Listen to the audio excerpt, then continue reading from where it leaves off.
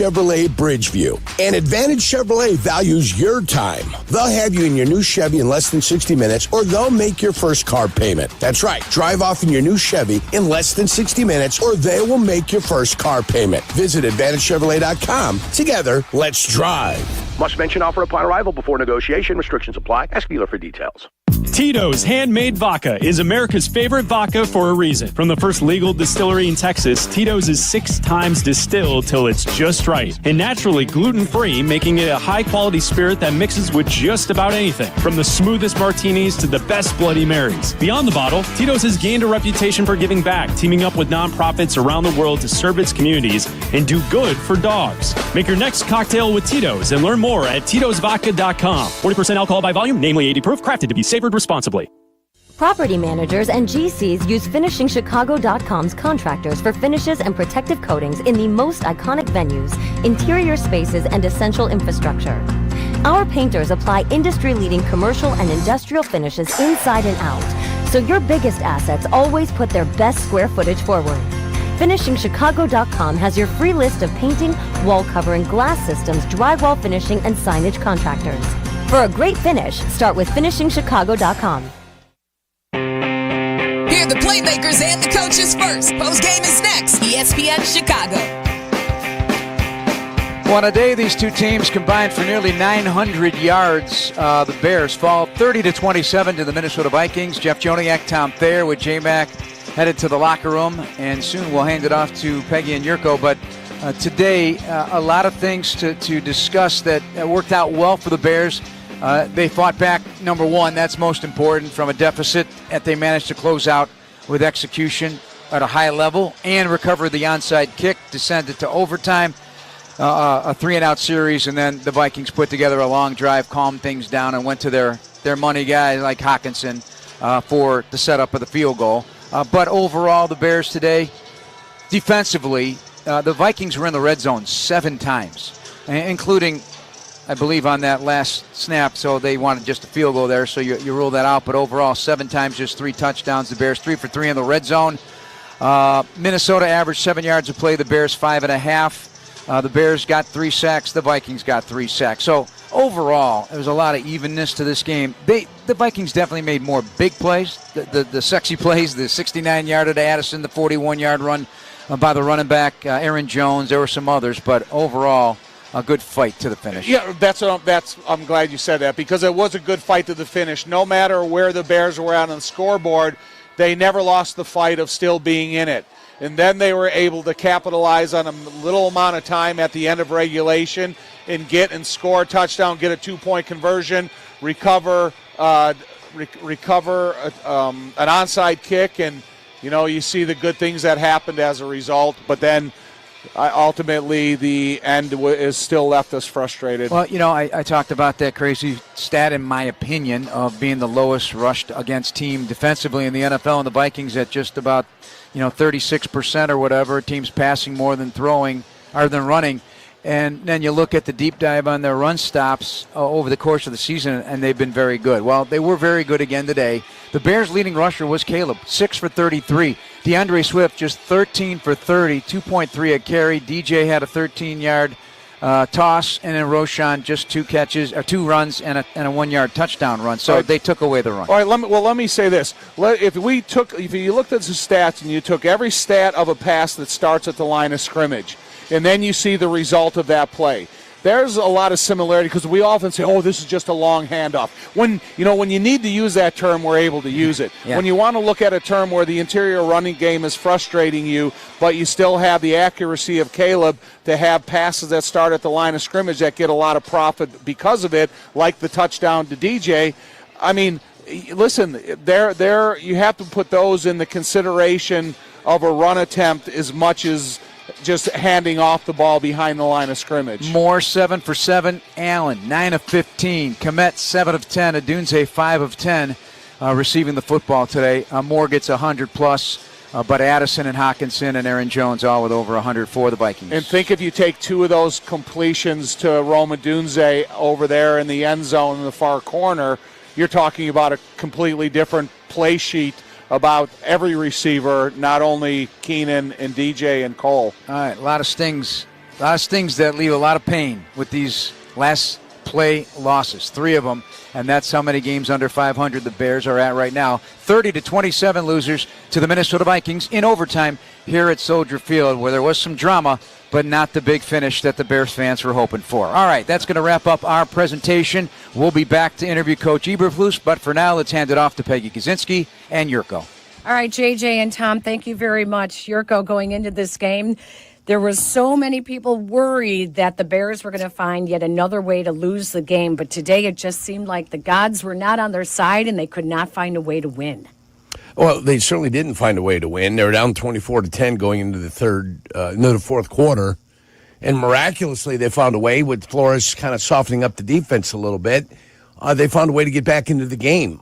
They got a 2-point conversion because they missed the first one, which was certainly unnecessary. But they get the 2-point conversion, and miraculously, they get the onside kick. The first one of the year, I believe, is what they were saying, right? In all of the NFL, yeah. First one of the year, the onside kick. You got to tell everybody it's even on both sides. They get the onside kick, they recover it, right? And they get the game-tying field goal. They get the game-tying field goal. Congratulations. They were breaking through the line. Their guys, swimming guys, they were in the backfield trying to block that kick. That kick goes to the end zone. You win the coin toss, right? You win the coin toss, and you get the ball, and what happened? You turned into the Bears' offense of the first 3 quarters, not of the fourth quarter. Why can't you keep it continue? Why doesn't it keep going? Why, whatever you were calling in the fourth quarter, can't you call in overtime? And then the quarterback reverted back to being the quarterback that he once was, not the one that was playing with confidence, not the one that was, gunslinging in the fourth quarter and making things happen for the Chicago Bears. He resorted back to the guy that had too much time in the pocket. So that's where you're at. The Bears snatch defeat from the jaws of victory once again, as only they can do, as they fight back and they bring it all the way. They tied up the game. They took it to overtime. And ultimately, at the end of the day, what do you look at? Your Bears defense gave up 30 points.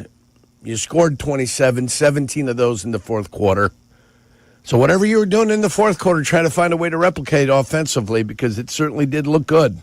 Well, it also hurt in the third quarter. They got outscored 10-0, and they couldn't get the ball. They couldn't move the ball in the third quarter. Yep. And that hurt them, because then they're playing from behind. It was a 4-point game at halftime. And then they get outscored 10-0 in the third, and now they're really playing from behind with 2 scores. They're chasing. Again, we have coaching calls that people are going to wonder why the Bears went for the Flus once again makes a call that makes everyone go scratch their head. Why not just go for the tie as a potential? Instead, they were going for the win. But in the end, it didn't matter. And on a day when the special teams looked like they weren't so special, they end up putting the Bears back in a chance to win the game. It was crazy. Yeah, a blocked field goal, another blocked field goal right earlier in the game. Yep. And then the punt returner who's telling everybody to stay away from the football. Right? He's telling the Flyers, stay away from the football, stay away from the football. Puts himself right in front of a ball that's bouncing and kicks up into his thigh, recovered by the other football team. Silly ways to lose. There's silly ways to lose. I felt great. I'm like, how? And I got people texting me, wait a minute, I went to clean the dog poop out of my yard, and all of a sudden they're back in this game. People texting me, what happened? They scored. God forbid they found a way to score, put the ball into the end zone. Good things happen when you put the ball into the end zone. But not enough. Not enough. I hope offensively, that fourth quarter might make you feel great. And that's fine. And that's great. And Caleb Williams in the fourth quarter looked like he was a quarterback. And then he came out in overtime, and what was that? What was that? So hopefully one of these days we're going to be able to get a complete game out of the offense. You scored 27 points. I'd like to think with this Bears defense you're going to be able to win a game. But 3rd and 13, giving up first downs. 3rd and something or another, giving up down. What do you... You can't give out. Jordan Addison looked like the best receiver in the planet today. 8 for 162 yards. He averaged Unbelievable. 20 yards per catch today. And when they started paying attention to him, all of a sudden TJ Hawkinson blew up.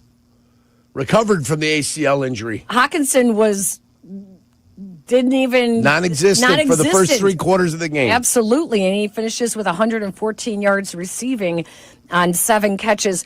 Justin Jefferson finishes with 27 yards on just 2 catches, 5 targets. Jalen Johnson went into this game with a little bit of a chip on his shoulder, wanting to prove that he could shut down Justin Jefferson. Maybe also a little bit of a chip because Justin Jefferson didn't pay him much respect when asked about Jalen Johnson earlier this week. But Jalen Johnson had a rough day. Rough day at the office for Jalen Johnson. If clutching and grabbing and interfering and getting penalties is the job description for what you have at the cornerback position, he might be one of the best cornerbacks in the league. 2 defensive pass interference calls on Jalen Johnson. The second one was a little ticky-tacky, but the first one, he then gave up the Naylor touchdown right after. Yeah, right after. It was 2 plays in a row. He bit inside. Which one was the ticky-tacky one? The second one. Yeah, I'm trying to remember. The second one, it was barely a touch. Barely a touch. But they're still going to call it. The one where he grabbed his tail, and that was the first one. That was the legitimate one. That led to Naylor's touchdown. Right. And then the other one was just him mauling a guy and just 12 yards down the field, and nobody wants that to be a penalty. It doesn't seem like the NFL wants it to be a penalty, but invariably at the worst times it ends up getting called by the officials. Terrell Smith, who's getting more playing time with Tyreek Stevenson rotating with him, and Terrell Smith gave up a couple of bad plays today as well. So the more snaps he's getting, we are seeing some of the issues. Here's my biggest pet peeve, and Keenan Allen did it, Jalen Johnson did it, and other receivers were doing it. Whenever they'd make a drop or they'd commit, somebody commits suicide, patting themselves on the chest saying, "Oh, it's my bad." We know whose bad it is. We know it's your bad, Keenan Allen, when you drop a 4th down pass. We know it's your fault. Okay, when you go out there and you do something wrong, who's number 11, the receiver that screwed it up over there, the return guy? Oh, DeAndre Carter. It's my bad. Yes. The whole world knows it's your fault. It's all about accountability now. You knowing that you screwed up doesn't help me much. Don't screw up. That's what you're there for, not to screw up, not to make a mistake. Another game there for the taking. Another game where Minnesota doesn't blow you out of the water. What kind of a genius is Stefanski blowing a lead like that? That's who it is, right? No, O'Connell. What's his name? Kevin O'Connell. Yeah. Kevin O'Connell. What kind of genius is he blowing it? Flores allowing this offense to go ahead and blow the ball up and down the field in the 4th quarter. What kind of genius? Oh, these geniuses head coach. Man, I'd love to have these coaches down, coaches for the Chicago Bears. Did you watch? Did everybody see what kind of coaches you've got up in Minnesota? They blew a lead in the 4th quarter. Oh, them guys are geniuses. My ass. Caleb Williams finishes 32 of 47 for 340 yards. He was sacked 3 times, finishes with 2 touchdowns and a passer rating of 103.1. And Sam Darnold finishes with 330 yards passing and a rating of 116. Caleb Williams does set a new Bears rookie passing record for the franchise. So he is definitely getting better. He does better in the hurry-up situations. He does better in the 2-minute drills. But the Bears were still struggling at times. Tough to get the run game going in this game against the number 1 run defense in the NFL. Bears fall 30-27 for the 3rd time this year. They lose on the final play of the game, this one in overtime, and they drop now to, what is their record now on the season? Oh, they're 4-7. 4-7. Yeah, 4-7. 4-7 now on the season. And let me tell you what's going to happen next week on Thanksgiving. And they close out this homestand with 3 straight losses, a 5-game losing streak overall, and they head to Detroit, where hopefully they are not carved up by the Lions. We'll take a break when we come back. 312-332-3776. More of your phone calls. We open up the phone lines, actually. We'll also hear from Caleb Williams and Matt Eberflus as well. This is the Postgame Show on the Chicago Bears Radio Network. This is the new home of the Bears. ESPN Chicago. WMVP, WTBC HD2, Chicago. What would you do with $1 million? Hard Rock Casino Northern Indiana wants to give you the chance to find out in our $1 million giveaway. Earn July 1st through December 27th. Then join us each Friday for your chance to win a grand finale spot for a 1 in 500 chance to be the guaranteed winner of $1 million. The $1 million giveaway, exclusively at Hard Rock Casino Northern Indiana. Must be 21. See Players Club for complete details. Gambling problem? Call 1-800-9-WITH-IT.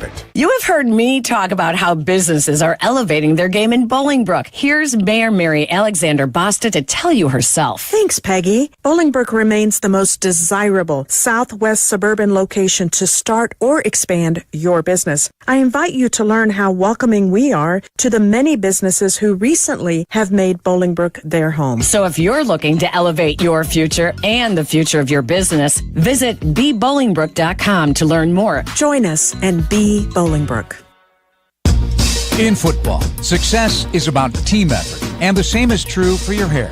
At Great Clips, they save your haircut details in clip notes, so every member of the highly skilled team knows exactly how to create your signature look. And with our easy-to-use app, you can check in from anywhere and get a ready next text when you're up next for a cut. It's the confidence of a great haircut, delivered by a team you trust. Download our app today. Great Clips. It's gonna be great. Ho ho! Welcome to the Make It Jingle with Kris Kringle podcast. Today we're talking to Jan from Toyota, all about Toyotathon. Hi! So, Jan, got any red Tacomas? Yeah, we have a great selection of vehicles, including Tacomas. After my big job, I'm taking the missus down to Florida to go surfing. Did you say Florida? Can the elves and I go too? Dealer inventory may vary. Current offers on these vehicles end December 2nd. Offers are subject to change throughout Toyotathon, which ends on January 6th. See your participating Toyota dealer for details. Toyota, let's go places. Your company can save money by becoming more energy efficient. In fact, the ComEd Energy Efficiency Program can help your business find up to 35% in energy savings, resulting in lower energy costs. At ComEd, we're not just moving toward a clean energy future. We're powering the future of your business. Sign up for your free facility assessment at ComEd.com/poweringbiz. Terms and conditions apply. Offers are subject to change. Actual savings will vary by customer's usage and rate. The ComEd Energy Efficiency Program is funded in compliance with state law. Hi, this is Jeff Joniak here to tell you about Ego Outdoor Power Equipment. Did you know that all Ego 56-volt batteries are universal? I love that my lawnmower, string trimmer, and blower all share the same powerful 56-volt Ego Arc lithium battery. With over 90 Ego tools to choose from, you can build a powerful collection. Plus, Ego delivers the power of gas without the noise, fuss, or fumes. That's why Ego is the #1 rated brand in cordless outdoor power. Learn more at egopowerplus.com. Hey Bears fans, Steinhoffel's is a proud partner of the Chicago Bears. Steinhoffel's newest furniture and mattress superstore is now open in Schaumburg on Gulf Road, with stores in Vernon Hills, Crystal Lake, Downers Grove, Harwood Heights, Schaumburg, and coming soon to Orland Park. Steinhoffel's is Chicagoland's furniture and mattress leader with the largest selection to fit every style and budget, and is 100% employee-owned. Shop in-store and online at steinhoffels.com.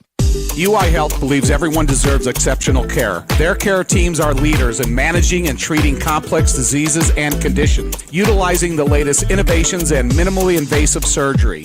UI Health prioritizes personalized care from diagnosis through precision treatment. UI Health develops the care plan that's right for you. UI Health, exceptional care for you. Learn more at uihealth.care. Ings Insurance. Insurance that's moving business forward. Ings Insurance. That's Ings with an E. ENGS Insurance.com. Here comes the boom. Welcome to the Great Clips postgame show on the Bears Radio Network. Brought to you by Great Clips. It's gonna be great by Hard Rock Casino, Northern Indiana, and by Miller Lite. And now, the Great Clips postgame show on the Bears Radio Network. Here are your hosts, Peggy Kaczynski and John Yurkovich.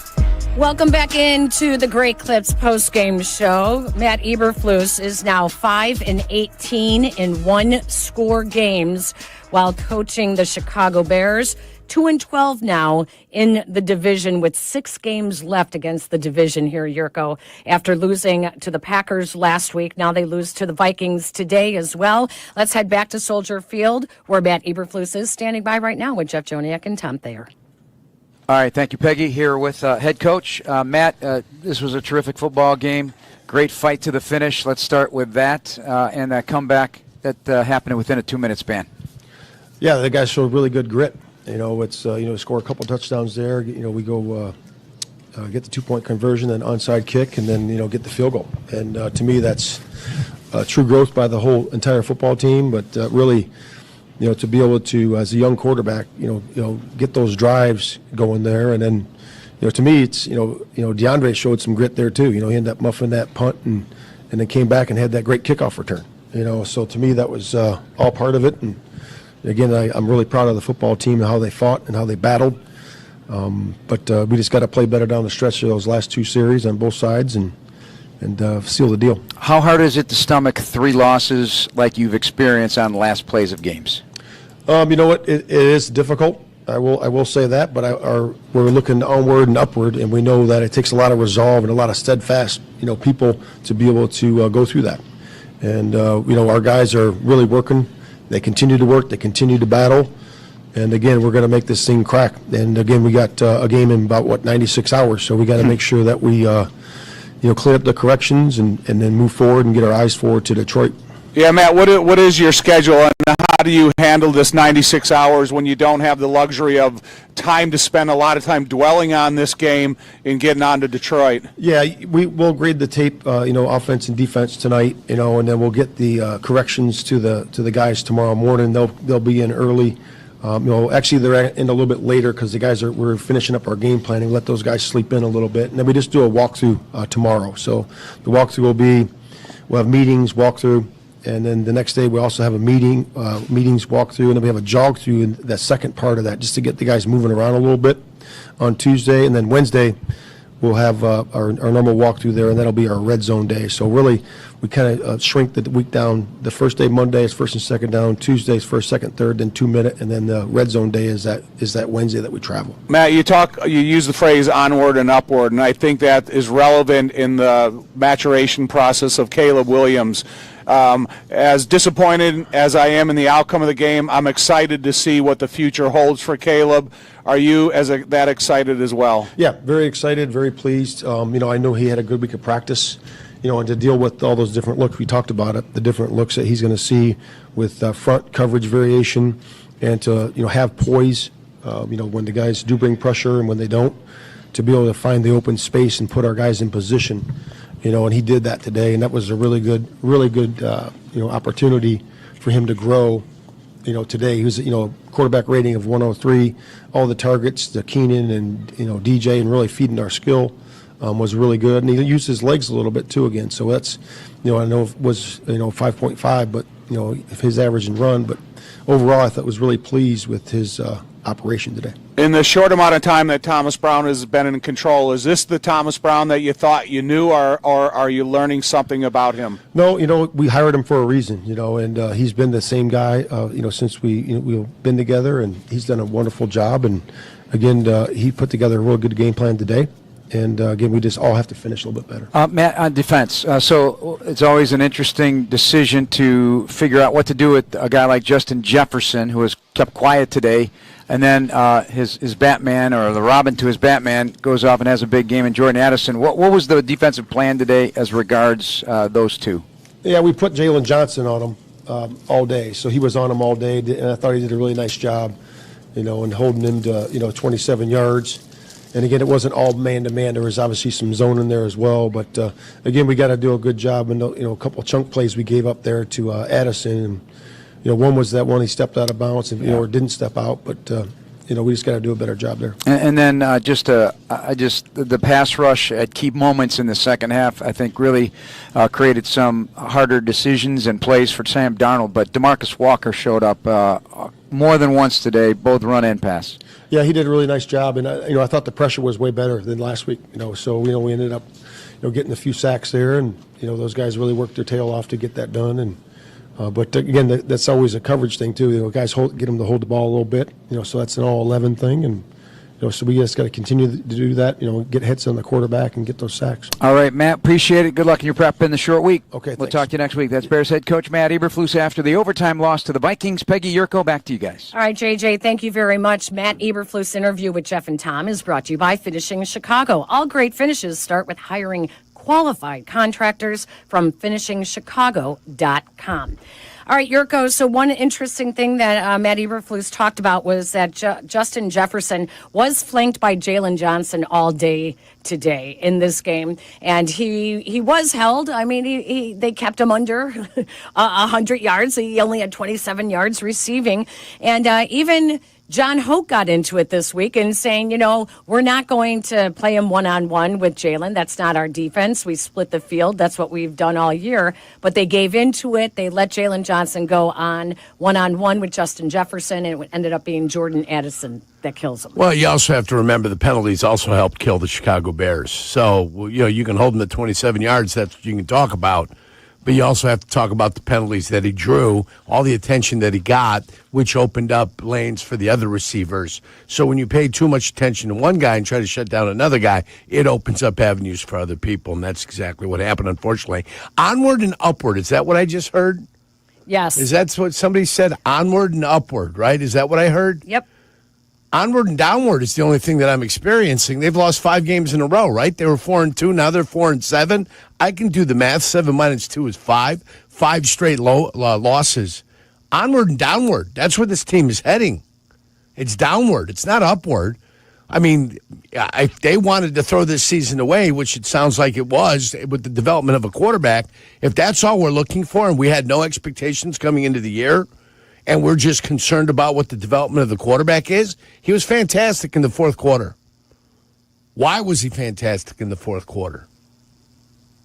Because he's running a hurry-up offense, a 2-minute drill. Because Flores also doesn't need to go ahead and kill anybody. Now, I thought Caleb did well with the pressure in his face. I thought he went to the direction where the pressure was at, which is what you're supposed to do. I thought Caleb did a lot of great stuff, and then in overtime he reverted back to being the guy in the pocket that just had too much time and eventually just looked like it looked like he was going to self-destruct. The spinning top again. Right. It looked like he was going to self-destruct in overtime. Not the rest of the game, but in overtime it looked like he was going to self-destruct. So that was an area to be frustrated in. You had the ball. If you can go ahead and drive it in for a touchdown, you win the game automatically. You kicked it back. Your defense was trying to do the best they could. They were getting some pressure on the quarterback, but at the end of the day, you're giving up too many big plays. And it was just one third down conversion after another third down conversion after another third down conversion. You had them in 1st and 20. 1st and 20 at some point, and it didn't make a difference. 3rd and 13, it didn't make a difference.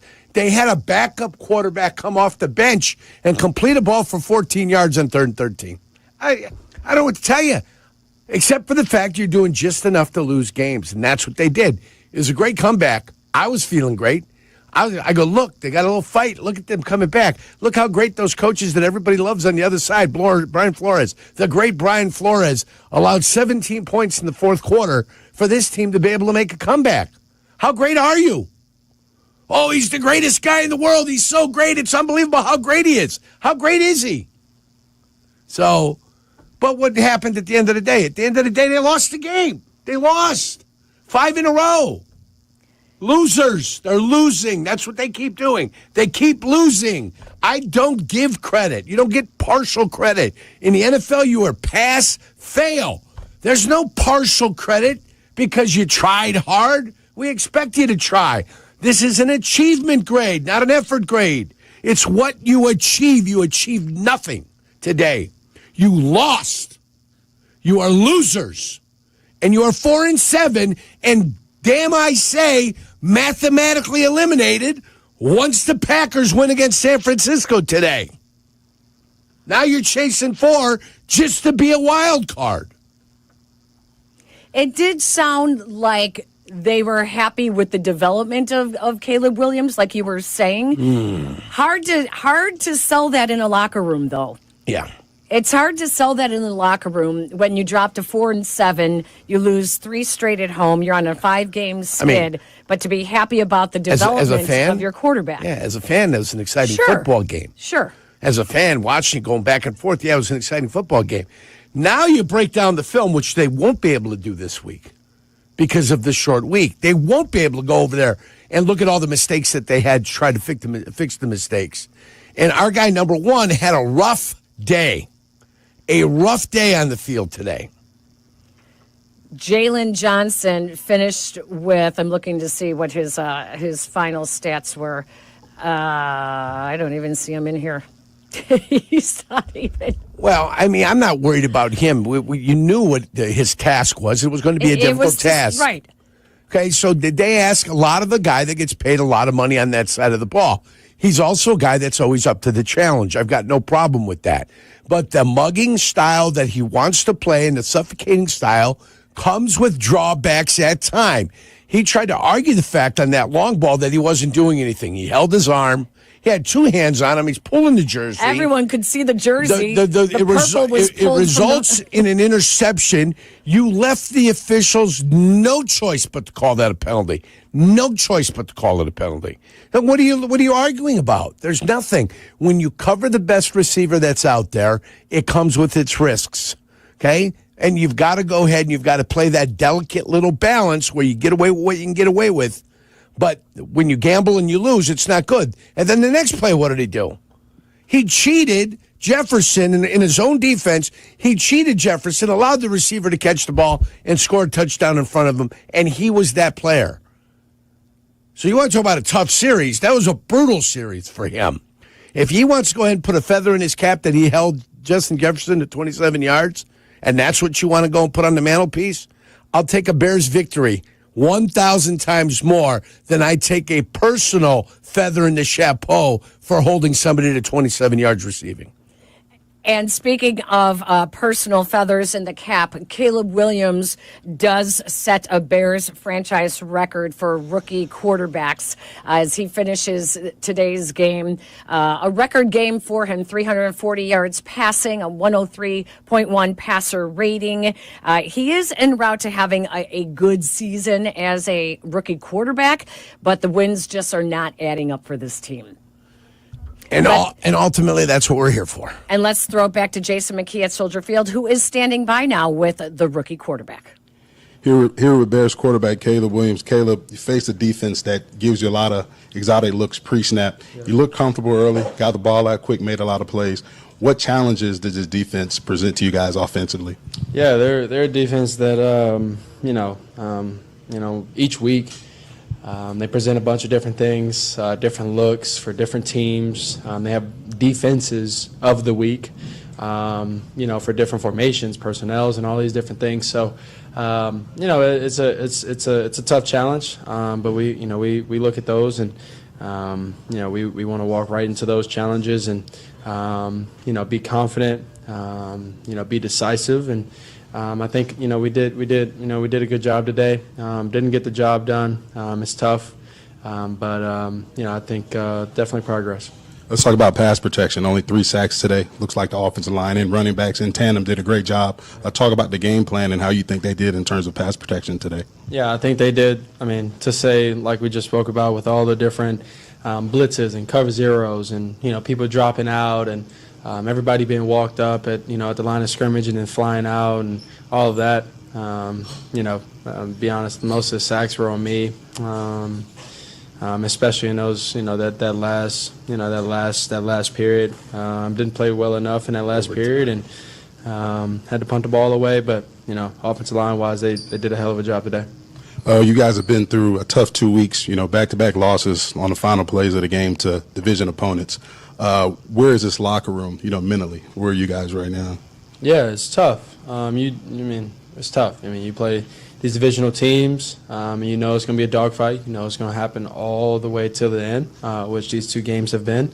And, you have chances at the end of the game to close it out and win. And That's just something that we haven't done in these past 2 games. And so, it's like I said, it's tough. But definitely locker room wise, I think the guys see the progress, and I think the progress has come from our practices these past 2 weeks. They've been good.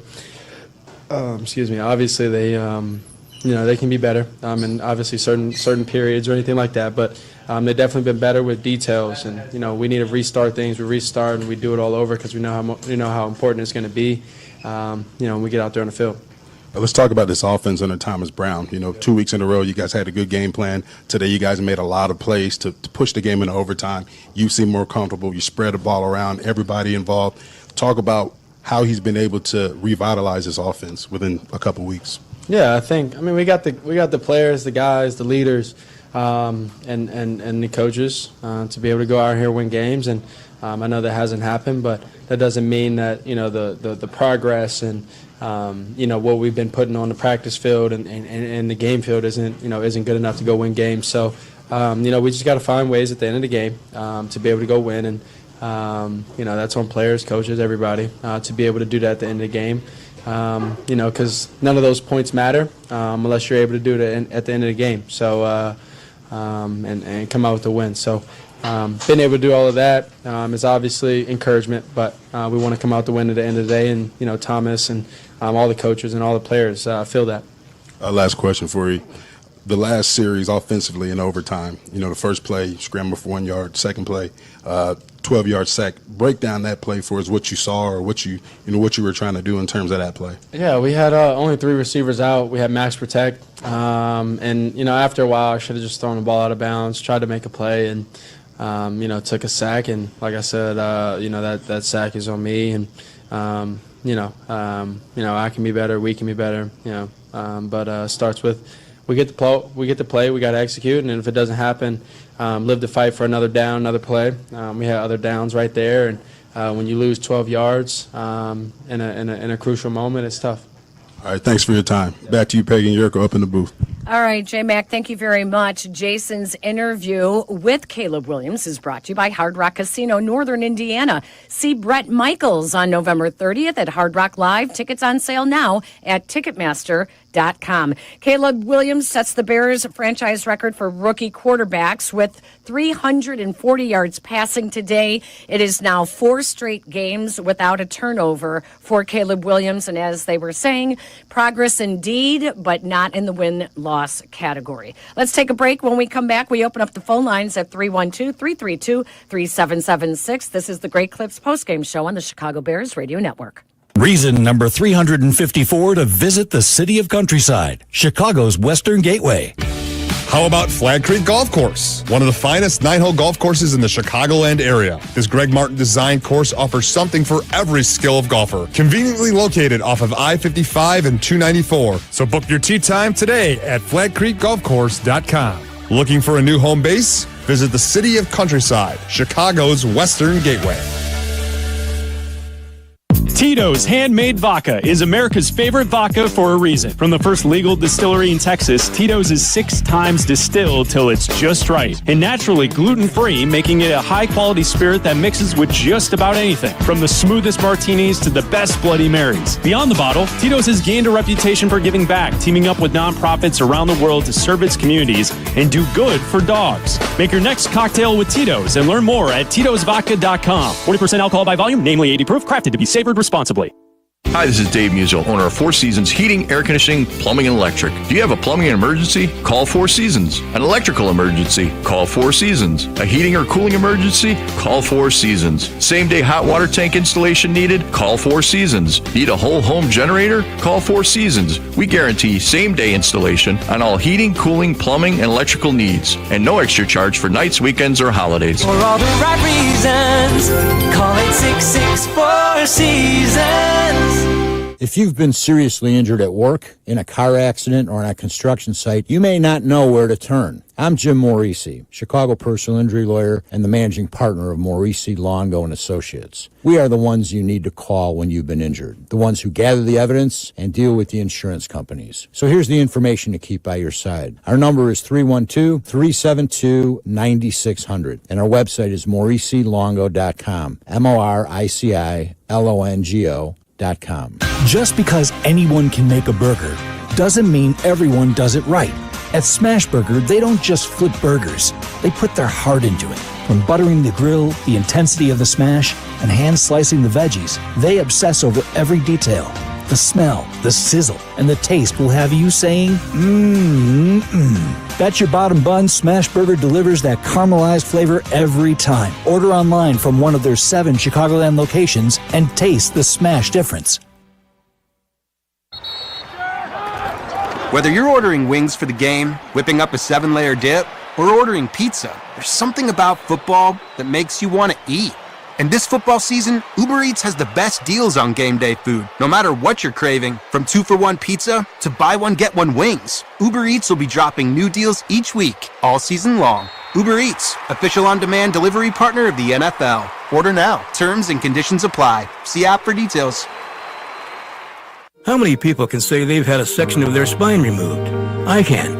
I'm Jeff, and when my team at Northwestern Memorial Hospital found a rare tumor on my spine, my neuro-oncologist and neurosurgeon came up with a plan, resulting in a 14-hour surgery. Nationally ranked for neurology and neurosurgery by U.S. News and World Report, Jeff's team treated his 1 in a million condition. They removed the tumor and vertebrae in one piece, then rebuilt his spine with a metal frame. Northwestern Medicine. Better. This holiday, BMW has reunited 3 members of the family at the BMW Road Home Sales event. The Agile X3, engineered for any adventure. The plug-in hybrid X5, commanding the streets with unmatched presence. And the all-electric i4, charging into the future with impeccable performance. Hurry in to find what powers your journey at the BMW Road Home Sales event. BMW, the ultimate driving machine. Hurry in for exceptional offers through December 2nd. Visit BMWUSA.com for details. Chicagoland's favorite locally made chocolate chip cookie and one of America's top-selling soft-baked cookies makes Matt's #1 on everybody's shopping list. Yard field goal try by Romo. Again, on the Bears practice squad a couple of years back. Middle of the field, hash mark. Snap placement, kick by Romo. The kick is up, and it is good. And the Minnesota Vikings sneak out of here after blowing a lead in the second half and coming from behind in overtime to win it 30-27. And they win for the 9th time this season. 9-2 in the highly competitive NFC North. And the Bears fall to 4-7 with a Thanksgiving date awaiting in Detroit to take on the Lions. Peggy and Yurko postgame, ESPN Chicago.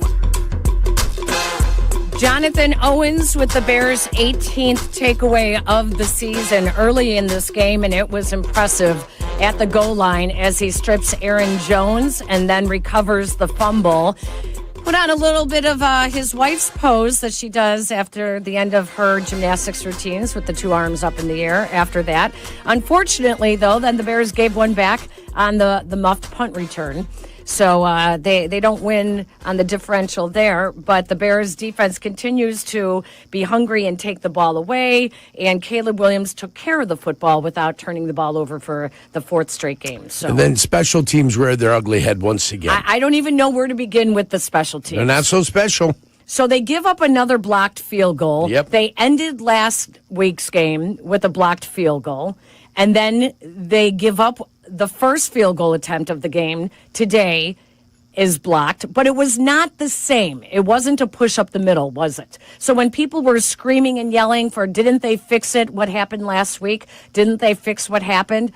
It wasn't the same pressure up the middle that they used last week on the tush push. Yeah, but it was somewhere over on that side. It was over on that side because they're on the right hash this time, and he went and kicked it, and it came somewhere from over there. So the whole unit, the left side's the left side. That's what needs to be a little bit more solid. So either way, the field goals should be, as far as automatic, at least getting them in the air. Being able to block and getting the ball in the air should be the easiest thing that this team has to do, that the field goal team has to do. So it shouldn't be what it is right now for the Chicago Bears. The only question should be whether it goes through the uprights or not whether it even has a chance to ever get to the uprights because it's being touched. So special teams allows a blocked field goal, a muffed punt return. Then DeAndre Carter comes back with a 55-yard punt return that sets up a touchdown.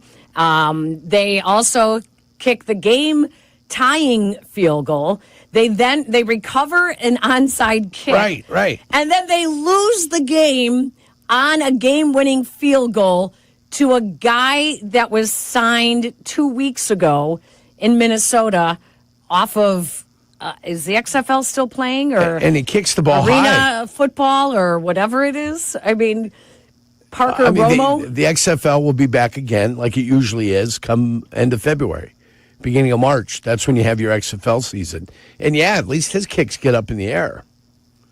At least he looks like a professional kicker. So they give him that much credit for what they're able to do.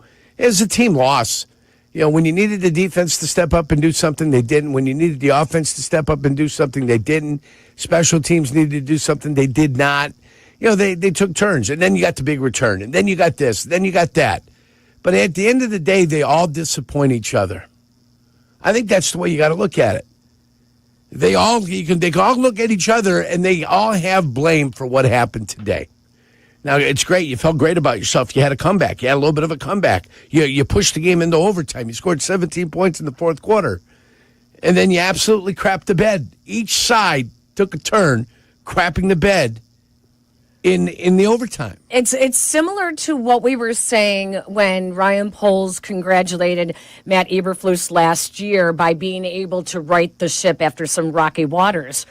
Well, those were self-inflicted waters. I mean, you hired the people that caused those issues within the team. So then to congratulate him for being able to steer the ship, the Bears today were finding ways to beat themselves. Yeah. But with the young team, that team was younger last year.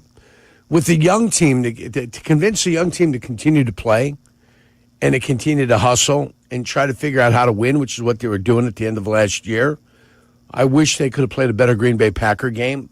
Defensively, they stepped up and they played well. They couldn't do anything offensively. And then it's kind of reverted back to being a little bit weird, like a bizarro year. The defense has just been, they've been solid, but they haven't been dominant. Or at times they look like they could be dominant. At times last year, they looked like a top 7 defense. They don't even resemble a top 7 defense anymore. It's not even close. They've dropped more to like the 14th or the 15th best defense in the league. They give up the run. They're giving up the booty on the run. It's just the running back Aaron Jones today, except for the fumble that was stripped away on the thing. Aaron Jones had his way with the Chicago Bears today. He had his way. Sam Darnold was over there firing the ball all over the field. Sam Darnold had himself a game he could write home to Mom about and say, Mom, look at the game I had today. I did pretty damn good, Mom. Bears, on the other hand, they're not writing letters to Mom. Not at all. Nope. Mom doesn't even want to take your letters. They return to sender. That's what happens when the Bears are sending letters out to Mom. Return to sender. Address unknown. The Bears have lost 5 games. Oh, boy. I feel like I'm all alone. It's time to go home. Yeah. Let's go out to the phone lines. We'll start in LaGrange. Nicholas, you're up first. Hello, Nicholas. Hey, I just don't know what to think anymore with this Bears team.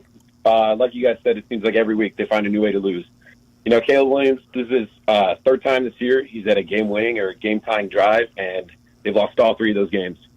I think when it comes to Eberflus's job, he's a dead man walking. The Bears are out of the playoffs. The results, let's be honest, they don't matter anymore. We're back to what we're doing last year, and that's looking for the silver lining in losses, and I'm tired of it. I want to watch a football team that wins games. I want to watch a team that contends for the playoffs. And, if Eberflus is on the sideline this Thursday instead of eating a Thanksgiving meal with his family, I'm going to be pissed off. I don't want him to coach his team anymore. Well, he's going to be there. I get it. I understand your frustration. He's going to be there. Ford Field, Detroit, Thursday, 11:30 a.m. is the start. And the Detroit Lions had a workmanlike effort against the Indianapolis Colts today. It was a workmanlike effort. 3 rushing touchdowns. They put some points on the board. That's all they were interested in, getting in there, getting it done, and they're planning on having themselves a festive turkey day. You know why? They know who's coming in. They know who's coming in. A team that knows how to lose games. They know who's coming. 5 straight losses. They'll look at the film and say, oh, man, look at these guys shooting themselves in the foot the whole way. We just have to get out of the way and let them make their mistakes. That's when you look at the Bears team, that's what you do. You get out of their way and you let the Bears make their mistakes, and they will. They had 7 flags thrown for 80 yards today. 80 yards and penalties. I mean, the mistakes were awful. They really nearly shot themselves in the foot. So then to congratulate them for bringing themselves back and putting themselves in a position to win in the end, okay, but how about you not have those flags in the first place? Yeah. How about you don't rack up the penalties? Can we do this without the mistakes? Exactly. Any chance? With all the tapping on the chest saying my fault? Can we ever have a game where it's nobody's saying it's my fault, it's my fault? By the way, when things go bad, we know whose fault it is. Jacob is in St. Charles. Hello, Jacob. Welcome into the postgame show. Hey, guys. Thanks for taking my call. Appreciate you guys doing what you do postgame here. Yerk, I just don't understand, when there's overtime, we're tied, and this team, the Vikings, they're converting their third downs. I mean, why won't Eberflus send an extra rusher out there, with this gas defensive line? I mean, and I gotta have you 3rd and 10. Why don't you trust your cornerbacks, who are supposedly a top 10 cornerback team, and help your defensive line, who's struggling to get to him? And I don't understand why we're playing prevent 4-man rush. Get picked apart. With Darnold having throw after throw, and it's just frustrating to see how a normal fan can see this, and how the coaches just refuse to make adjustments every game. It was interesting at the end of the game too. They were getting to the quarterback. Yeah. Yeah, in the fourth they were getting to the quarterback. 3 sacks today by the Bears defense. Montez Sweat was in there, but Sam Darnold threw for 90 of his 330 yards in overtime. 90 yards in overtime. So again, it's too many yards. You're setting them up to kick the game winner. In 3rd and forever situations too, they converted. The Darnold got hurt when Mullins came into the game and converted. And they converted in the same area twice in a row. A nice, easy. On the right side. They called him for the penalty the first time where Jefferson had the big grab. They had to bring it back because number 4 ended up setting a pick play out there. So they come back and they hit Hawkinson down there. Let's just run something. We know it's open. We're feeling good about it. They ran 2 receivers up. T.J. Edwards, he put a little shimmy on him, and he went out and he went up the field, and T.J. Edwards thought he was running short. So, interesting. Let's keep going on the phone lines in Bartlett. We find Andrew up next. Hello, Andrew. Hey, how's it going, Peggy and Yurko? Love your guys' post-game and your analysis. Thanks for taking my call.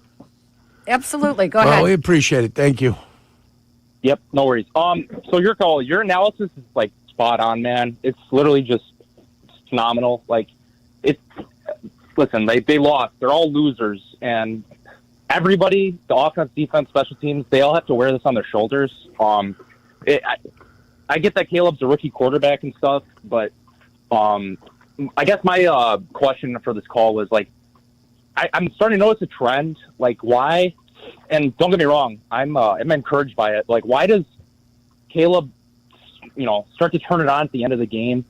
Seems like the first 3 quarters he's pretty slow to get going, take shots on the field, and all of a sudden he's just boom. It's kind of weird to me. I don't understand it. Well, anytime that happens, you always wonder whether the defense coordinator on the other side is looking at the clock and he's looking at this. He goes, all right, if they're going to have a little bit of success, I'll let them have some success as long as they don't come down, chase us down, and get a touchdown. But that's exactly what happened to the great Brian Flores. He allowed the Bears to be able to come back in this game. Of course, he didn't expect the Bears to recover the onside kick. The game isn't over. If Minnesota recovers the onside kick, it doesn't go 10 yards, nobody touches it, the game's over. But it didn't. And then it got a chance for Caleb to get the ball in his hands. Now, when he's got nothing to lose and you drop back, you've got a different type of attitude and a different persona. You know, hey, I'm back there. I'm a swashbuckler. I've got to make it happen. I've got to go. But the minute you got to overtime, there was something at stake again. Now, something's at stake is you can't make a mistake to give them the ball because they can come back and win. But when you're down, you get that, hey, I'm just going to get out. I'm going to fire it. I'm going to be a slinger of the football. So, two different things. Maybe one, the defense coordinator from the other team is helping you out by softening up the coverage. And the second is you've got a hell-bent for election attitude where you throw caution to the wind and you just go out and sling it. Then the minute something was on the line again and the coordinator had come back out and tighten his defense again, the combination of those two things didn't make the offense look as good or Caleb Williams look as good in the extra time period that maybe he should have looked like. Another sack late in the game when the Bears needed the yardage. The offensive line gave up 3 sacks to the Vikings pass rush. A pass rush that was tied for third coming into the game today with 35 sacks. They leave with 38 sacks. The Bears offensive line has now given up a league-leading 44 sacks through 11 games. But the good news, Yerk, it was only 3 sacks against this pass rush. And the even better news is no one left the game injured on the offensive line. Tevin Jenkins played the entire game. So we've got that going for us. I knew you were going to say that. that. So next week we've got some great things happening for the Bears, I guess. Stephen is in Detroit. Hello, Stephen. Hey, guys. So I caught a little bit of a snippets of your pregame show with, I think, Matt Eberflus' interview. And I came away with Eberflus being such an insecure douche for trying to kind of downplay Thomas Brown's performance last week. And, you know, I just think that Eberflus is someone who is very, very insecure, both on the field and off the field. And that really appears in his game calling with the defense. He is a soft person, soft as his zone defense, that was continuously getting beat this afternoon. And he's one of the least intelligent people, football or anything else, I've ever come across, with his empty words and just a lack of accountability for all these years until now. And I really feel that it's time for the ownership to, get up and make Thomas Brown interim and let him run the show. If you're going to make him a coaching candidate, let him show what he is, and he can do there's no way that he could do any bad job than Eberflus is right now, because the defense is so bad. What is the reason to keep Eberflus from coaching this team anymore? And I just think that he just put a nail to the coffin one more time as to why he is such a useless coach, and the defense is letting him down once again. Okay, Stephen, your point is taken. Appreciate the phone call. We'll talk a little bit more about the offensive play calling and why some coaches don't like having someone on their staff that could replace them. We'll take the phone calls, continue on the phone lines when we come back. 312-332-3776. This is the Great Clips postgame show on the Chicago Bears Radio Network. Miller Lite is brewed with great taste and only great taste. The Miller Brewing Company would like to issue a correction. Miller Lite is brewed to be less filling. What are you doing here? Miller Lite tastes great. Look, I'm just reading the script. It says less filling. That's not what my script says. Well, mine said. We'd like to apologize for the previous announcers. Miller Lite is in fact less filling and tastes great. Time to shine, legal guy. Celebrate responsibly. Milwaukee, Wisconsin. Beer. 96 calories and 3.2 grams carbs per 12 ounces. Fewer calories and carbs than premium regular beer. What would you do with $1 million?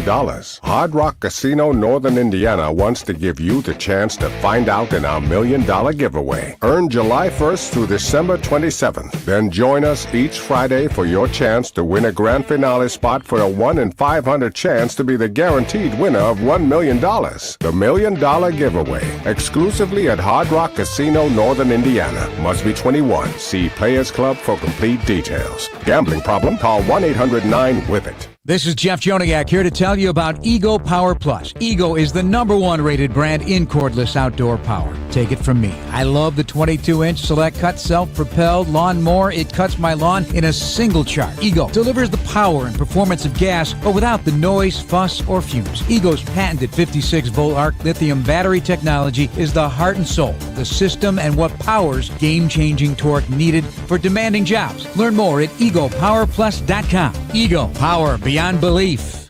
From last-second game-winning field goals to 98-yard kickoff returns, football is exciting. But as the official bank of the Chicago Bears, PNC prefers to be steady and boring, like a solid ground game that eats up the clock. A strategy that scored a lot of financial wins over the last 160 years. And while our customers may not wear our name on the back of jerseys, Bears fans can get 20% off regularly priced merchandise with the Chicago Bears PNC Bank debit card. A pretty exciting option play if you ask us. Find out more at pnc.com/bearscard. PNC Bank, brilliantly boring since 1865. PNC Bank, National Association, member FDIC. Need health insurance? It's open enrollment for the Get Covered Illinois Marketplace. Our Get Covered Illinois navigators will help you enroll in a quality health plan, and you could qualify for financial help. 4 out of 5 customers can find a plan for $10 or less per month with financial help. Essential benefits cover prescription drugs, emergency care, health screenings, and more. Visit getcoveredillinois.gov to enroll in a plan by December 15th for coverage starting January 1st. Your company can save money by becoming more energy efficient. In fact, the ComEd Energy Efficiency Program can help your business find up to 35% in energy savings, resulting in lower energy costs. At ComEd, we're not just moving toward a clean energy future. We're powering the future of your business. Sign up for your free facility assessment at ComEd.com/poweringbiz. Terms and conditions apply. Offers are subject to change. Actual savings will vary by customer's usage and rate. The ComEd Energy Efficiency Program is funded in compliance with state law. UI Health believes everyone deserves exceptional care. Their care teams are leaders in managing and treating complex diseases and conditions, utilizing the latest innovations and minimally invasive surgery. UI Health prioritizes personalized care from diagnosis through precision treatment. UI Health develops the care plan that's right for you. UI Health, exceptional care for you. Learn more at uihealth.care. In football, success is about team effort, and the same is true for your hair. At Great Clips, they save your haircut details in clip notes, so every member of the highly skilled team knows exactly how to create your signature look. And with our easy-to-use app, you can check in from anywhere and get a ready next text when you're up next for a cut. It's the confidence of a great haircut, delivered by a team you trust. Download our app today. Great Clips. It's gonna be great. Advantage Toyota River Oaks is your connection to your new Toyota. Drive home in less than 60 minutes or they'll make your first car payment. See them in Calumet City or visit AdvantageToyota.com. Restrictions apply. See dealer for details. Blocked from 48 earlier. This on the left hash. Angle right for number 8. Snap. Placement made. Swings his right leg from 48 yards. The kick is good. We are tied at 27. We're going to overtime, baby. Bears with the fight of their life. They balled up their fist and brought themselves back. Wow, this place has erupted. Matt Eberflus with Cap and J Hood tomorrow morning at 8:20. The Bears score 11 points in the final 22 seconds to force overtime. Unfortunately, they give up 90 yards passing to Sam Darnold in that overtime and are unable to put any points on the board to win it. Interesting, at the end of the game, Vikings head coach Kevin O'Connell had a very long embrace with Caleb Williams, talking in his ear for a very long time. I believe Kevin O'Connell played quarterback at San Diego, and may be from that area. So I'm sure he's used to Caleb Williams, watching him over the years, especially the last few years at USC. But interesting, I think Caleb Williams is getting a lot of encouragement. He talked about how Lincoln Riley reached out to him this week and told him, just keep going. Just keep going. The waters are rough right now, and it's going to be like that. Keep going. And it looked like a very classy move by the Vikings head coach Kevin O'Connell, basically doing the same thing we suspect after the game. So nice move there by the Vikings head coach. Let's continue on the phone lines at 312-332-3776. Don is in Dayton, Ohio, listening in on the ESPN Chicago app. Hello, Don. Hey, guys. Hey, a long-time listener. Yurko, you do a great job. So do you, Peggy. Hey, real quick, two things. Yurko, you think the Bears this offseason should go get someone experienced like Belichick? I'm sick and tired of going for the first-time head coaches. And then the other issue, well, I don't think the McCaskies are going to pay for him. Anyone that's experienced. We keep getting the first-time coordinator head coaches, and it doesn't work out. And then the other thing is, like, why do we keep failing? Like, these guys are getting paid a king's ransom to play a game, and it seems like there's no accountability. So, anyways, I'll be quiet and let you guys go. Well, just long-time listener, big fan. You guys rock. Thank you. Thanks, John. Well, that's one of the things that the team has talked about, that they felt like there's no accountability. Oh, there's a lot of accountability now. They also say this is a team that's that is led by the players. Well, don't you guys hold yourselves accountable? Do you need somebody else to hold you accountable? If you're led by the players, and they said great teams get led by their players, if you believe that the players are leading this team, why aren't you holding each other accountable? Okay, first of all. Secondly, what kind of coach do I want? I'd prefer an offensive genius, but a guy like Mike Vrabel, I wouldn't mind Mike Vrabel. I think Mike Vrabel's a pretty darn good football coach. Well, you have to think that if that happens with the Bears letting Matt Eberflus go 2.5 years into his contract with a 14-31 record right now, 2-12 in the NFC North, that their new team president, Kevin Warren, would also have something to say about this. And a guy like Bill Belichick, he wants the total controls. So Ryan Poles isn't going to give up control of decision-making to a Bill Belichick. So that's not going to happen. And quite frankly, with Bill Belichick, if you do bring him in here, you don't want him picking the players. I don't want Bill Belichick anywhere near picking the players. If you saw and you've looked over some of his draft choices over the course of time, no thank you.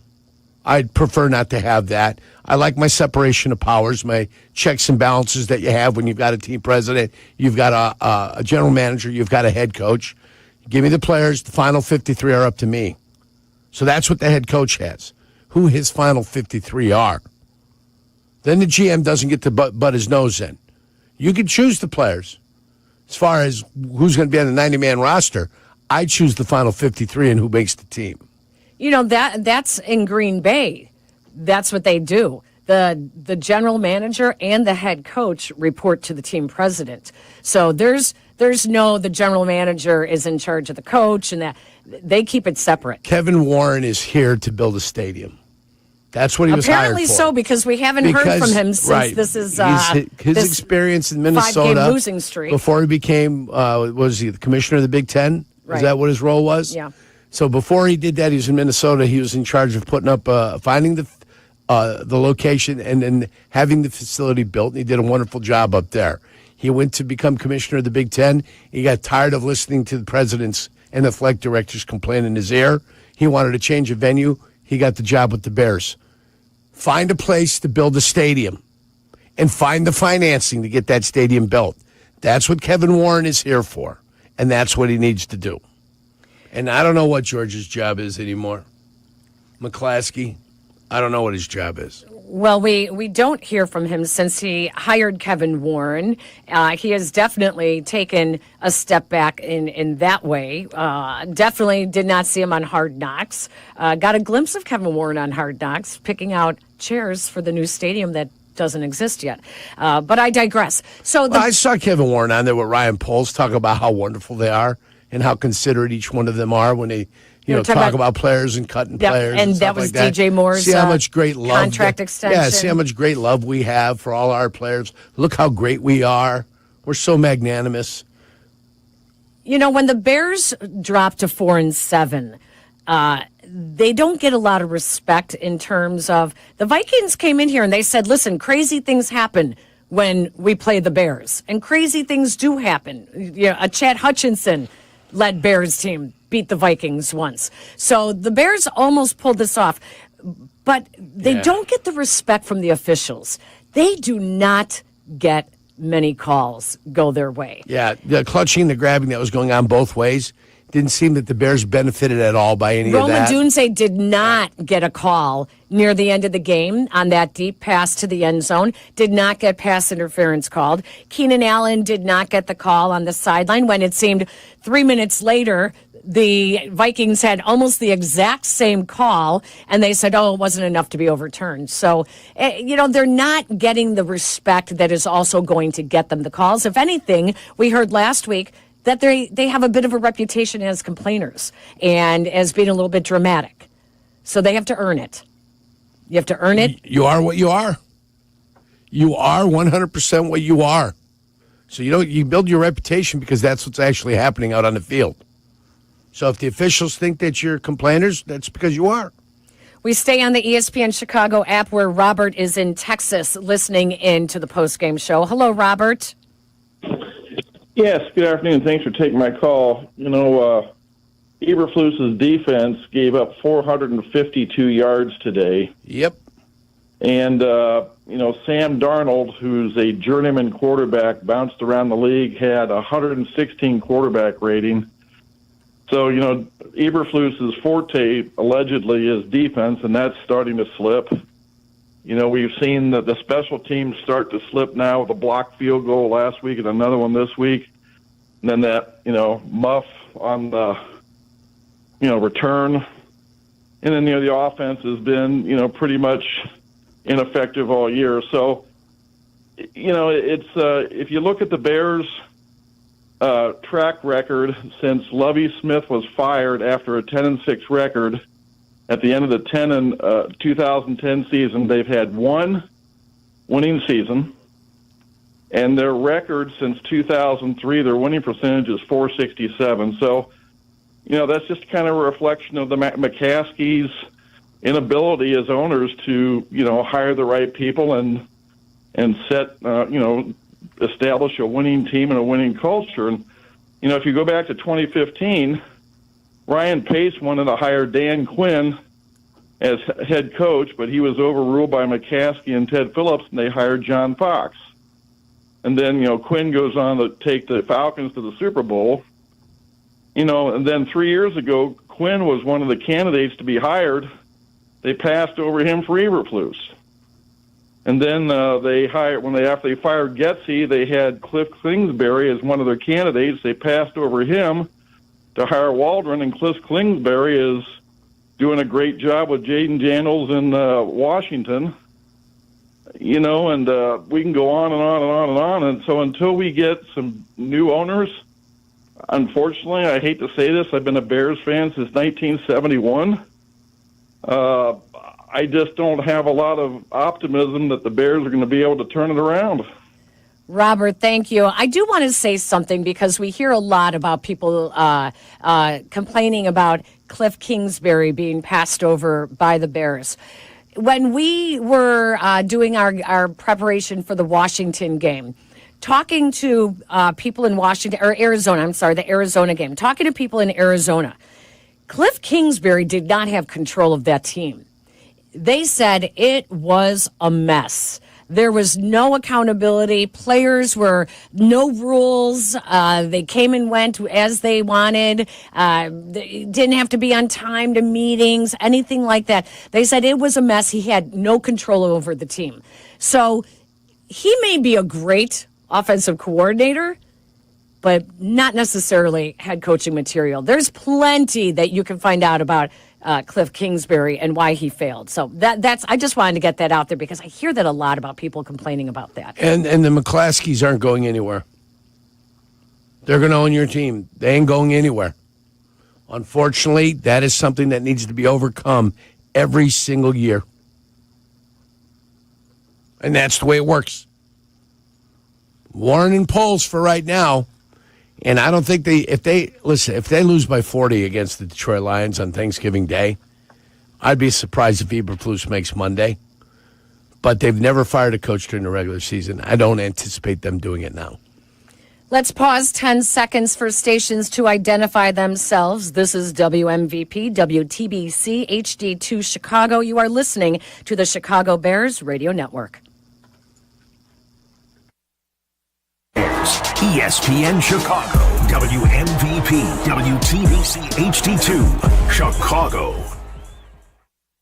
I never knew owning a gourmet Italian pasta business could be this profitable. Thanks to our Old National commercial banker. That warehouse expansion loan? Oh, and the help with our equipment leasing. But still, gotta say, it seems like he loves the Italian pasta business more than we do. La nuova attrezzatura ha reso il processo molto più efficiente.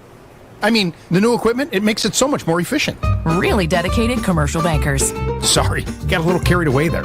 Another reason to choose Old National Bank. Get old. Member FDIC. Hey Bears fans, Steinhafels is a proud partner of the Chicago Bears. Steinhafels' newest 100,000 square foot furniture and mattress superstore is opening soon in Orland Park at Orland Park Place. With stores in Vernon Hills, Crystal Lake, Downers Grove, Hartwood Heights, Schaumburg, and opening soon in Orland Park, Steinhafels is Chicagoland's furniture and mattress leader with the largest selection to fit every style and budget and is 100% employee owned. Shop in-store and online at steinhafels.com. $2.4 million. The Verdoliak Law Group wins again for their clients. That's right. The Verdoliak Law Group recovered $2.4 million for a client who was injured in a train accident. If you're injured, make sure to call the Verdoliak Law Group. Playing professional football and being on the radio for many years, I've had the opportunity to endorse many products and companies. But this is special. The Verdoliak Law Group, owned by close friends, has been helping people for 60 years. They've even taken care of my neighbors and close friends. I truly believe in them. When you need a doctor, you look for the experience and the skill. The same goes when you're choosing a lawyer. The Verdoliak Law Group has recovered over $9 billion for clients and served more than 40,000 people. Whether it's personal injury, auto or truck accidents, wrongful death, or medical malpractice, call my friends at Verdoliak Law Group. The Verdoliak Law Group has done great for my friends and neighbors. They will do great for you, too. Call them today at 844-4VLG-LAW. Just because anyone can make a burger doesn't mean everyone does it right. At Smashburger, they don't just flip burgers. They put their heart into it. From buttering the grill, the intensity of the smash, and hand slicing the veggies, they obsess over every detail. The smell, the sizzle, and the taste will have you saying, Bet your bottom bun, Smashburger delivers that caramelized flavor every time. Order online from one of their 7 Chicagoland locations and taste the smash difference. That's right, it's Pat the Designer.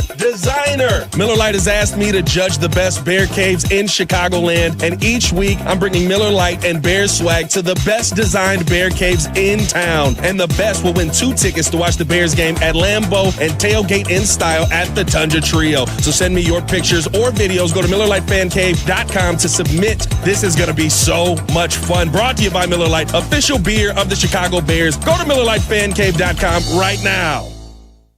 Ho-ho! Welcome to the Make It Jingle with Kris Kringle podcast. Today we're talking to Jan from Toyota, all about Toyotathon. Hi! So, Jan, got any red Tacomas? Yeah, we have a great selection of vehicles, including Tacomas. After my big job, I'm taking the missus down to Florida to go surfing. Did you say Florida? Can the elves and I go too? Dealer inventory may vary. Current offers on these vehicles end December 2nd. Offers are subject to change throughout Toyotathon, which ends on January 6th. See your participating Toyota dealer for details. Toyota, let's go places. LoadSmart offers you a fresh canvas, empowering you to take control of your supply chain. Instantly price, book, and ship with guaranteed capacity tailored to your unique needs. LoadSmart's automated solutions eliminate the chaos of manual processes, giving you the freedom to design a more efficient, cost-effective operation. Whether it's FTL, LTL, PTL, expedited, or drayage, LoadSmart helps you shape your logistics your way. Join the likes of Amazon Freight, Cabot Creamery, and Scott's Miracle Grow to move more with less at loadsmart.com/ESPN. Uno's Pizza, handcrafted the Chicago way with the finest ingredients and buttery pie-like crust. Your taste buds will thank you. Find Uno's at your favorite local Chicagoland grocery store. It's called Uno's for a reason. Darnold in the gun. Vikings going for it. 2-by-2 formation. Snap to Darnold. Looking left. Darnold in trouble, stays alive, bumped away at the last second. Connor Gordon with spidey senses knocks it away from Hawkinson on 4th and 1, and the Bears take over on downs with 12:07 to go in the game. Peggy and Yurko postgame, ESPN Chicago. The Bears escape this game unscathed. No injuries to report of anyone leaving the game and not returning. Cole Kmet did leave the game at one point, but he did return. The Vikings lost their left tackle, who they had just traded for a couple weeks ago, and yet the Bears still struggled to get to Sam Darnold. They still struggled, even though they had a guy in there that is new to the team, and then he leaves injured, and they have a backup in there. So the pass rush we saw a little bit of life to it, but not enough. Yeah, it looked like it popped a little bit, and when they do get the pressure, quarterback gets away from you, and he ends up dumping the ball out of bounds. But, boy, they got 2 sacks in a row at one point. Yeah, they did when they needed them. Yeah, 2 sacks in a row. When they had to have them, they got some pressure there. Yeah, getting to the quarterback and bringing the quarterback down are 2 different things, too. So the Bears need to worry on getting him down. While they have a chance, let's get him down. 312-332-3776. Let's go out to the phone lines. Kevin is in South Elgin. Hello, Kevin. Hey, guys. How you doing? First-time caller, and I absolutely love the show so far. So you guys do a fantastic job. Thank you. You're welcome.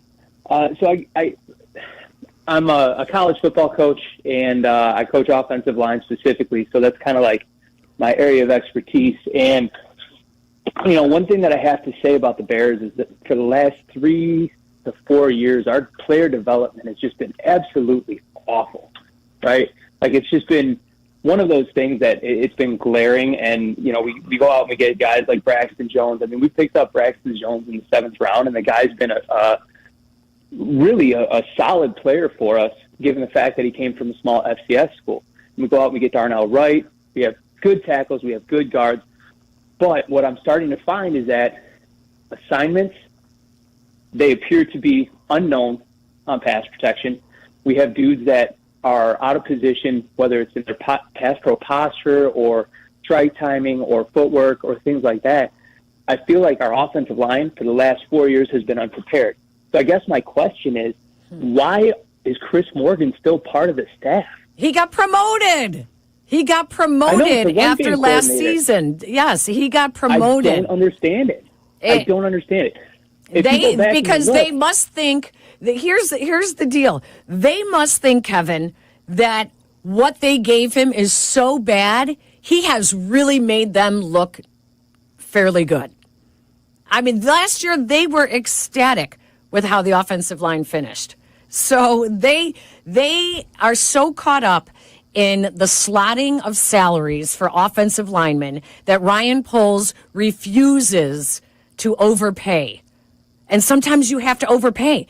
I mean, you overpay all the time for a wide receiver. Right. But he refuses to overpay for a quality offensive lineman. Well, first of all, can he identify a quality offensive lineman? Because he thought Nate Daniels was a quality offensive lineman, did he not? Yeah. Who's the guy that went backwards last year at the center position? Oh. They got him from Green Bay. He was one of Luke Getsy's guys. He came Lucas in. Patrick. Yeah, Lucas Patrick. Lucas Patrick. The best thing he did was go backwards. Yeah. Right into the lap of the quarterback. He almost hurt the quarterback last year. So I don't think sometimes when you are an offensive lineman, you can't identify a good offensive lineman. Sometimes that's your Achilles heel. That's your bugaboo. That's the one thing you need to call other people in and say, hey, look at some offensive linemen and tell me what you guys think, because I can't see it. I don't understand what a good offensive lineman is, and it's okay. There's areas that I probably I would have troubles trying to identify what a good player is at that position. Because I played against the line, I think I'd be very good at what a good offensive lineman is. Right. Spent a lot of time with different types of defensive linemen. I think I'd be able to tell what a good defensive lineman is, what one does, what his habits are on the football field and around the football field, to be able to identify that. Maybe if I went out to receiver, I wouldn't be able to tell you what a good receiver is or not. Maybe that's where I'd have my little bit of a bugaboo. It's Thanksgiving week. We're all going to spend time with family after Thursday morning's kickoff in Detroit. So let's bring in Adriana, who was at the game with her uncle, and I'm sure Adriana is going to give us a nice, positive family spin to her analysis of what happened today with the Bears. Hi, Adriana. Hi. Go ahead. You're on the air. I was at the game, and I told my dad that I want Ryan Poles fired, and my uncles agreed. Oh, my gosh. I thought this was a family show. Why do you want him fired? Adriana. He's making the Bears bad. It's frustrating for all fans. He is making the Bears not as good as they might be. Exactly. They're not any better right now than a year ago. They find ways to lose. That's the problem. They were finding ways to lose. They found a way to get back in the game, and that's why they're happy, because they saw so much progress. Yeah, and then they crap the bed. Exactly. Which is not fun. When you wake up in the morning and there's crap in the bed, something bad happened over the night, okay? So you can do whatever you want during the game, and you think you're doing everything rosy, but when you lose, remember again, pass, fail. This is what we're graded on, pass, fail. They failed today. They failed. They were failures today, and they've got to realize that. Trying to get something rosy out of what happened today is an exercise in futility. They failed today. They lost. Now they're 4-7. 5 in a row they've lost. And guess who's to blame? Every one of them. Every single facet of that football team played well at times, but ultimately played poorly enough to lose a game. And that's what you're judged on, the fact that you lost. Charlie is in Highland Park. It sounds like he agrees with Adriana. Hi, Charlie. Hey there. Thanks for taking my call. So here's what I'm thinking. Poles needs to get fired. And the reason why, you're going to get rid of Eberflus. You're going to be courting another head coach. Say you get Johnson from the Detroit Lions. So in the back of his mind, he's going to know if they don't make the playoffs, might get let go. He'll get fired. Bring in another GM, and his cycle starts once again. You know, a new GM will bring in his guys. It just has to be a clean slate. Go ahead, Charlie. Go ahead. No, okay, I'm sorry. I just want to end up with one more thing. So I'm head coach. Why not bring in someone with an attitude? Bring in John Gruden, Chucky. He has the attitude. He can maneuver people. He knows how to motivate a team and how to push it forward. That's all I have. Thank you. We appreciate that. Thank you, Charlie. You know, I don't think that this is a coincidence that watching Matt Eberflus's press conference today at Soldier Field after today's loss, their fifth straight loss, third straight at home, again, he continued to make sure that he took accountability for the plays that went wrong, that he needs to be a better communicator. He needs to put them in a better position. He needs to get, the call out there that they were going to go for it instead of a field goal. All this accountability did not come to fruition until there was a tweet deleted by Caleb Williams' dad. When he talked about Washington coaches, true accountability, hashtagging them, and then deleted it after the Bears loss. I don't think it is any coincidence that suddenly Matt Eberflus has found accountability the last couple of weeks.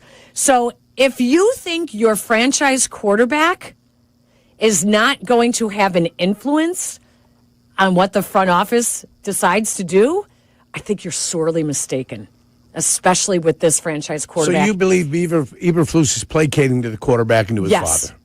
I absolutely do. Anything that's said post-game to me is all lip service. Oh, I think he's absolutely. And that's all it is. It's just lip service. I don't even know if half what he says even means, or he just goes into that mode. Word salad. Yeah, he just goes into that mode, I'm doing the interview. I hate doing these things. And so I'll talk in circles, and that's the way it's going to be. I think that's what Bob and Joliet agrees with you on that with his post-game interviews. Hi, Bob. Yes, yeah, exactly. Unfortunately, I hear the interviews with Eberflus or Poles, I just turn down the volume. I just can't take it anymore. Also, point number 2, there was a point when I watched the game today when the camera scanned to Eberflus's face. He knew his fate. He just knew his fate. My third point, if you can comment on any of these, sorry to be long, many times when you watch a pro game, the camera scans either to the general manager, the president, the owners, Jerry Jones, David Tepper. Where is are the Bears ownership, general manager, president? Where are they? I'm just curious. He's up at the Lake Forest soccer field refereeing games. I can tell you that Ryan Poles sits in the second row of the press box, at least he used to. And at Soldier Field, there is no camera angle that will get that shot of him. That'll get up there? There is none. But the McCaskey family... Yeah, I think they're door dashing on Sundays. They have a box. They don't want to watch the game. I mean, I don't know why. I mean, they have a box. The McCaskey family has a box. The ownership has a box. I hope they got a box of pizza for me if I'm up in Lake Forest. And I order a little DoorDash, and George will come deliver it for me. But it is pretty quiet through this 5-game skid. It is pretty quiet through some of the worst losses in franchise history, not just this year. Third time this year they've lost on the final play of the game. And it's very quiet at Hallis Hall. We don't hear anything about the stadium. You don't hear anything. Hail Mary, right? Hail Mary. Yep. Block field goal. Yep. Field goal, game-winning field goal. Game-winning field in overtime. In overtime. FGOT. I was going to pronounce it, but I am very careful. FGOT.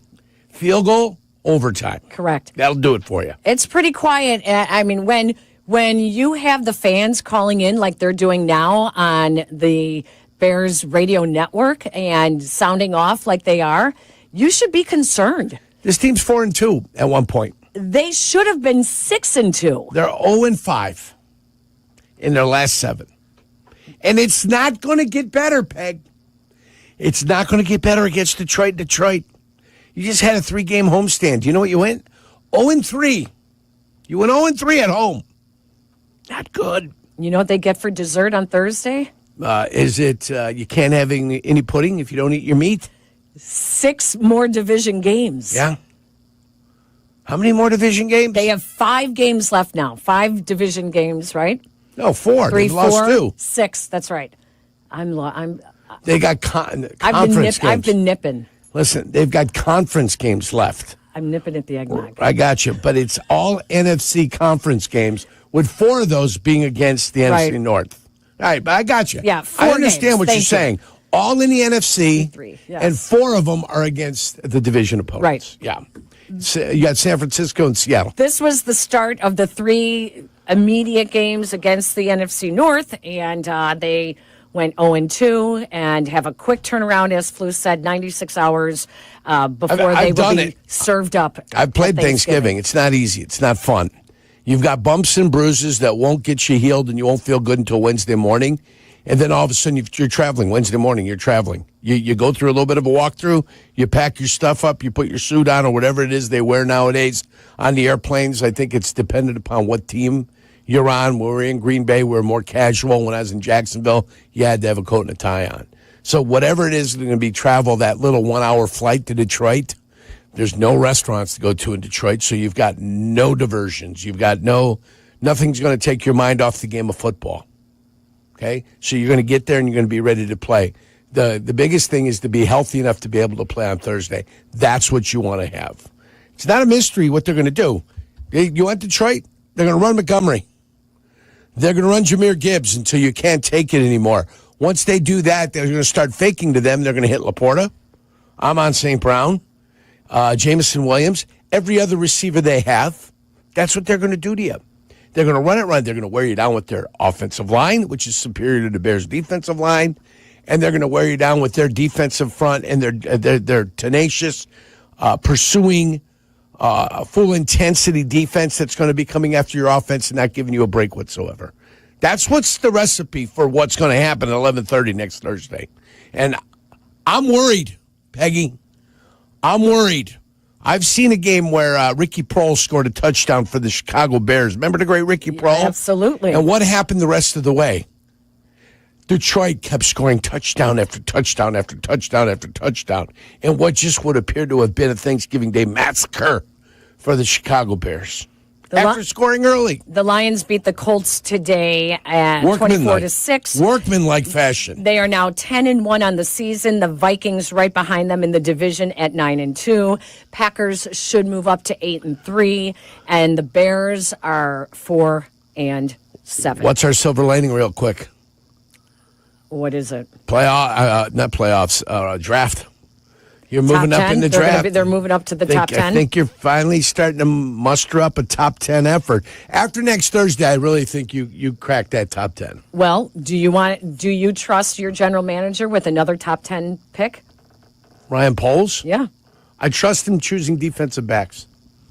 I think he's done one hell of a job, and he identifies defensive backs. Well, you don't want him taking a defensive back with the first pick next year. I'm telling you what I trust Ryan Poles with. That's what I trust Ryan Poles with. That's my point. If we need a defensive back, I trust Ryan Poles to be able to find me a defensive back. Corner, safety, I think he's exceptional at that. And that's the decision they have to make. Will they give Ryan Poles an opportunity to make another top 10 pick? This will be his third top 10 pick that he has had in 3 and it's years. coming. It's coming. It's going to be in the top 10. It is definitely going to come. 312-332-3776. More of your phone calls when we come back on the Bears postgame show on the Chicago Bears Radio Network. With 3 locations to serve Chicagoland, Advantage Chevrolet gives you so much more. Visit and see the amazing inventory and savings at Advantage Chevrolet Hodgkins. And Advantage Chevrolet values your time. They'll have you in your new Chevy in less than 60 minutes, or they'll make your first car payment. That's right. Drive off in your new Chevy in less than 60 minutes, or they will make your first car payment. Visit AdvantageChevrolet.com. Together, let's drive. Must mention offer upon arrival before negotiation. Restrictions apply. Ask dealer for details. What would you do with $1 million?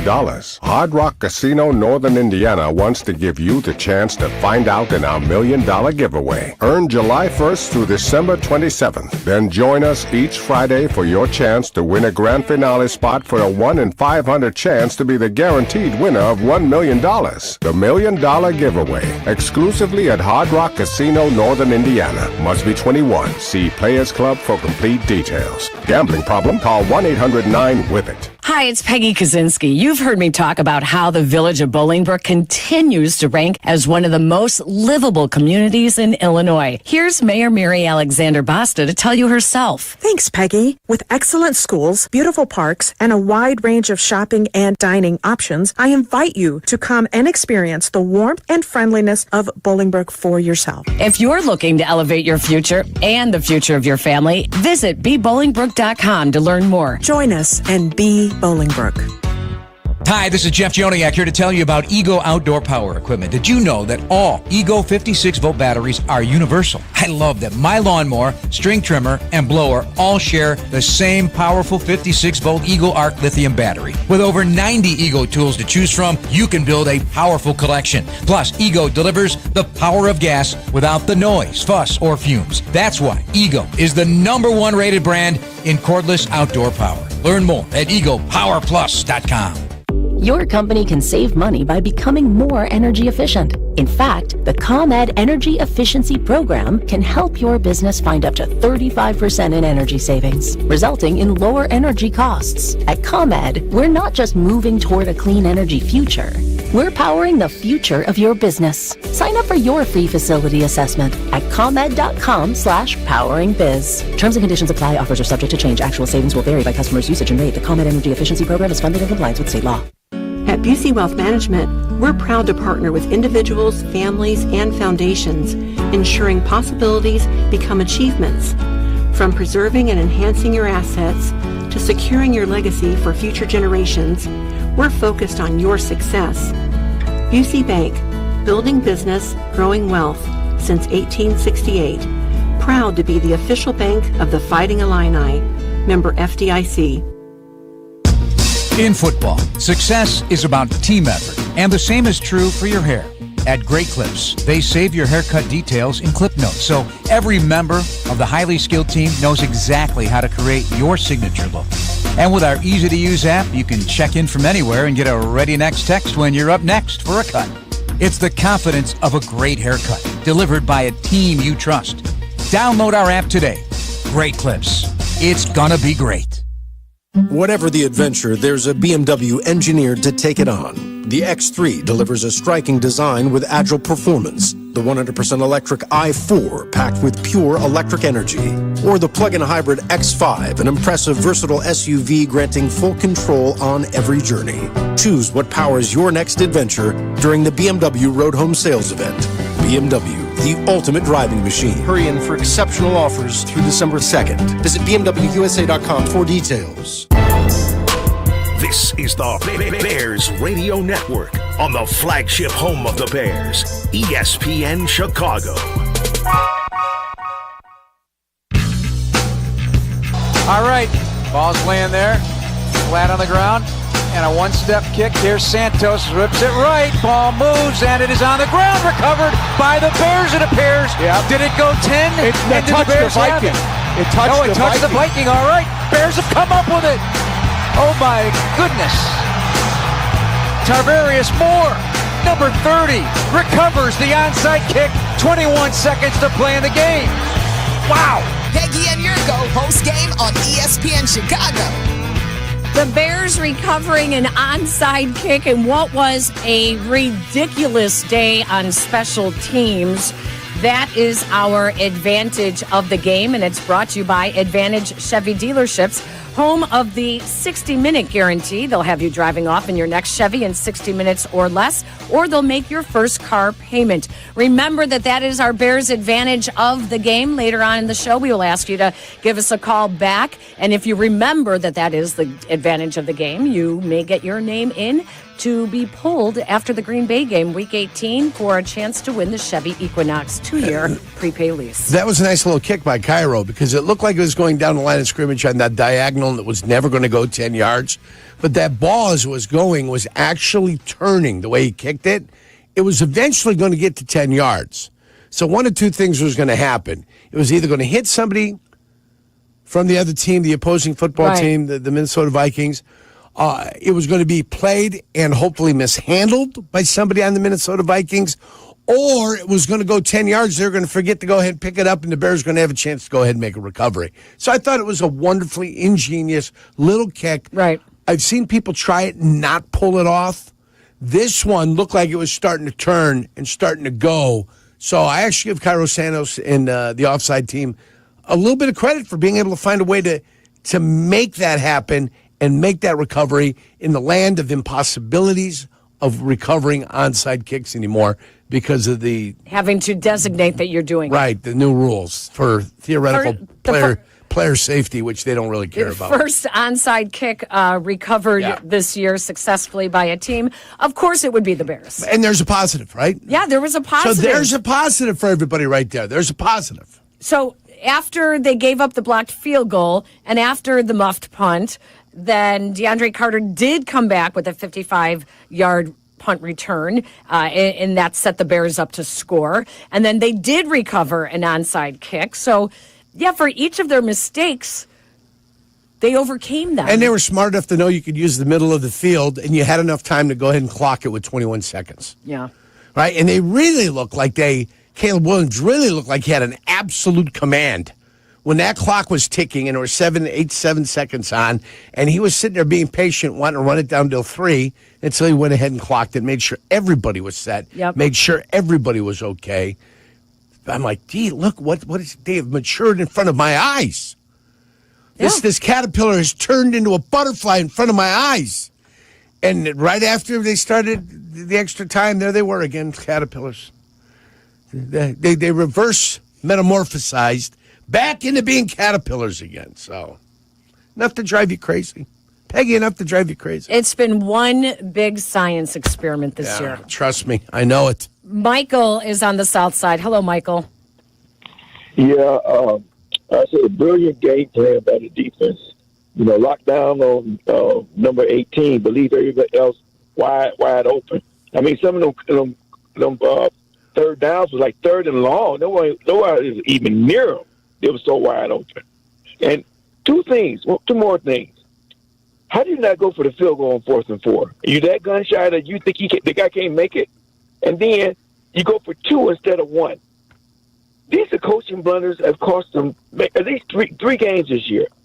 I don't understand. It's crazy. Yeah, I don't think you go for 2 until you have to go for 2. And I didn't believe in that situation. They had to go for 2. Kick your extra point. Kick your extra point. Now, it forced you into having to go for 2 in the second one, right? Wouldn't you like to have the luxury of maybe not having to go for 2 on the second one? Yes. Kick your 7. Yes. You kick your 7. Boom, there you are. Now you're chasing 3 going into the final, after you score that touchdown to bring it within 3 points after the 2-point conversion to DJ Moore. Now you still got to recover the kick. You got to do a couple impossible things. You got to move the ball downfield in a limited amount of time. And then you have to get your field goal kicker back up there for a 48-yarder again. Was it 48 again that he had to go out there? Yes, it was. And even though they're busting through the seams like water coming through a dam, still found a way to go ahead and get that ball through the uprights. And here we are. We're going. There's mojo in that office. But they had some mojo going. They did bypass another opportunity to kick a 46-yarder, 47, whatever when it was. When they went for it. When they went for it, on that 4th down. So thank you, Robert. We appreciate the phone call. We keep going to Matt in Streamwood. Hello, Matt. Hey, Peggy Yurko, thanks for taking my phone call. If I don't get to talk to you, have a happy Thanksgiving. Thank you. You too. May I ask you two questions? Yurko, I heard you say before about, is it Eberflus not trusting the kicker, or is it the left side of the line in special teams? Like, it seems like now every team knows how to get to block the field goal. So is it something they have to wait to the offseason to replace the kicker or replace that left side of the line? And 2, may I ask you guys both, this is the second time in a row that this team jumps offsides on 4th down. When the Minnesota wasn't even going in the first quarter, they were going to start the play goal in the first quarter, and they jump off sides. This is the team this team is so undisciplined, guys. They get a flag for delay of game in overtime. Caleb Williams on the 3rd down gets a delay of game, and we're at home, and we're getting out penalized both times against Green Bay and Minnesota. We're out penalized. Is that with Ryan Poles and Matt Eberflus? This team is so undisciplined, whether any side of the ball, whether it's defense, offense, or special teams, that they're so undisciplined. They're jumping off sides. They don't know what they're doing. It's just so frustrating that I want to see Matt Eberflus watch. I want him to see play. I hope he plays the whole season just to show Ryan Poles that blind faith that you had in Matt Eberflus. Watch him go down with the ship, because this ship is sinking and it's taking so much water. Like I said, thank you guys. I hope you guys have a nice Thanksgiving. Matt, thank you very much. You too as well on Thanksgiving. I'm glad you brought that up because, why is cadence still an issue? The fact that they are jumping off sides, why is this still an issue? It shouldn't be an issue anymore. We were talking about the defensive line jumping, right? No, we were talking about the one time that Wright did, right? Darnell Wright. Oh, yeah. Jumped off sides. Yeah. Illegal procedure, then. That's what we're talking about. It's driving me crazy. Yeah. It's driving me crazy that you can still have 80 yards of penalties. And Daniel Hardy, congratulations. He caught a break. Daniel Hardy did not. He is the king of the special team flags. Yeah. And he is the one guy that the referees respected enough not to throw a flag on that late hit. It's crazy. Out of bounds, 2 steps, and he goes and rips through the football, and then no penalty. I'm like, thank heavens. I go, maybe that's a make good for some of the crap they've called against the Bears. But yeah, what's he thinking? You know what happens when you can't trust a guy like that sometimes? You make him a game day inactive and say, I can't trust you. I can't trust you. That's the way it is. Greg Blosh once told one of our guys, nose tackle, he goes, it was Alfred Oglesby, famous nose tackle from Miami that broke training camp, and they ended up taping him up to the right. to the field goal post. Yeah, the goal post, yeah. Because he broke and got all the guys. Basically, about a week, they all got their chops busted because Alfred decided he was going to break camp and go out and have a good time and not make it back. Well, Blosh goes to Alfred Oglesby one day. He goes, you know what you are? He goes, you're like that Tiffany lamp I have at home. It's got a little short in it, though. It's my Tiffany lamp. It's got a short. When I'm home and I've got friends over, I tell everybody about it, and I show it off, and I tell everybody, look how beautiful it is. Look how great it is. He goes, but when I leave the house, I've got to turn it off because I'm afraid you're going to burn the house down. And that's what happens when a coach can't trust a player. If a coach can't trust a player, you've got to make him inactive because ultimately he's going to find a way to disappoint you. Daniel Hardy has made mistake after mistake after mistake. He's not really a part of the defensive rotation anymore. He's just a part of the special teams.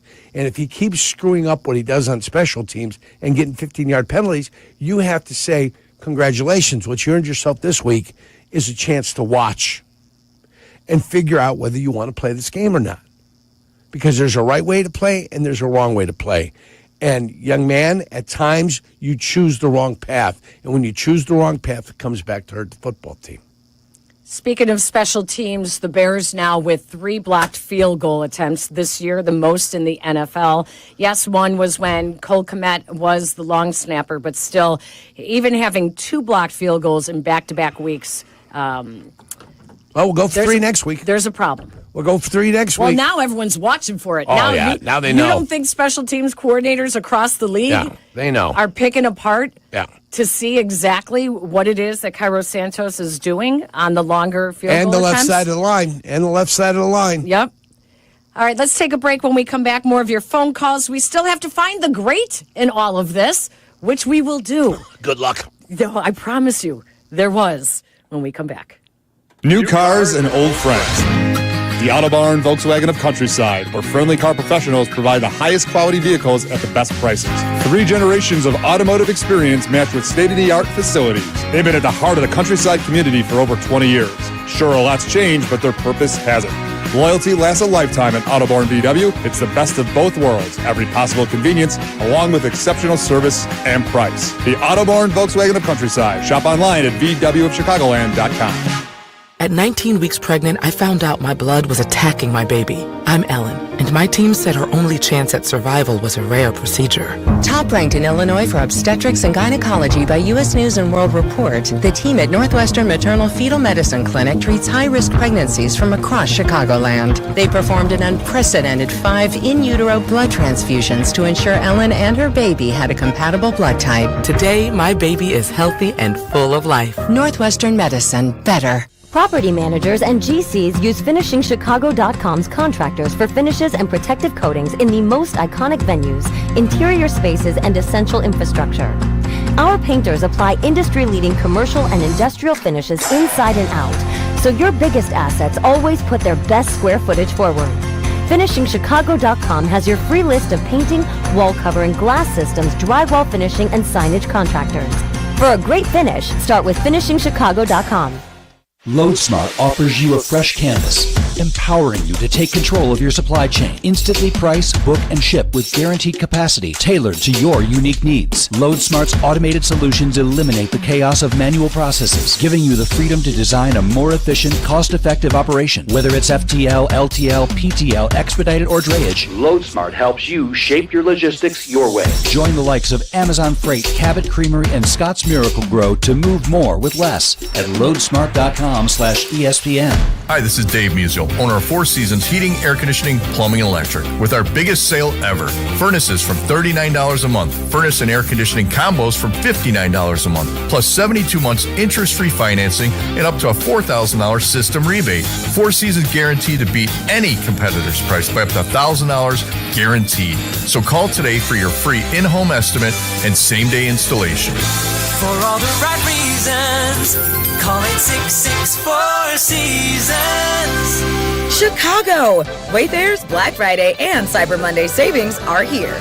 Right now, get up to 80% off everything home. Save on furniture and bedding, cookware and holiday decor, and tons more. Now's the time to score big on finds to feast, get festive, and get comfortable all season long. These deals end soon. Head to the Wayfair store at Eden's Plaza and Wilmette, or shop online at wayfair.com. Wayfair, every style, every home. Right now at Old National, we have a $450 checking bonus. Sign me up! But why is that hockey player standing there? I'm here for the checking. Well, for a bonus that big, bring on the checking! Sir, no need to brace yourself against the wall. It's bank checking. I knew that. Earn up to a $450 bonus when you open a checking account and complete qualifying activities within 90 days of account opening. Another reason to get old. Old National, where relationships and results matter. Member FDIC. Additional restrictions apply. Offer valid through October 31st, 2024. Visit oldnational.com/checking. Getting the kids to practice on time. Remembering if it's your day to bring snacks. Making it to the game with a clean jersey. Why are simple things sometimes so complicated? Thankfully, with auto owners, insurance doesn't have to be one of them. Auto Owners works with independent agents who answer when you call, so you can worry about more important things, like whether your kid is going to run toward first or third base. That's simple human sense. Ask Fazio Insurance in Joliet if auto owners make sense for you. 'Tis the season to enjoy a great deal at Toyotathon. Hurry into your local Toyota dealer and give yourself the gift of great savings. Visit Toyota.com for more info. Toyota, let's go places. 4th and 4. 20-yard line of Minnesota. Caleb Williams in the gun. Moves Keenan Allen right. Staggered trio to the right. Single to the left. Snap to Williams. On 4th down. Jumping around to the pocket. Trying to find space. Hurdles a man. Runs right 20. Picks up the first down to the 15. Out of bounds at the 13-yard line. Magic in those feet of Caleb Williams. All right. 1st and goal at the 1. Caleb awaiting the snap. Takes. Here comes late pressure. Ducks under it. Rolls right. Throws wide open, end zone, right side, pass, caught for the touchdown. Keenan Allen, touchdown Bears. Peggy and Yurko post game on ESPN Chicago. Caleb Williams spreading the ball around today, 340 yards passing, 2 touchdowns. He sets the Bears franchise record for rookie quarterbacks passing, 0 turnovers now in his last 4 games. And Caleb Williams is our finding the great, because in sports, success is about team effort, and the same is true for your hair. At Great Clips, they save your haircut details in clip notes, so every member of the highly skilled team knows exactly how to create your signature look. Download their app today. Great Clips. It's gonna be great. Caleb Williams looks like he's going to be great. He had a nice little conference with Kevin O'Connell on the field after the game. O'Connell giving him words of encouragement. Caleb was asked about it after the game, and he said he got to know the Vikings head coach in the interview process before the draft, and that he really appreciated the words of encouragement. He was also asked about a little confusion on the field when the fans started chanting for them to go for it on 4th and 4 late in the third quarter after the 37-yard pass play to DJ and then the Keenan Allen 5-yarder. 4th and 4, were they going for it? The field goal unit starts coming onto the field. All of a sudden, Cairo Santos turns around and he runs back off. Instead of a 45-yard field goal, they go for it, and it is incomplete off of Keenan Allen's fingertips. But Caleb Williams was asked about that and the confusion after the game today. When was it clear for you what was going on, and did you have enough time to get everybody in place before the snap? We ended up running up against the clock in that moment. In those moments you don't really want to run up against the clock just because you want to get set and have your play and be able to see what's going on. And, I think the confusion of, because Cairo and them ran on the field and all of that. So I think the confusion had the play and, come in a little bit later. And, we got to the huddle and trying to scramble. And I ended up mishearing what TV said, and from there it went downhill and had an incomplete pass on a play that we didn't, and I didn't necessarily want to run, and we didn't, TB and the other coaches that we didn't call, and from there you gotta just you obviously aren't going to try and use another timeout because the game's going to be close at the end of the game. Because we already used one. So you got to get up there if you have to really fast, make a few checks, and get the ball snapped. And it still is a matchup league. And so go to your best matchup guys. And right then and there, I went to Keenan, and we just missed. You're saying you misheard the play call? Yeah. Okay. Yeah. That was when they turned it over on downs. No harm, no foul. After that, though, the Vikings went 3 and out and ended up punting before the few series later was when DeAndre Carter muffed his punt return. So, but congratulations to Caleb Williams in the record books. It seems like, how many games ago we were talking about he was breaking records every week. And we thought, how many yards is he going to finish with? He's breaking, that's when things were good. That was before the 5-game skid. Yeah, when things were rosy. And he seems to find a way now to pull himself out of this muck. and to still find a way to develop and improve. But as a team, not so good. 4-7. I mean, he's got no choice. And again, his day of judgment comes in 3 years. That's when you take a look at what the quarterback's doing 3 years from now. Not judge now. Thought he had himself a pretty nice game. And I thought there were times that he really had a real command of what the Bears were doing. And then at times I think he just kind of, he doesn't do it intentionally, but he just kind of reverts back. And we've got to avoid that. You got to avoid that. That's all. Dave is in Florida listening in on the ESPN Chicago app. Hello, Dave. Hey, how are you? Anyways, I was just calling about, first off, the decision to go for it, and Yurko, you already brought it up. The decision to go for it, too, that early, it doesn't make any sense. You don't go for 2 until you have to. There's no reason to go for it there. Yeah. And just put a more stressful situation on you later in the game where you had no choice but to go for 2 then. Exactly. And, well, fortunately, they got it. And then what bothers me with Eberflus is that, all right, it's 4th down, and we're on D, and then we know they're trying to draw us off sides, and they do. And then Eberflus just says in the press conference, we got to work on that. We got to get better at that. We have to get better at that. It's like, and then the press lets them go. Like, how are you going to get better at it? I mean, you're going to throw that guy that jumped off on the practice squad if it's possible, or just cut him? You got to make a statement, right? Well, I don't know what kind of statement you're going to make. They screwed up. You work on it all the time. The Bears look at the defensive line usually works with a green football. Same hue as the grass. That way you really have to concentrate on the movement of the football. And when the defensive line coach is screaming, hud, hud, hud, hud, hud, you don't care because defensive players go on movement, not on sound. So you have to train yourself with a green football painted the same as the grass.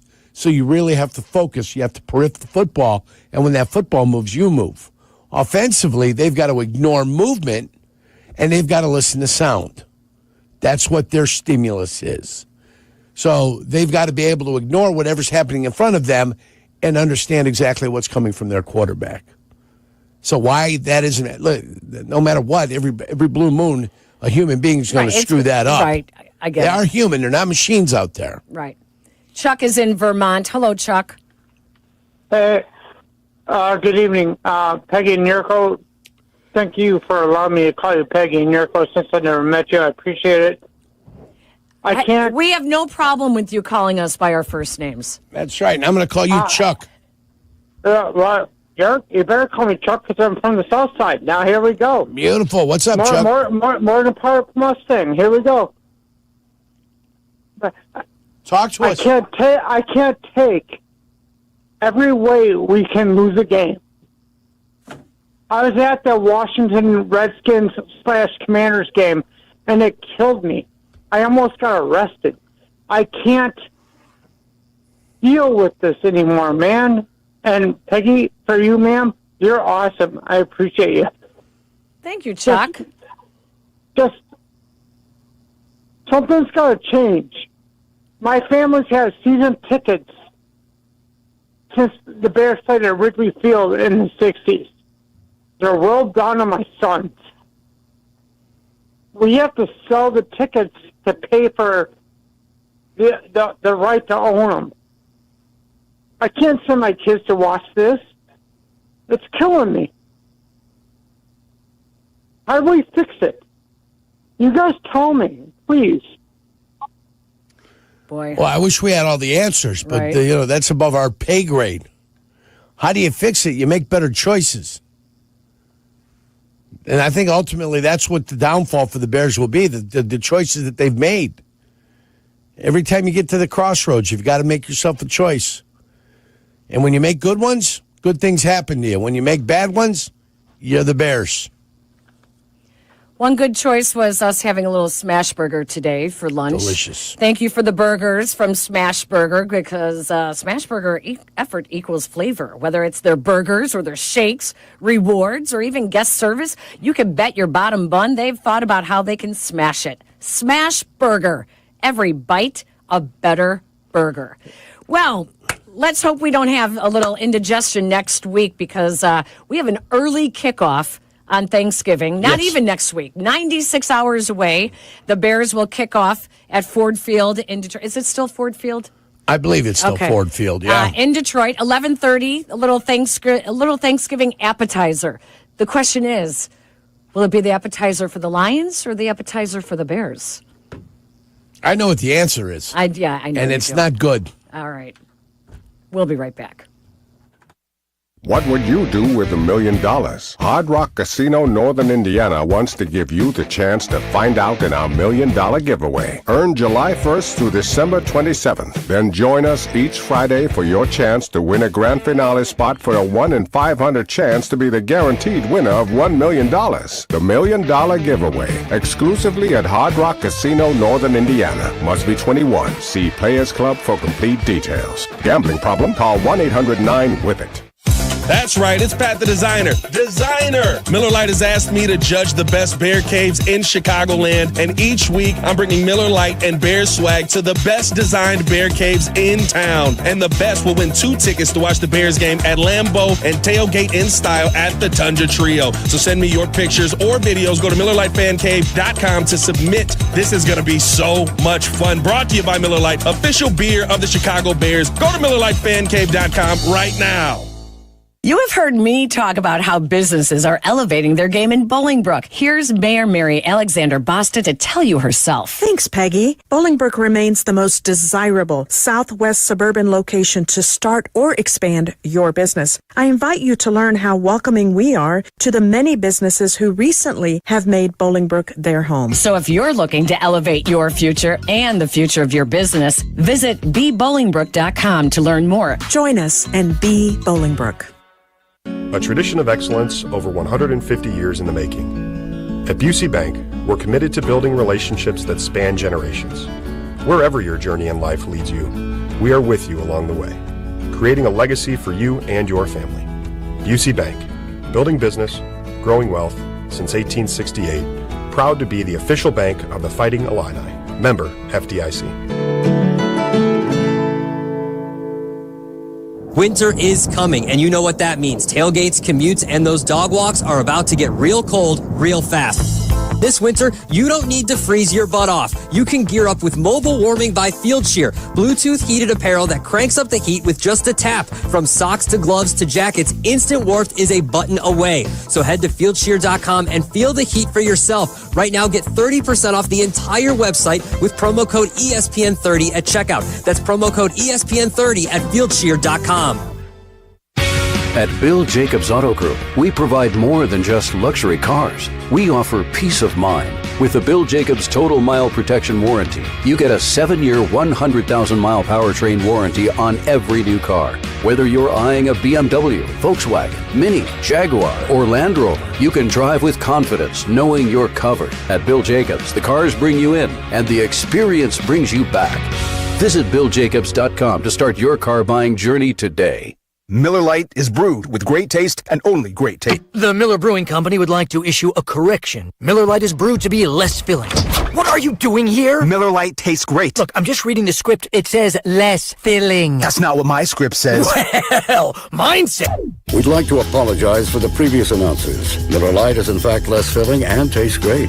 Time to shine, legal guy. Celebrate responsibly. Milwaukee, Wisconsin. Beer. 96 calories and 3.2 grams carbs per 12 ounces. Fewer calories and carbs than premium regular beer. This is Jeff Joniak here to tell you about Ego Power Plus. Ego is the #1 rated brand in cordless outdoor power. Take it from me. I love the 22-inch Select Cut self-propelled lawnmower. It cuts my lawn in a single charge. Ego delivers the power and performance of gas, but without the noise, fuss, or fumes. Ego's patented 56-volt arc lithium battery technology is the heart and soul of the system and what powers game-changing torque needed for demanding jobs. Learn more at egopowerplus.com. Ego, power beyond belief. The new home of the Chicago Bears. Quick pitch to Walter, looking for the record, cuts back, he's got it! Walter Chicago. Snap awaiting. Torrey Taylor extends his right hand. And here comes the snap and placement. The kick is blocked again. Picked up by the Minnesota Vikings.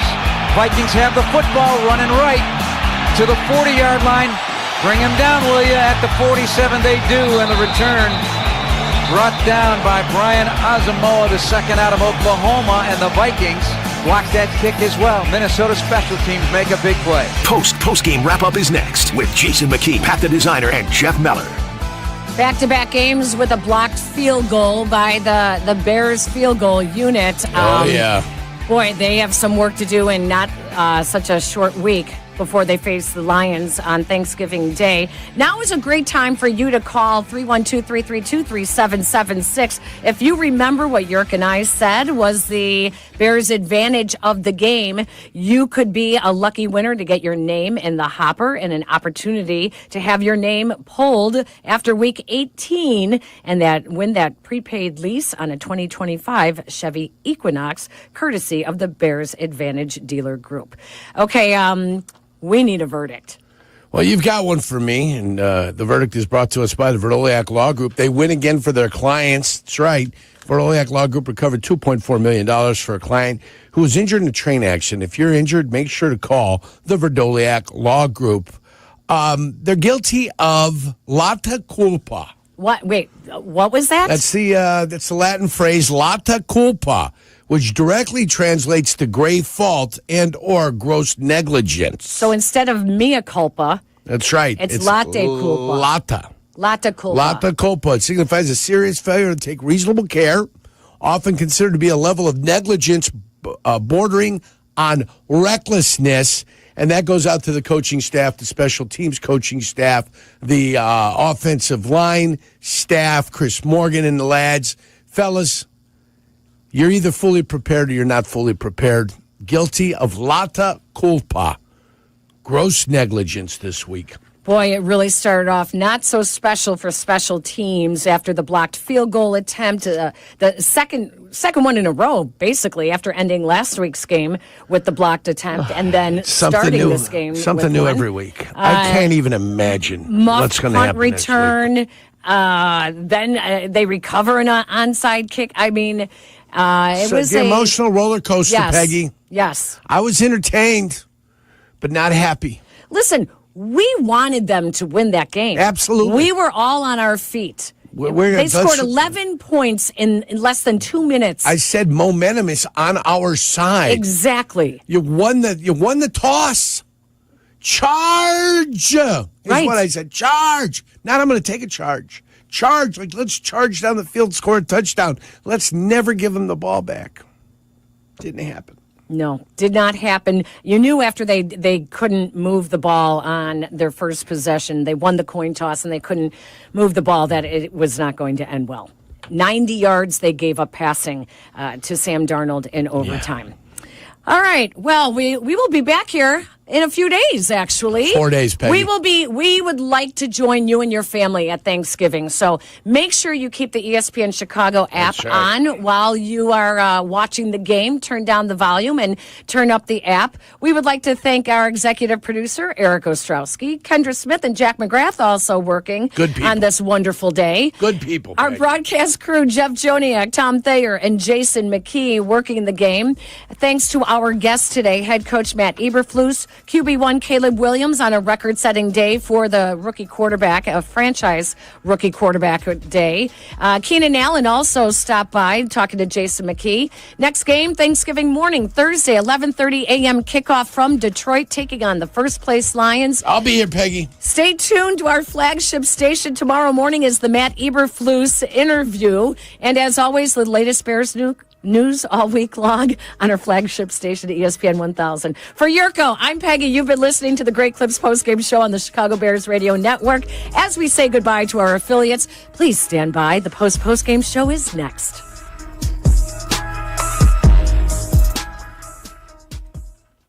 So you call your virtual insurance company to ask a simple question about your policy, but now you're on hold listening to this music while you wait and Wait. Auto Owners works with local independent agents who tailor coverage to meet your needs and pick up the phone when you call, because you shouldn't be on hold so long that you memorize the music.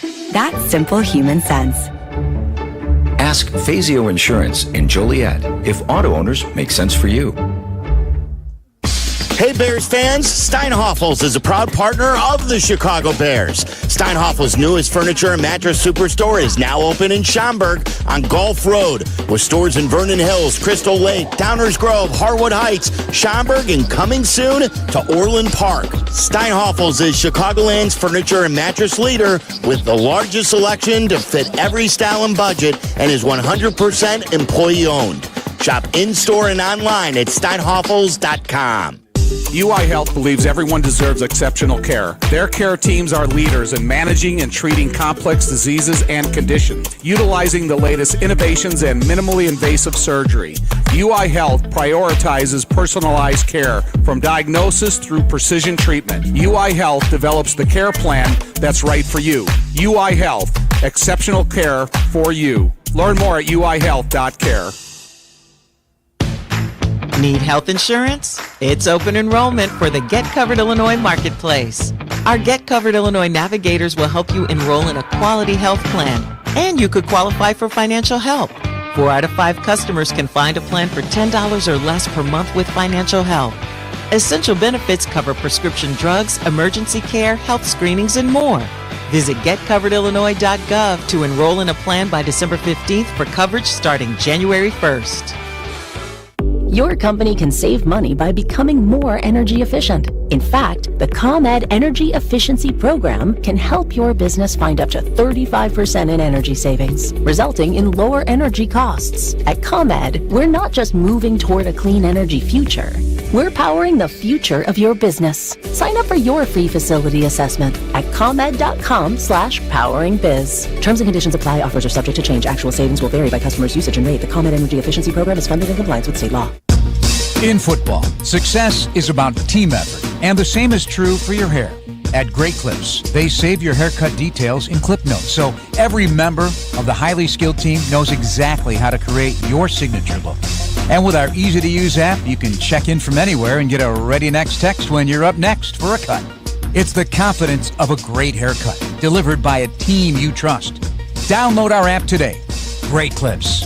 It's gonna be great. I never knew owning a gourmet Italian pasta business could be this profitable. Thanks to our Old National commercial banker. That warehouse expansion loan? Oh, and the help with our equipment leasing. But still, gotta say, it seems like he loves the Italian pasta business more than we do. La nuova attrezzatura ha reso il processo molto più efficiente. I mean, the new equipment, it makes it so much more efficient. Really dedicated commercial bankers. Sorry, got a little carried away there. Another reason to choose Old National Bank. Get old. Member FDIC. Ho ho! Welcome to the Make It Jingle with Kris Kringle podcast. Today we're talking to Jan from Toyota, all about Toyotathon. Hi! So, Jan, got any red Tacomas? Yeah, we have a great selection of vehicles, including Tacomas. After my big job, I'm taking the missus down to Florida to go surfing. Did you say Florida? Can the elves and I go too? Dealer inventory may vary. Current offers on these vehicles end December 2nd. Offers are subject to change throughout Toyotathon, which ends on January 6th. See your participating Toyota dealer for details. Toyota, let's go places. When you think beef, think Papa Charlie's, Chicago's favorite Italian beef specialist for 3 decades. It's Chicago's favorite. For your next tailgate, pick up Papa Charlie's Italian beef today at your favorite local Chicagoland retailer. You've been listening to Bears football on the Bears Radio Network. Here comes football. The Chicago Bears Radio Network is brought to you in part by Hard Rock Casino, Northern Indiana, by Miller Lite, and by Great Clips. This is Bears football on the new home of the Bears, ESPN Chicago. Thanks for listening to the Chicago Bears Radio Network. This is the new home of the Bears, ESPN Chicago, WMVP, WTVC HD2, Chicago. Welcome back to Bears Postgame. Here are your hosts, Jason McKee, Jeff Miller, and Pat the Designer on the new home of the Chicago Bears, ESPN Chicago. So this will be a 29-yard field goal try by Romo. Again, on the Bears practice squad a couple of years back. Middle of the field, hash mark. Snap, placement, kick by Romo. The kick is up, and it is good. And the Minnesota Vikings sneak out of here after blowing a lead in the second half and coming from behind in overtime to win it 30-27. And they win for the 9th time this season. 9-2 in the highly competitive NFC North. And the Bears fall to 4-7 with a Thanksgiving date awaiting in Detroit to take on the Lions.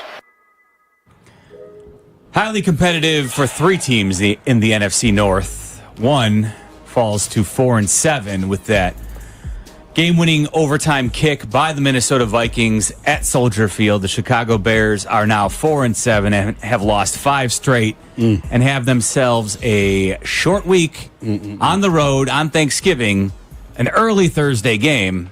So things do not look like they're going to be easy if they're going to turn around and snap this losing streak. Welcome on into the post-game show. We are somewhat dejected, wondering if a lot of Bears fans' Thanksgiving Day has already been ruined before it has even started, because that was a tough loss. The Bears showed fight. They were able to come back from a pretty big deficit. Were able to record the first recovered onside kick this season in the NFL to get themselves an opportunity to tie this game up, and that they did. They won the coin flip, got the ball in overtime, and then a huge sack on that opening drive cost the Bears a real opportunity to try and win the game with a scoring drive on that opening drive in OT. And then you heard right there the call from Jeff Joniak on your home of the Chicago Bears, ESPN 1000, game-winning field goal by the Vikings. I'm Jeff Meller, along with Pat the Designer. We've got Jason McKee, who was on the sidelines at Soldier Field today watching that game. Guys, initial thoughts about another Bears loss? You got fried turkey or you smoked turkey? You talking about Thanksgiving? I want to know your thoughts on the turkey. Listen, fried turkey. J-Mac, we do have to talk Bears. Fried turkey. Let me get to the fried turkey's great. Turkey in the oven with gravy is great. We're fried turkeys. We are turkeys. We feel like turkeys. Man, that's what I feel like, and it's tough, man. I as a former player, I feel for those guys. I really do, man. They fought, came back. You force a game in overtime, and then the inevitable. Well, not the inevitable, but the norm. It's become the norm happens. 2 weeks in a row, division opponent. You lose on the last play of the game. I guess we got to start with the positives, right? Caleb Williams did a lot of good things. I didn't expect for him to, be as effective in the passing game with a defense that the Minnesota Vikings have, especially with all the exotic looks pre-snap that Brian Flores implements. I thought Caleb showed command. He showed poise. He showed that he was able to, dissect things, post-snap and get that ball out quick. And he spread the ball around. He got a lot of guys involved. So another good showing offensively, I think, for Thomas Brown. But when it mattered most, overtime, you look at that final drive, the first play, 1 yard scramble. The second play, he takes a 12-yard sack, in which I talked to him after the game. He said, I can't hold the ball. I'm trying to make a play. And that's just growing pains as a rookie quarterback. It's tough, and then after that, you come back, you get a delay of game, you punt the ball away, and pretty much that sealed the fate. But, defensively, a lot of things I question. There was a lot of things that went against us defensively in terms of look at the PI calls. The one that Jonathan Owens intercepted in the end zone, that was a right call. He was pulling, Jalen Johnson was pulling on. He was yanking on Justin Jefferson's shirt. That was the one he was arguing the hardest, too. Yeah. That was a lot of PI, actually. But a lot of it, I think there was, 6 for 13 on third downs. Not good enough. Jalen Johnson, when he was matched up against Justin Jefferson, obviously Justin didn't have a big day, but he made plays when it mattered most. Yeah. And a lot of things we got to clean up. Got to get home with the pass rush.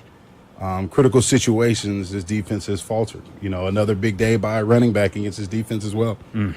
The one thing I'll say before you take the mic here, Pat, you mentioned, they did a really good job with Justin Jefferson. In fact, they did the best against him all season long. The problem is when you sell out to stop Justin Jefferson and Jordan Addison and TJ Hawkinson both go over 100 yards. Addison had 162 on 8 catches. Hawkinson had 114 on 7 catches. Yeah. Selling out is one thing to stop arguably, if not the best wide receiver in football. But again, you can't let those guys, and you also mentioned Aaron Jones as well, had 106 yards rushing. So you sell out to stop Justin Jefferson, but you can't let everyone else just go crazy on you. Yeah, no, listen, it was a a day of ups and downs. You know, a lot of back and forths in this one. I don't know how it looked on the sideline, J-Mac, but at least on TV, you know, it felt like there was a back and forth between Jalen Johnson and Justin Jefferson. I know a lot of people are going to say, you know, Jalen Johnson ends up losing in this matchup because of the big penalties that lead to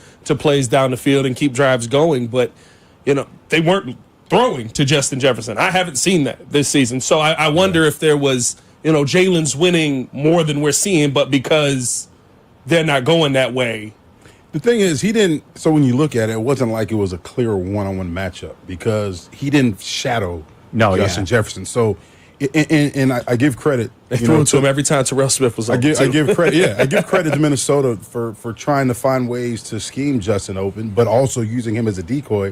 To create space for TJ and Jordan Addison. Like they would bring Justin and Jefferson, and obviously once he goes in motion, everybody's eyes key him, and then that freed up Jordan Addison, a one-on-one situation in the red zone, the one he caught on Jonathan Owens. They brought Justin Jefferson in motion.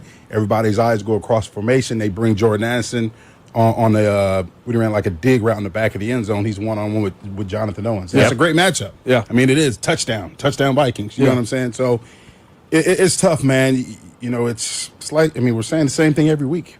You got to find a way to win a game. Day. Yeah, terrible Groundhog Day. You got to find a way to win a game. And I don't know what the silver lining in this is. You want to say you got to go through it to grow from it, but we're not growing, man. How much we got to go through? We're not growing, man. Well, the quarterback is growing. Yes. He's growing. Against a great defense. This is a defense, right? I don't think he's going to see as crazy as it looks that he saw today. I don't think he's going to see no looks like that throughout the remainder of the season. You know what I mean? Like the amount of different exotic packages he will one more time when they play Minnesota in Minnesota on Monday Night Football. But I get your point. Brian Flores and the Vikings have, I would think, for the most part, them, the Steelers, the Chiefs, those are like your best defenses in the league. And the Vikings, with the amount of pressure, sacks, and turnovers they create, they were a unique challenge for Caleb. And I thought he did, short of taking that sack in overtime. Yeah. And I will say, there were a couple throws ultimately that he had Rome open, where he overthrows him again. This has been something it's been a bit of a theme where we saw a lot of great throws, and I guess the one bright side you can say is even though he's missing on those plays, he's missing but not throwing into the defender's arms. He's not throwing interceptions. So the problem is there was no defenders around Rome on any of those passes. Absolutely, those are touchdown throws that you expect your number one overall pick to make. Yeah. No, that's one of the concerns. But he misses Rome twice, so and that still ends up getting you a touchdown. Exactly. Uses his legs to make that play. You know what I mean? And gets the ball into the hands of Keenan Allen. I think at this point we can confirm Keenan Allen's a little bit past who Keenan Allen used to be. There's some just because the 1 foot he didn't get that in? I think there's just some. It was close, man. What did it look like on TV? Because when they showed the replay at the stadium, it looked like he was The zoomed in when you could see his foot is clearly. He had on white cleats now. I would say be careful with the word clearly. I would agree with you. White cleats now. I would agree with you that he pulled that Bill Belichick when he was going at Julian Edelman for wearing red gloves. Here's what I'm saying. I think it was close enough, J-Mac. Yeah. Whereas if it was flipped and Matt Eberflus had been the one challenging it, that he would have lost because that's the way Matt Eberflus challenges go. He's now 0 for 4 this 2 season. 2 for 9 in 3 seasons. He hasn't won a challenge in over a calendar year. But I think it was. I agree with Pat that I think it was out, but it was close enough where it would not have stunned me. Had they said not definitive evidence to overturn it. I think that zoomed in angle felt. That was the one where I was like, no, he's out. You could kind of see the foot past the line. I was at the point where it's like it's probably out. But even sometimes when they zoom in, and to J-Mac's point about wearing those white cleats, you're not even sure sometimes where the blades of green are still there. So it was close enough where, like I said, had Matt Eberflus challenged it, it would have been a loss. It would have lost. I thought. I was standing right there, like being at the game and you get excited because it's a big play. I was just jumping up and down like and then you go back and look at the replay and obviously they overturned it. And thus that then results in another blocked field goal. Yeah. It's listen, the story's out on him. I'll give Flus credit, I guess. He goes back to Santos after that. Santos knocks it in. Well, what is he going to do? Well, you can go for it. Are you talking about for the tying field goal late in the game? No, or what do you mean? I'm talking about he gave him the field goal before to going into the half. Okay. Gave him the field goal going into the half. You could have went. And I think I think that does set you up confidence-wise with Cairo, where you don't kill his confidence by saying, we don't trust you. You have 2 field goals blocked in a row. Let him go. Last week, what was it, 47-yarder, right? 46. 46. Officially 46, but yeah. And today was a 48-yarder. 48, so, yep. And the one he knocked in was a 49. Yeah, I was going to say the book's out, but it's not because he made a 49. He made a 49. Yeah. No, but the 49-yarder booted straight up. Yeah. I was like, he said, I'm kicking this one to heaven. But I think here's the thing. Caleb, today's story is Caleb Williams got you to overtime. He's a quarterback that can make plays to help you win the game, and he's a guy you can win because of.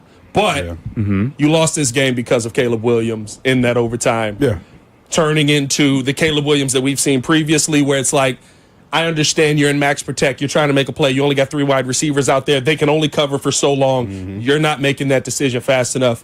There's no play. How many times we said this, man? There's no play for 3rd and 20. It's second down. Well, that's the critical point, right?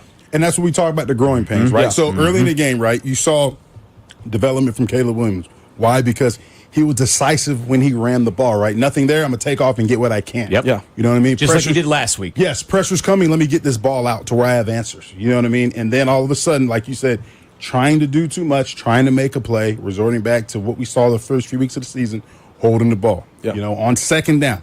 You got it. I mean, it's tough, but it's growing pains. A rookie quarterback trying to make a play in overtime, trying to win the game. You know, he's holding the ball. Got to get rid of it. Second down. It's second down. Let's line up for 3rd down.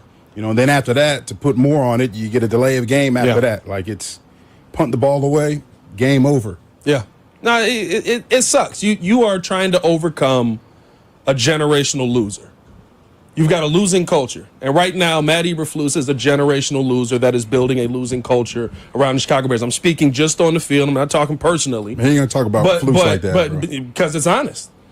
I'm sorry. Like, Matt Eberflus, listen, I'm not going to sit here and tell you he's one of the worst head coaches the Chicago Bears have ever had.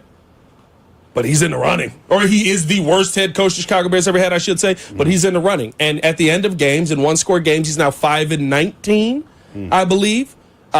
He called a defense today that felt very, we just don't want to get hurt by anything that Justin Jefferson can do, so we'll give everybody else anything that they want.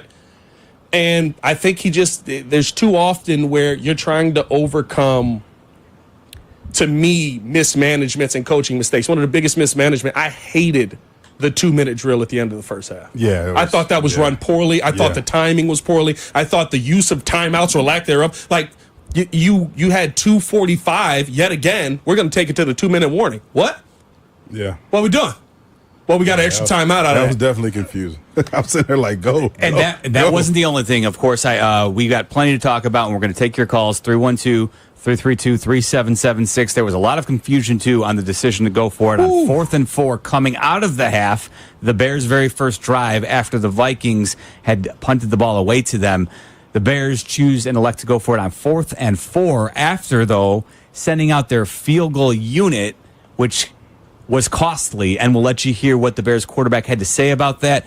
Real quick, before we go to break, Pat's points about Matt Eberflus being one of the all-time worst losing coaches in Bears history. He has the 3rd worst winning percentage in Bears history right now. This probably doesn't actually account for his loss today. It's still the 3rd worst in Bears history, but he's 14-31. Only John Fox and Abe Gibran have worse winning percentage as Bears head coaches. Who's number one? Abe. With the worst? Abe Gibran has a 274 win percentage. Fox is second. Foxy had a 292. And Eberflus right now, I think, is 315. Talk about Flus like that. So he ain't there. He's not the worst. He's not the worst. We got 7 games left. Don't do us like that. Don't talk about Flus like that, man. We'll take your calls, 312-332-3776. And you do not want to miss what Caleb Williams thought about the decision to go for it on 4th and 4, as he was hoping the play call would come in a little bit quicker. We'll let you hear what he had to say in the postgame coming up next. This is the new home of the Bears. Your head coach, Matt Eberflus. Exclusive on Cap and J Hood. Tomorrow morning at 8:20 on the new home of the Bears, ESPN Chicago. Hey guys, it's Sylvie for my friends at Window Nation. Don't be left out in the cold. Call my friends at Window Nation today. I used to walk around my kitchen. The floors were freezing. It's because I had drafty windows. I'd get my monthly ComEd bill. It was skyrocketing. That's because I had drafty windows. So I called 866-90-NATION, and guess what? No more drafty windows. And I saved a ton of money doing it. Right now, you can do the same. Save 50% off all style windows. Plus, you'll have no interest payments for 5 full years. So call today, 866-90-NATION, 866-90-NATION. You're going to open up your energy bills after you get your new insulated windows from Window Nation, and they're going to go down. Or visit windownation.com. You have to act fast. The sale runs through November 30th. Call Window Nation today at 866-90-NATION or windownation.com and let them know that Sylvie sent you. Ooh, we got a question. Brian W. asks, it's the holiday season and I'm looking for deals. Is Xfinity having a Black Friday sale? Well, Brian, our best deals of the year are here. Get iPhone 16 Pro on us. Just ask us how. Plus, you can also get fast, reliable Xfinity internet with a line of Xfinity Mobile Unlimited for a great low price. So don't wait. Bring home a new iPhone 16 Pro built for Apple Intelligence. And connect to reliable 5G and Wi-Fi speeds up to a gig on Xfinity Mobile. That's a big deal. More like a gig deal. Now through December 3rd, ask how to get the new iPhone 16 Pro on us with an unlimited Plus line. Plus, get 300 megabit Xfinity internet and an unlimited mobile line together for only $35 a month for 12 months with no annual contract. Go to Xfinity.com/Black Friday sale to learn more. Restrictions apply. Requires PayPal billing or auto pays to a bank account. Equipment, taxes, and fees extra. After promo, regular rates apply. Xfinity Mobile requires Xfinity internet. Gig speeds available via hotspots to Xfinity Mobile customers only. Reduced speeds after use of monthly data included with your data option. Actual internet speeds and data thresholds may vary. Twin Peaks is the best in the game. Here, your favorite drafts are poured at a frosty 29 degrees, and rare barrel-aged whiskeys are served just the way you want them. It's bigger game days and bolder fight nights. I mean, where else can you find a scratch kitchen that always comes in clutch every day from lunch to late night? Only at Twin Peaks, the #1 sports bar. Twin Peaks Scratch Kitchen scores every time. Dig into hand-smashed burgers, chef-inspired flatbreads, and more at your local lodge. When your cat's a me, then your dog is too. And it's hard to know what's fake or true. Just raise a glass with a friend or two. You tell them more, tell them more, tell them more, do. When the online trends keep getting worse, and you lost your keys in the metaverse. Now your right swipe just went left on you. You tell them more, tell them more, tell them more, do. It's a crazy world, so what do you do? You tell them more, tell them more, tell them more, do. Prescriptions require an online consultation with a healthcare provider who will determine if appropriate. Restrictions apply. See website for details and important safety information. Subscription required. Price varies based on product and subscription plan. Hi, I'm Dr. Peter Stahl, board-certified urologist and senior vice president of men's sexual health at HIMSS. In my 12 years of practice as a reproductive urologist, I've helped many guys with ED, and it has never been more convenient to treat than it is right now, thanks to HIMSS. It really wasn't easy before. You had to take time out of your day, come to a physical office, and see a specialist like me in person. Now, through HIMSS.com, you can get world-class sexual health care and a full range of treatment options for ED through a 100% online process. It starts with a free assessment from a medical provider licensed in your state who can determine if ED treatment is right for you. If prescribed, your medication is shipped to you for free. So don't wait. Join the hundreds of thousands of guys who've gotten help for their ED through HIMSS. To start your free online visit and find ED treatment at up to 95% off brand name prices, go to hims.com/joy. That's hims.com/joy for your free online visit. Want to buy a vehicle in 60 minutes or less? Purchase your next vehicle in 60 minutes or less at Advantage Chevrolet Bolingbrook, or your first car payment is on them. And every new Chevy comes with the Advantage Plus program. Together, let's drive. Restrictions apply. See dealer for details. Welcome back to Bears Postgame. Here are your hosts, Jason McKee, Jeff Miller, and Pat the Designer on the new home of the Chicago Bears, ESPN Chicago. 4th and 4, 27-yard line. Play clock to 5. Caleb's got to hurry here at 3 and 2 and 1. Snap is back to Caleb. Looking left, throwing left. The out route threw a bit too hard for Keenan Allen. through his hands on 4th and 4 inside the 25. You heard the frustration there from Tom Thayer on the failed 4th and 4. Again, first drive for the Bears coming out of halftime. And you also heard Jeff Joniak on the play-by-play count down the play clock. Yeah. And you would wonder, 4th and 4. Mm-hmm. Why you rushing to get the play off, right? That's a critical down in that situation. You might want to be a little more composed, a little more organized. So that question was asked of Matt Eberflus in his post-game press conference, and we should point out what you didn't hear in that highlight was the fact that Cairo Santos and the field goal unit seemed to be running onto the field on that initial 4th and 4 before they were called back, and then Caleb Williams and the offense was told to stay out there. And so Matt Eberflus was asked, why was there confusion with the field goal unit on that 4th and 4 play in the third quarter? You know, we felt good about going for it there. We really did, and that was a green light for us. And I got to do a better job communicating to the field goal team. Okay, so he admits that he needs to do a better job.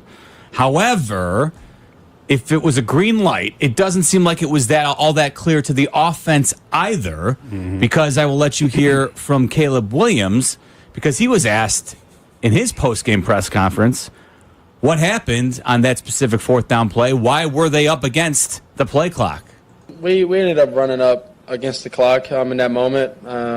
You know, in those moments, you don't really want to run up against the clock just because you want to get set and have your play and be able to see what's going on. And, you know, I think the confusion of, you know, because Cairo and them ran on the field and all of that. So I think the confusion had the play and, you know, come in a little bit later. And, you know, we got to the huddle and trying to scramble. And I ended up mishearing what TV said. And, you know, from there it you know, went downhill and had an incomplete pass on a play that we didn't, and I didn't, you know, necessarily want to run, and we didn't. TB and the you know, other coaches that we didn't call, and you know, from there you gotta just, you know, you obviously aren't going to try and use another timeout because you know the game's going to be close at the end of the game because we already used one. So you got to get up there if you have to really fast, make a few checks, and get the ball snapped. And it still is a matchup league, and so go to your best matchup guys. And right then and there, I went to Keenan, and we just missed. You're saying you misheard the play call? Yeah. So there you go, confirmation that he misheard the play call, which was late getting into him because Matt Eberflus did not communicate to the special teams that it was not them going onto the field to attempt a field goal. A microcosm, I believe, of Matt Eberflus's entire coaching tenure as the Bears head coach was what we saw unfold there. And then, of course, the answers or non-answers, probably a better way of framing it, from Matt Eberflus in the aftermath. Yeah, I mean, listen, do we got a bus horn back there? We got a bus horn we could play?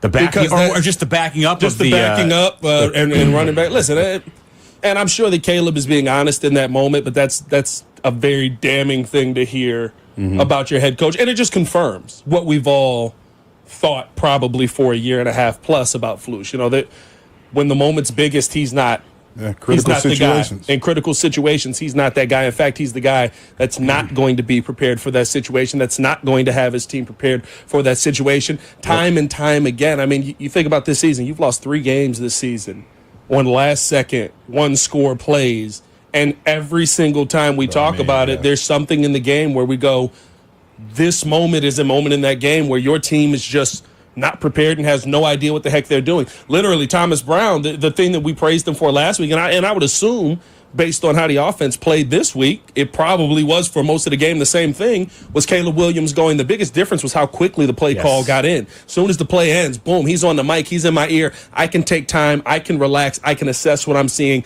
and I can go out there and make a play. We saw that throughout this game pretty much all day, except that one moment where Matt Eberflus is like, hey, let me get in here real quick. Let me step in and throw things off. And I mean, listen, here's the critical thing too. Like, I know that's all. They're all great points. It's critical here, though. In that moment, you as the head coach need to be assessing the situation. And on 3rd and 9, you should probably be communicating with Thomas Brown. Listen. Yes.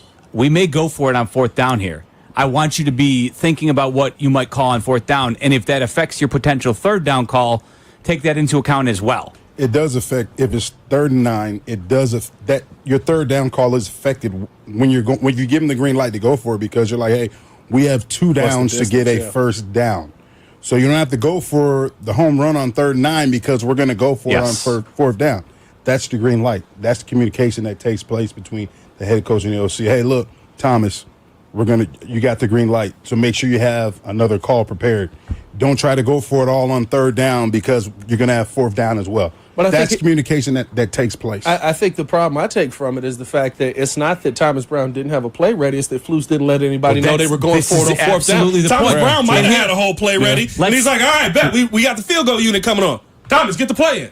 Thomas, get the play in. No, I think that is what I'm trying to draw out here for those who haven't thought it through here, is that and I believe, if I'm not mistaken, if I'm remembering this now, I think Daryl Johnston actually commented on, he was wondering if either the crowd or the offense on the field was influencing Matt Eberflus's decision, which yes. The crowd was excited when they went. The crowd was like, go for it. Well, when Kairos went out there, they booed, and when Kairos came off, they started cheering. And here's the thing: I don't know if that's what took place, but that is not what I want from my head coach. Right? That's what the crowd did. You know what I'm saying? Yeah, I got this is a problem. And for all the reasons we've laid out, if you're considering going for it on 4th down, maybe you don't have to commit to it, but at the very least, be like, hey, Thomas, let's think about 4th down's a possibility here. So if you want to, play something short of the sticks on 3rd, so that we can pick up some yardage, 4th down is a possibility and in play. But it was clearly not, as he said, communicated to his offensive coordinator, which ultimately derailed the entire play before you even got there. Yeah, and that's, like you said, it's a microcosm of who Matt Eberflus has been. It's the bigger picture of this. Like I said the last segment, he's at this point. You talk about the losses he's had. Even the players are talking about. DJ Moore today, he's like, we're losing in the most unusual manners. Finding ways. Well, let's talk about it. You lost on a tip Hail Mary for a touchdown. You lost on a blocked field goal. Yep. Defense collapses in overtime, and then you lose, and then you only score 3 points against. No, what was the Arizona Cardinals score? What was that score? 29-3. Was that it? 29-6. I don't know. Something like that. It was a good old fashioned. Yeah, you didn't score a touchdown that game. Yeah. And then the Patriots. What was that score? 19-3. 19-13. There you go. 19. There it is. That's the one I'm talking about. 19-3. Was it that bad? They've all run together. So the Patriots was 19-3. 19-3. The Cardinals was 29-9. Yeah. Yes. And 4 field goals in 2 weeks. A Hail Mary. What else? Packers blocked field goal. Speed option on the goal line. Speed option against the Colts. And then today you come back. You come back. You've got the momentum, and you still yet find a way in overtime to choke it away. Yes, they've been impossible. It feels like they're finding new ways each and every week to just crush Bears fans' hopes and dreams of having a competent, working franchise. It's a disaster. And oh, by the way, now you get to go on national TV to start everybody's Thanksgiving Day. I don't know how they're going to find a way to muster an effort, because this is going to be rough on the road. They have plenty of effort, I think. I think offensively they're bought into what Thomas Brown is doing. I like that. I think defensively, we got good defensive players on this team. You're struggling. It's not going to matter. Effort don't win games. Fried turkey or smoked turkey? Talking about Thanksgiving. Fried turkey or smoked turkey? The Bears are going to be the Jets. My preference is fried. By the way, you were on the sidelines, so you didn't see this. I don't know. You may have caught it, Pat. Did you see how the Commanders lost today? Yes, I did. I didn't. Yes, I did. I watched it. It was hilarious. As a Bears fan, it was like payback. The Cowboys were doing everything they could to give Washington the opportunity to potentially come back and send their game to overtime. However, it came down to a Hail Mary. And the Cowboys defended the Hail Mary the way you should. Of course. He also threw it like 15 yards short this time instead of by the goal line. Why? Because the Cowboys didn't give up the extra yardage. Because the play prior, the Cowboys were in coverage that forced the Commanders to pick up a 4-yard out instead of a 15-yard out. Anyway, I digress. Just so many reminders. Like, you got to go through the laws, and you got to be reminded of it by other teams. It's insane. Let's try Adam, who's in River Grove. Adam was good. You're on the Post. Adam. Hi. Hey, what's going on, Adam? Yeah, hi. How are you? Good. We're hanging in there, Adam. Yes. So I have 2 questions for you. Fire away. Number one, do you believe that Matt Eberflus, after today's game, even though he played good today, and the team played good today, but there were some bad calls today, do you think Matt Eberflus will be fired? And number two is, there were some rumors on I forgot who was, I think Bill something, and he said the dark horse candidate is Josh McCown, the old Bears QB. If he decides to be the next coach of the Chicago Bears, do you think he will be a good coach? All right, thanks, Adam. Thanks, Adam. As far as Joshy football goes, it might make Sylvia excited. I would rather you go get a real head coach. I'm tired of you playing the small game. I don't know. Yeah, I mean, but 1 year as the OC in Minnesota, he was on the other sidelines today. Yeah, he was. He's a great guy, but I don't know if I never had him as a teammate. I know a lot of guys who had him as a teammate. They rave about him. Obviously, he's a guy that knows a lot of football. But the experiments, but you know what I mean. Exactly. It's tough, I think the truth is here's the reality. A head coach in the NFL who has never been a head coach, you never know exactly what you're going to get. Yeah. You hope that you're making an informed decision, but the reality is, for all the guys who you're excited about, who are these wunderkinds, there's a lot of them that flame out very quickly. Yeah. And there's also occasionally the guys like Sean McVay, Kyle Shanahan, who turn into the next great head coaches. Yeah. But until they actually get a crack at it, I don't think you really know how good they're going to be, because they don't have it. Again, being a coordinator is a vastly different job than being an overseeing as the head coach of a football team. So that's why I will say, if you have the opportunity to hire a former head coach who's got a proven track record of winning, you at least can say, you can point to something and say, I think they can come in and lead our program. That's why someone like Mike Vrabel is appealing to me at the very least. That's what I was going to say. Who's out there? Mike Vrabel screams out to me because, here's the thing. What was the one thing that held Mike Vrabel back from winning more? He didn't have Ryan quarterback. Tannehill. Well, the thing that Ryan Tannehill's best season, and listen, you made two decisions. One, your decision was we need to do the best we can to protect Ryan Tannehill. Number two was we know Nate Davis can't do that job. And the thing about Mike Vrabel that I like is, to understand how to win, you've got to see what winning looks like. Yeah. He was a part of that Patriots organization, which he saw a great head coach win championships. He was a part of that. He understands what winning looks like. He knows what it looks like to be at a championship level.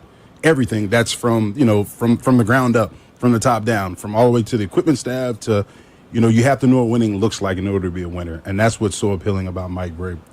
As far as his other question goes, do we think Flus will be fired? Here's the one. Not tomorrow. I would say not tomorrow. No. But here's the one scenario where, and this is the last.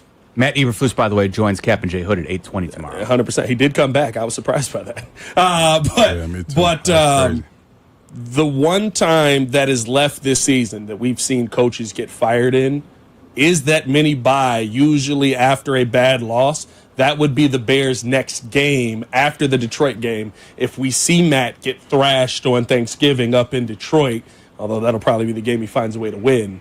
Mm-hmm. No, Could we see Matt Eberflus be fired after that? That's the one thing that I do wonder about. Losing, if you lose all 3 division games, I think there's a chance you got to have that conversation then.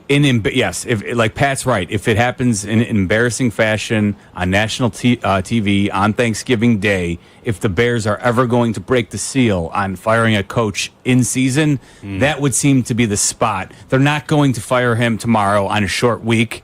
But if again, another embarrassing loss, if it's going to happen this year, that would seem to be the spot where you'd be like, that makes the most sense from an organizational standpoint. And what it does, right, is, listen, I don't know if it's the ideal situation, but you've now seen 2 weeks of Thomas Brown looking like he's got a strong command and looking like everybody's buying in around him on the offensive side. I would assume he's probably your likely candidate for interim head coach right now, seeing as how he's been an assistant head coach. He's had that time. Do you want to take a little bit of time from, you still have 1, 2, 3, 4, 5 games left on the season to see, okay, what is this guy as a head coach? Not to say that you're going to get the full understanding of it, but at least you kind of get that chance during the season to see what is your operation day in, day out as a head coach. Absolutely. Versus Matt Eberflus, who we know his operation doesn't lead to wins. Yeah, no, it's a great point. And don't forget, Thomas Brown has had interviewing opportunities as a head coaching candidate in the past, so it's not like it would be completely out of left field. So it's an interesting thought. We will see what happens on Thursday. That would be critical, and we'll see if the Bears have any appetite to actually make a decision like that, something they've never done in their franchise history before that. 312-332-3776, hanging out with you until 8 o'clock. Jason McKee, Pat the Designer, Jeff Meller on the Post-Game Show. The warmth of the holidays. The chill of Chicago sports. Draft a quarterback and the lineman to protect him. It's the Waddle and Sylvie Holiday Parody Song Contest presented by Dave & Buster's. There's been no shortage of dysfunction and futility on the local sports scene. Now you just need to combine your creative angst with seasonal joy. And unlike your favorite teams, you really could win. Go to ESPNChicagoContest.com for the rules and to enter. Deadline for entries is December 6th. The Waddle and Sylvie Holiday Parody Song Contest presented by Dave & Buster's. Brought to you in part by Steinhoffels, Jewel Osco, and Country Thunder. And make your plans now to attend the Holiday Parody Contest finale at Dave & Buster's in Schaumburg, December 20th. Bears fans, it's Pat the Designer. Listen up. Miller Lite and me are on the hunt for the ultimate Bears fan cave. The coolest cave is winning a trip to Lambeau for the Bears game and tailgating in style at the Tundra Trio. You think you have a cool cave? Well, then write this down. MillerLiteFanCave.com. That's MillerLiteFanCave.com. Show off your Bears cave, and I might swing by to feature your setup, of course, with Miller Lite in hand and some sweet swag to add to your cave. Enter at MillerLiteFanCave.com, the official beer of the Chicago Bears. White Sox fans, are you gearing up for the holiday season? We have you covered with a White Sox Holiday Flex Pack. Get 6 vouchers starting at only $66 or upgrade to 10 vouchers for only $89. Both packs are redeemable for more than 50 games throughout the 2025 season. Exclusions apply. To learn more and to purchase, visit whitesox.com/holidaypacks. Teachers are diverse, skilled leaders, innovating to prepare students for our fast-changing world. Teaching shapes lives. Are you ready? Explore teaching at teach.org, supported by the U.S. Department of Education and 1 million teachers of color. What would you do with $1 million? Hard Rock Casino Northern Indiana wants to give you the chance to find out in our $1 million giveaway. Earn July 1st through December 27th. Then join us each Friday for your chance to win a grand finale spot for a 1 in 500 chance to be the guaranteed winner of $1 million. The $1 million giveaway, exclusively at Hard Rock Casino Northern Indiana. Must be 21. See Players Club for complete details. Gambling problem? Call 1-800-9-WITH-IT. Hey man, what are you eating? Fry the Coop. Wait, what is it? Fry the Coop. What's it called? It's called Fry the Coop, dude. They make the best chicken sandwich this side of the Mississippi. You haven't tried it? So they sell chicken? Are you even listening? Yes, it's Fry the Coop. They sell chicken and happiness. It's thebomb.com, as the kids say. They're up in Lincoln Park, Oak Lawn, Elmhurst, Tinley Park, Westtown, Portage Park, and Darien, and Prospect Heights. It's the best chicken sandwiches you will ever have, period. Just Google it. Fry the Coop. Get in the zone, AutoZone. Welcome to AutoZone. What are you working on today? My check engine light's on? That could hurt your gas mileage. The AutoZone free Fix Finder service can help find the fix for free. Get in the zone. This whole report for free?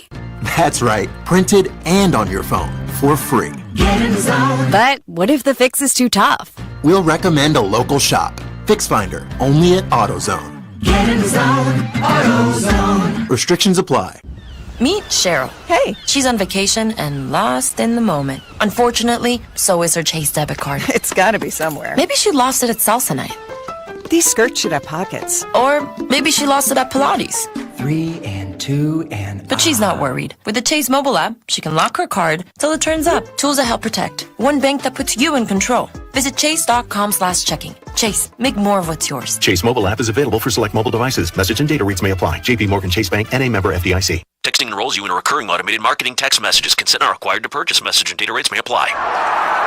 The team's looking good this season. I think so. Man, I miss playing football. Being young with unlimited energy to burn. Ever since I turned 40, I just can't find that fire I used to have. Think it could be lower testosterone? What do you mean? All guys lose their edge when they turn 40. The body has less testosterone. That's why I take Nugenix Total T. I've heard about Nugenix. That really works? Since I started taking Nugenix, I'm lifting like when we played for Coach Carter. I feel more energized at work. It's even spiced up things between me and the missus. Are they still giving out complimentary bottles for people to try? Yep, send a text. It's that easy. Text HATCH to 42424 right now for your complimentary bottle of Nugenix Total T. It's the #1 selling testosterone boosting brand at GNC and Walmart. Do it now and they'll also send you a bottle of Nugenix Thermo X, their newest, most powerful fat burner ever, absolutely free. Text HATCH to 42424. That's HATCH to 42424. These statements have not been evaluated by the FDA. This product is not intended to diagnose, treat, cure, or prevent any disease.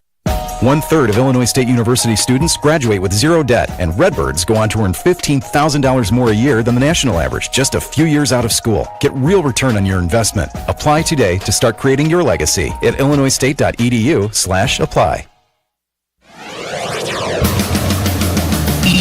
ESPN Chicago. First and goal at the 1. Caleb awaiting the snap. Takes. Here comes late pressure.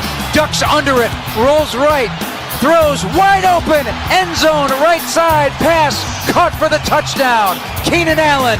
Touchdown Bears. Now for 2.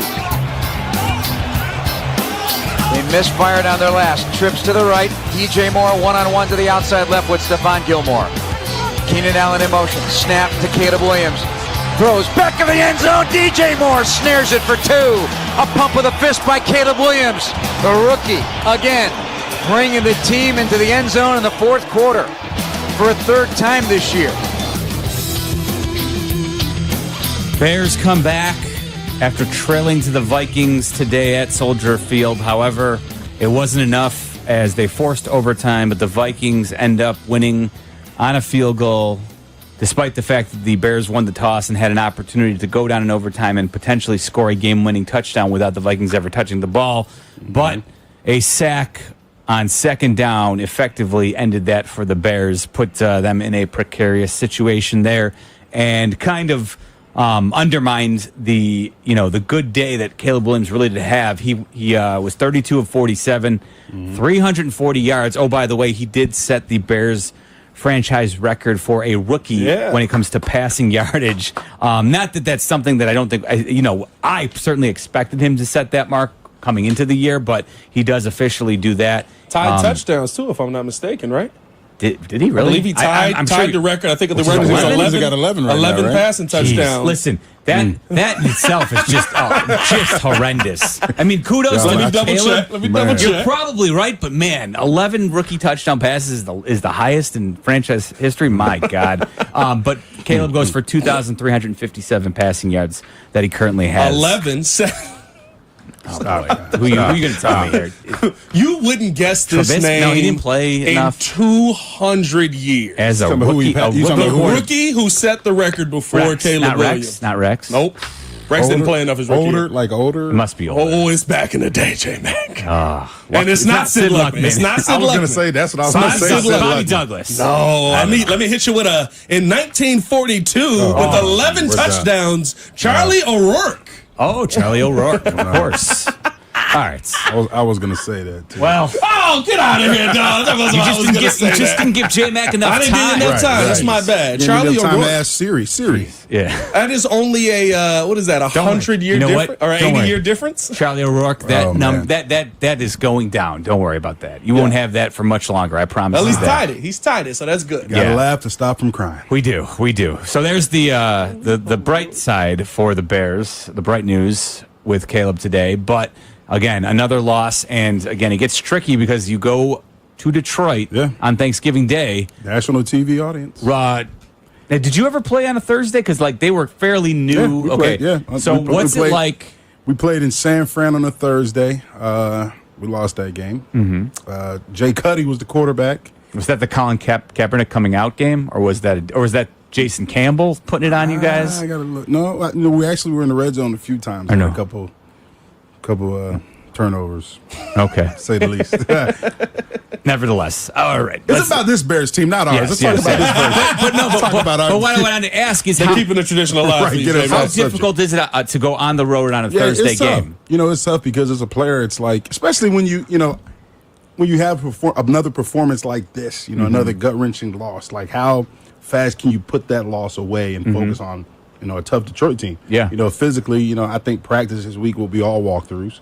Guys will have to come in tomorrow. Usually they have a day off. Usually they come in and watch film on Monday. They'll get a lift in.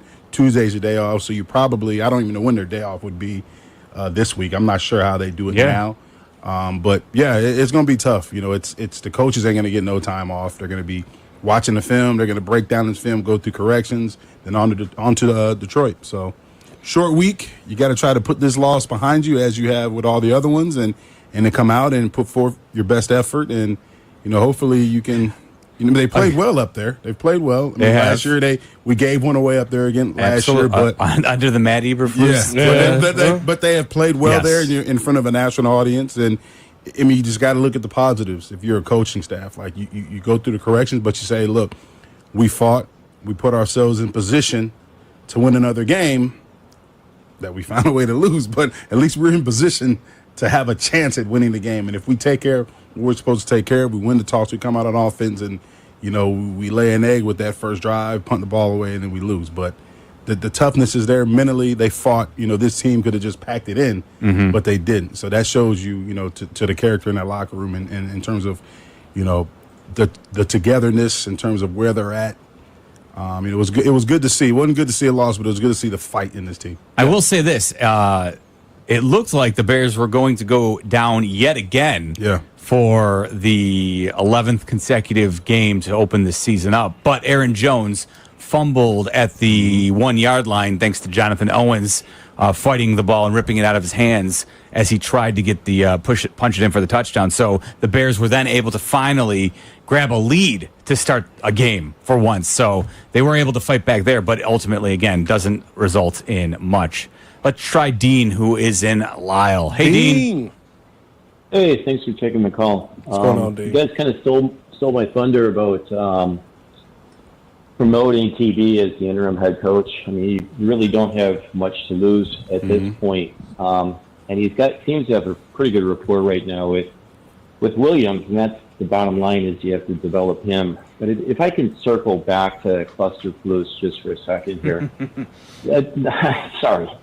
That 4th and 3 and bringing the clown show out with a field goal unit and then running the play clock down, not having the opportunity to call the timeout or anything and still running it out 3 yards and he runs it out for 2 yards. Yeah. Absolutely ridiculous.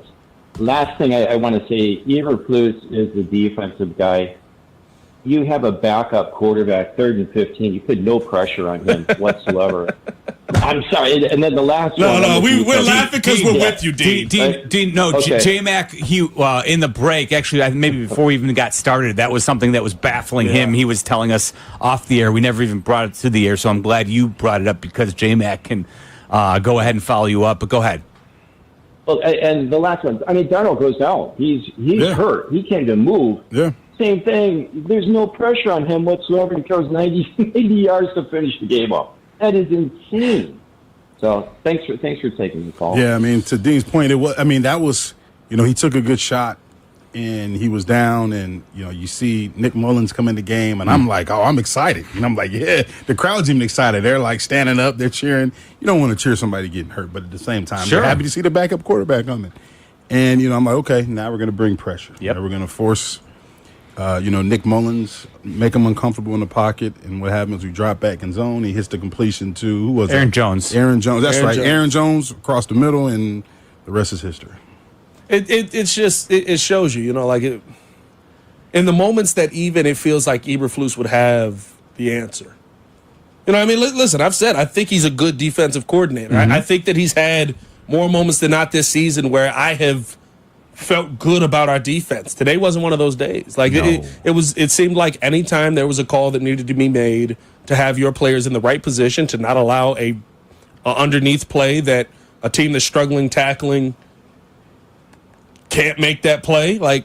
You are calling a play that's making it even easier for the Vikings to go out there and get a fourth down. I think about in the overtime, the calls that we saw. Yeah, I'm trying to make sure that Justin Jefferson doesn't cook us, but I'm letting T.J. Hockenson do whatever the heck he wants underneath because I'm trying to play back on that. Those are the things where I get the most concerned about the guy you have at head coach, because even in the moments where I'm like, okay, this is your strength, this is what you do, you know the answer in this moment, you got the test, you know the answers, he still puts down the wrong answer, and that's why I said, listen, those are guys that end up being generational losers.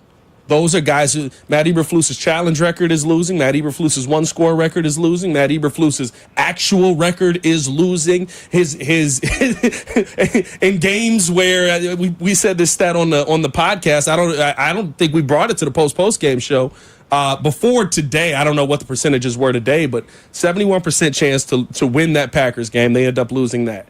There were 5 other games with a 90+% chance to win the game. He loses all 5 of those. The chance of him doing that, I think DraftKings tweeted this out, was 1 in 68 million. You have a better chance of winning the Illinois lottery than Flus has of winning one of those games. Like that's somebody who it's more than just the calls on the field, just the things you're doing. It's who you are at this point, and that's to me why you really got to get him out of the building.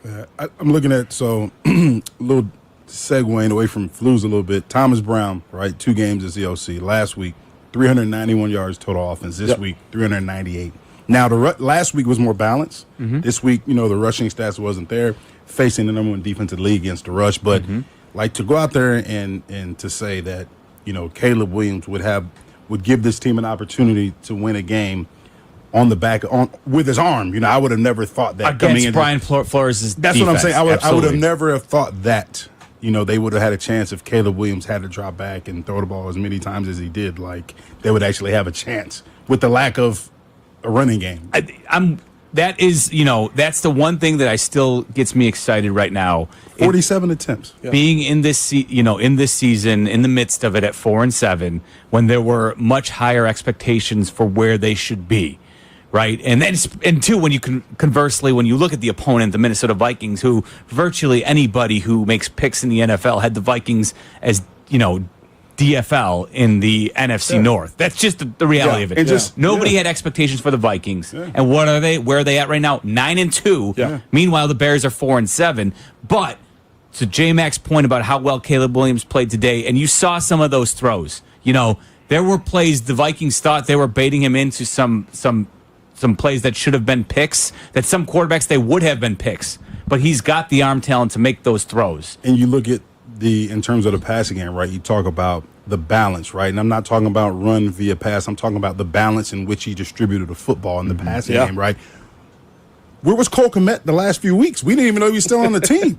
But you look at the targets today. Cole had 10 targets. Rome had 10 targets. Keenan had 15 targets. DJ had 7 targets. Like, the distribution in the passing game. Like, it's and now let's not get it twisted. Thomas Brown has had the reins of this offense for 2 weeks. It's still Shane Waldron's offense, but the way it's being called, it's Thomas Brown. Like, what I'm saying? That's a testament to him going up against a tough defense. And J-Mac, I'll say this, even in a losing effort, what's the way to beat the Vikings? They're one of the worst teams in the NFL against the pass. But here's like seeing an offensive coordinator go, hey, so I don't know if y'all see this. They can't stop the pass. Guess what we're going to do today? We're going to find the matchup consistently that we have the advantage on, which a lot today was Keenan Allen because they kept putting the third guy on him. If he catches a few more of those passes, I feel a little bit better about the day. But solid day for Keenan Allen. But here's the thing. You chose to attack that all day. I love that. We're talking about the pass, but let's go even further. Let's dissect this offense even more, right? The thing that we talked about the first few weeks of the season was the protection. We're not good in pass protection. 3 sacks today. Right, one of them in overtime was on Caleb for holding the ball too long. He admitted that. So realistically, I got to go back and watch all the film. But you realistically give up 2 sacks to a defense that's been getting after the quarterback. Braxton Jones did get He got bullied on one. Yeah. He got absolutely destroyed. Bernard slipped in. And, you say you give up 3 sacks to a tough Minnesota defense. Like, that's another testament to Thomas Brown, him and Coach Morgan putting together an adequate game plan. Yeah, it's crazy. It's uncanny. I don't know, how close our listeners take in all the Bears press conferences we watch and hear and attend, all of them all throughout the week. So we're intimately familiar with a lot of these Bears coaching staff members. I don't know how closely people have been listening, but if you close your eyes, Thomas Brown does sound like a young Mike Tomlin. There's no doubt about it. Don't do that, There's Jeff. only one, Jeff. Don't do that, Jeff. There's only one. There's only So one. wait. There's only one. He looks a little bit like Mike Tomlin, so we want him to be Mike Tomlin. The best Mike Tomlinism this week was when they asked him about Antonio Brown. Did you guys see that? He walked off. He walked off. But you see how big his eyes got? He was like, I love Mike Tomlin. No. I love him. But wait. Will you disagree with me? He doesn't sound like a young. I don't think I'm not saying he is Mike Tomlin. I don't think I'm saying he's got the confidence at the mic, and you can just from all the years we've watched Mike Tomlin, he commands a room. He's got the confidence because he knows the game. Yes, you know what I'm saying. Sure. Like it's not a fabricated confidence. That's the difference. He's not up there like BS you because he knows the game. Yes. The one thing that I took away from the press conference that I've been saying, and Pat knows this, I've said it 1,000 times on our podcast. I've said it 1,000 times on the show. Podcast Monday through Friday. Thank you. I've said it 1,000 times, right? And this is the problem that we've had. It goes back to last year. It goes back to last year with Getsy, right? Yeah. We talk about it, right? You're the offensive coordinator. Just because it's your scheme, right? It's your offense. If it doesn't fit your quarterback, you have to be able to adjust. Yes. Yeah. And what did Thomas Brown say this week? This is the first time in a long time that I've heard a Bears coordinator say this. They asked him the question, hey, what do you think about this offense? Hey, I'm not playing. So I have to make this offense geared toward my players. Towards their skill set, to what they do well. Thank you. That's coaching. Yeah. That's coaching. And you see, sounds like something Mike Tomlin would say. That's coaching. Listen, I'll say this. I'm not going to say he sounds like Tomlin. What I will say is this. He sounds like a guy that is a leader. Sounds like he knows what he's doing. He sounds like a guy. He sounds like a head coach. He sounds like a leader of men. He sounds like an offensive coordinator to me. He sounds like somebody you want in your building, which is going to be tough if you move on from Flus because you're going to have to make a very difficult decision. It sounds like to me like a guy who just doesn't have a manual of offense. And this is somebody else's offense. Yeah. Let me run this despite what the skill set is of my players. I don't know how to make adjustments because this is all I know. Yeah. No. That's not coaching. Of course. That is a fired up Jason McKee. I got a fired up Pet the Designer. I'm Jeff Meller, this post-game show, talking about another Bears loss. This one to the Minnesota Vikings at Soldier Field. We're taking your calls, hanging out till 8 o'clock. 312-332-3776 right here on your home of the Chicago Bears, ESPN 1000. This is the new home of the Bears. Hear head coach Matt Eberflus exclusive on Cap and J Hood tomorrow morning at 8:20 on the new home of the Bears, ESPN Chicago. This is Jeff Joniak here to tell you about Ego Power Plus. Ego is the #1 rated brand in cordless outdoor power. Take it from me. I love the 22-inch Select Cut self-propelled lawn mower. It cuts my lawn in a single charge. Ego delivers the power and performance of gas, but without the noise, fuss, or fumes. Ego's patented 56-volt arc lithium battery technology is the heart and soul of the system and what powers game-changing torque needed for demanding jobs. Learn more at egopowerplus.com. Ego Power beyond belief. At Busey Wealth Management, we're proud to partner with individuals, families, and foundations, ensuring possibilities become achievements. From preserving and enhancing your assets to securing your legacy for future generations, we're focused on your success. Busey Bank, building business, growing wealth since 1868. Proud to be the official bank of the Fighting Illini. Member FDIC. Ooh, we got a question. Brian W. asks, it's the holiday season and I'm looking for deals. Is Xfinity having a Black Friday sale? Well, Brian, our best deals of the year are here. Get iPhone 16 Pro on us. Just ask us how. Plus, you can also get fast, reliable Xfinity Internet with a line of Xfinity Mobile Unlimited for a great low price. So don't wait. Bring home a new iPhone 16 Pro built for Apple Intelligence. And connect to reliable 5G and Wi-Fi speeds up to a gig on Xfinity Mobile. That's a big deal. More like a gig deal. Now through December 3rd, ask how to get the new iPhone 16 Pro on us with an unlimited Plus line. Plus, get 300 megabit Xfinity internet and an unlimited mobile line together for only $35 a month for 12 months with no annual contract. Go to Xfinity.com/Black Friday sale to learn more. Restrictions apply. Requires paperless billing and auto pays to your bank account. Equipment, taxes, and fees extra. After promo, regular rates apply. Xfinity Mobile requires Xfinity internet. Gig speeds available via hotspots to Xfinity Mobile customers only. Reduced speeds after use and monthly data included with your data option. Actual internet speeds and data thresholds may vary. Need health insurance? It's open enrollment for the Get Covered Illinois Marketplace. Our Get Covered Illinois navigators will help you enroll in a quality health plan, and you could qualify for financial help. 4 out of 5 customers can find a plan for $10 or less per month with financial help.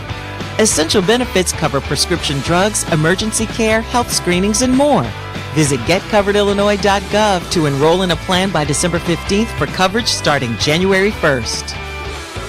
It's been said you can pick your friends. And now you can also pick your whiskey based on your favorite ESPN Chicago shows. Hey, it's Black and Abdallah. Join us for a live show on December the 12th. View Whiskey invites you to Binny's in Lincoln Park for our annual barrel pick competition. All your favorite shows are going head-to-head with whiskey barrels they hand-selected. And now you must decide whose is the chosen few. Our fates are in your hands. Tune in or we'll see you live at Binny's Tasting Room in Lincoln Park. Thursday, December 12th from 7 to 9 p.m. Brought to you by Few Whiskey. Please drink responsibly. Paul's new drone startup just lost its most genius computer scientist. We just lost our best genius to some new genius who's got a genius new idea. I'm going to have to find a new genius, or 2 half geniuses, and fast. He needs a computer scientist that can keep his startup from falling down. I need Indeed. Indeed you do. When you sponsor a job on Indeed, it's easier for talented candidates to find it, which makes it easier for you to hire them. Visit Indeed.com/credit and get $75 towards your first sponsored job. Terms and conditions apply. We expect our information in real time. US Med carries continuous glucose monitors, which provide real-time readings of blood glucose levels. US Med is an approved provider for Medicare and over 500 private insurers. So call 888-665-0696 today for a free insurance and Medicare benefits check as easy as... That's 888-665-0696. Advantage Toyota of River Oaks has all the new Toyota vehicles you've been looking for. If you're not driving home in your new Toyota in less than 60 minutes, they'll make your first car payment. Every new Toyota comes with the Advantage Plus program. Restrictions apply. See dealer for details or visit AdvantageToyotaRiverOaks.com. Do you have trouble getting in and out of the bathtub? Are you afraid you'll slip and fall entering or exiting a tub? Safe Step walk-in tubs can transform your bathtub from an area of concern to a calming refuge. Call them today at 1-800-731-4558 and save $1,600. Safe Step walk-in tubs and showers are proudly made in Tennessee and offer an ultra-low step-in, avoiding that difficult climb over a traditional bathtub wall. They also offer a variety of therapeutic benefits that may help soothe your aching muscles and joints, increasing your mobility, boosting your energy, and improving your sleep. Safe Step walk-in tubs are designed to easily fit your existing tub space and are often installed in as little as one day. Just dial 1-800-731-4558 today to save $1,600 and receive a free shower package. That's 1-800-731-4558 for a free no-obligation consultation and to save $1,600. Safe Step walk-in tubs. Safety never felt so good. This is ESPN Chicago, WNVP, WTBC, HD2 Chicago, a Good Karma Brands radio station. Postgame continues now on the new home of the Bears, ESPN Chicago. Here are your hosts, Jason McKee, Jeff Meller, and Pat the Designer. Bears fall to the Vikings at Soldier Field in overtime, 30-25. Bears are now 4-7. Minnesota Vikings are 9-2. And I don't know if it even matters, but the day only got worse because The Detroit Lions won themselves their 9th game in a row. They're now 10-1. Oh, look at them. Atop the NFC North. They beat the Colts. 10-1, man. I never thought I would see the day that Detroit's 10-1, Jeff. Sorry. I didn't No, interrupt listen, you. I think a lot of people Like feel when that way. we played them, like it was a time to where like we would look at the schedule as players, and we see Detroit, and we'd be excited. 'Cause Absolutely. we'd be excited when we were playing here. We'd be upset when we were going to Detroit because back then it wasn't like they rebuilt Detroit, and we'd be like, man, like back then, they'd be like, I'm not leaving my hotel room or the room service in the movie. They were 0-16 one year. Yeah. They were 0-16. Rod Marinelli, absolutely. 0-16. Hey, Like, J-Mac. Detroit's coming to town. It's like a bye week. Hey, J-Mac, now that's us. You never answer my question: fried turkey or smoked turkey? I'm a smoke guy. I'm not gonna lie. I love a good smoked Sorry, turkey. Jeff. I interrupted you. No, man. listen, but the day got worse. The Detroit Lions beat the Indianapolis Colts. They're now 10-1. The Lions are. And the Packers just put it on the Brock Purdy-less 49ers today. The Packers are now 8-3. Josh Jacobs scored 3 touchdowns. I will say, I get back to boy, oh boy. I know I can't stand it. I know I was texting with you during free agency. Man, I wanted Josh Jacobs bad. J-Mac. Yes. I know DeAndre Swift's been solid. It was close. But man, oh man, don't even tell me it was close. We got the same agent. You know, shout out to my agent, Chad Wiesling. He has Josh Jacobs, and you know, there was some interest. Oh, yeah, Obviously, we did, it didn't work. It didn't we work. did report that on the podcast. I forgot Wrong about that. No, I know. J-Mac wrong was breaking NFC that, North yeah. team, unfortunately. J-Mac breaking the team that breaking we stories. hate. Nevertheless, so the Bears are now 4-7 in dead last in the Story NFC broke me. North. It broke me when it came out. But yeah, because I wanted Josh Jacobs, but he's doing his thing in Lambeau now. He had 3 touchdowns and over 100 yards, and again, the Packers beat the 49ers. And so everybody in the NFC North wins except for the Bears these days, who have now lost 5 in a row.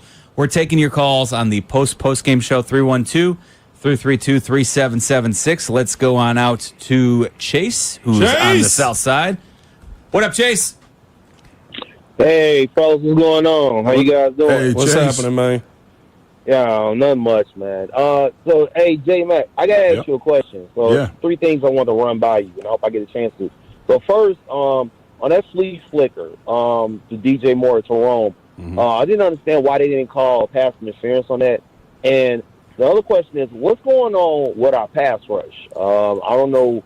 We're not getting no pressure at all with our front 4. There's no disruption at all. Then another thing is, on that play where Caleb got sacked, I need to know, did you see, was it where receivers weren't getting open, or what happened to that play where Caleb got sacked? It just seemed like I don't know if there was a route concept, but they was running deep, or Caleb wasn't seeing it. I just need to run those 3 things by you if I get a chance to. And you guys have a happy Real quick, holiday. Chase. He's the one in overtime. You're talking about, right? The sack in overtime? You're not talking about the one in overtime.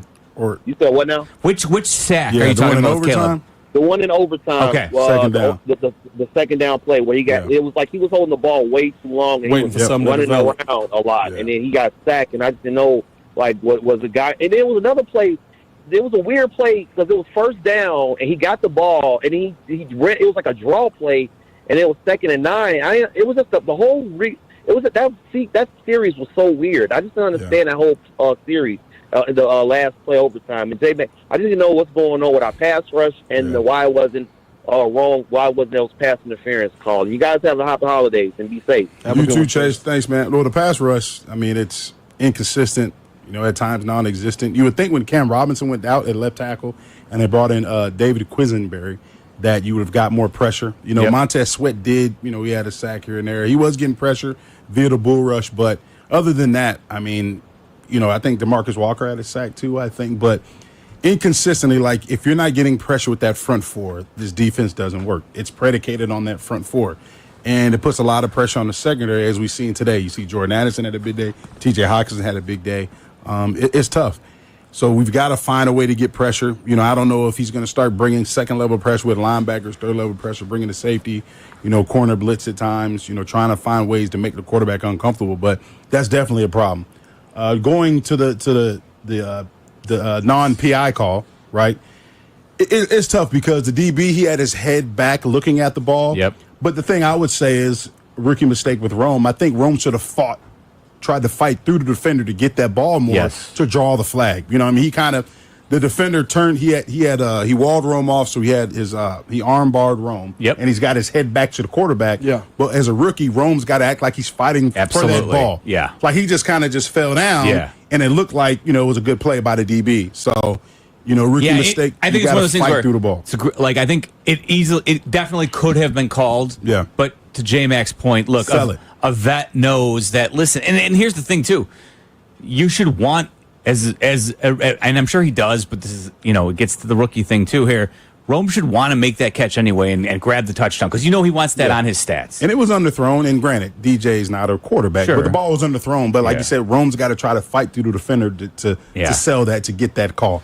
So rather attack the ball, rather than letting it fall into your breadbasket. Yeah, exactly. I mean, listen, I did think that one was clear PI, but what they said on the TV broadcast was because he gets his head around. He got his head around. Yeah. It makes it, and it wasn't clear PI because because the defender he didn't extend his arm. Yeah, he used his arm to feel where Rome was and got his head back. You know what I'm saying? That's great technique by the defensive back on that play. Now it's bad for Rome because at the end of the day, like we talk about, if you bring your arms up, but they got to call. We talk about fighting for the ball, right? So what if that ball is underthrown? So there's a chance that it could be intercepted. So you got to become the defender now and try to bat that ball down if it's underthrown. You know what I mean? So as a rookie, he's got to fight through the defender to try to make a play on the ball to draw that that PI call. One play we have not discussed yet, because of all the other stuff that's going on here, but I know you're going to have some thoughts on this. This was frustrating as hell.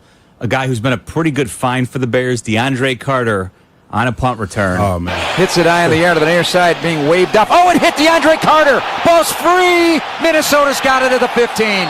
It kicked back and hit DeAndre Carter. He was waving everybody off, and the Vikings come up with it. I saw your reports come across the socials. Yeah. What were you saying? Fried turkey. No, but that's what that. So here's the thing, right? Because you were on the sidelines, so what did you observe? I actually talked about that play, after, Jeff made the call. I talked about it. So, you're calling poison or whatever call you use to tell everybody to get away from the ball. You're calling it, but you're also waving your arms, right? But at the same time, when doing that, he made a good choice of calling poison or whatever word they use to tell everybody to get away from the ball. But while you're doing it, you have to move away from the ball yourself because that ball's bouncing around. Now, not only is that ball bouncing around, they will try to push you into the ball and then recover it. Yeah. So DeAndre has been a great returner. Obviously, he came back and had a great return and made up for it. But that's just, that's just it's you can't even say it's a common mistake. That's just you got to know that as a returner. Absolutely. Critical situation, you can't make that mistake. Then you give him the ball right there, and that was a touchdown. Yeah, it's a huge play. Big if you mistake don't do by that, DeAndre. the Bears may not have needed. The Bears may have been able to take care of business. They may not have needed overtime to try and win that game if they don't have that turnover in that spot on the field. That was a huge play. That was a turning point play. It was the play that kind of made you, until you have the wild finish to the game that you have with the onside kick and stuff like that. It's the play that you felt definitely puts you in a losing situation, that turned things over for you. It takes a similar play of you getting the onside kick off of Hawkinson's leg to put you back in a position to kind of even things out. But like that's one where, again, losing teams find ways to lose. Yep. Mm-hmm. You know what I mean? That's what that felt like. It was just like you did everything right on that play, and the ball bounces directly into It's like it's you look at as a player, you never know what play is going to determine the outcome of a game. And I'm not saying that play in particular, but that also led to the outcome. It contributed to it. Yep. You know what I mean? So things you take for granted, you're at practice, poison, everybody's getting away. Yeah. You know what I mean? But you're not moving back away from the ball. Like, those are the little things that come back to haunt you in a game setting, and it did. Yep. No doubt about it. So, frustrating as hell. Fried turkey. Oh boy. Let's go to Mike. Oh, was it? You mentioned the onside kick. The Bears, again, recover the first onside kick in the NFL this season. Was it bad that my first thought was, sure enough, Kairos Santos can't even kick the ball 10 yards in an onside kick? Y'all going to leave my man Kairos alone, man. Leave Kairos alone. We'll leave him alone. Let's try Mike, who's in Ogilvy. What's going on, Mike? What's going on, Mike? Hey, guys. How are you doing? Great listening to you guys. Thanks, man. I had a quick question for you.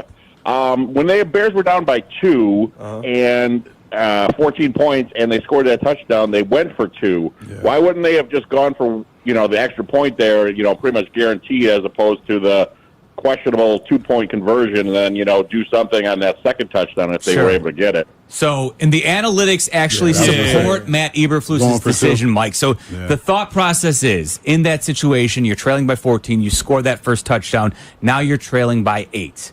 If you go for 2, you give yourself the opportunity. If you convert it, you've increased your win probability. That's what it is. It's a play for increasing your win probability, because if you convert and then you score the same touchdown that you're going to have to score no matter what to ultimately tie up the game, well, if you convert that 2-point conversion on that first touchdown, then you score the ensuing touchdown to get you the 2 touchdowns you needed, well, then you're just kicking the extra point for a potential go-ahead there. Yeah. However, you also still allow yourself the opportunity, like they did, failing to convert the 2-point conversion. You've still got a chance to tie the game when you score that second touchdown. No matter what, when you're like under whatever it is, 10 minutes, I don't know the exact number, what point on the clock in the fourth quarter it is, but whenever it is, at that moment, you're giving yourself more opportunities to potentially increase your win probability. And that was the play for it, Mike. That's why they did it.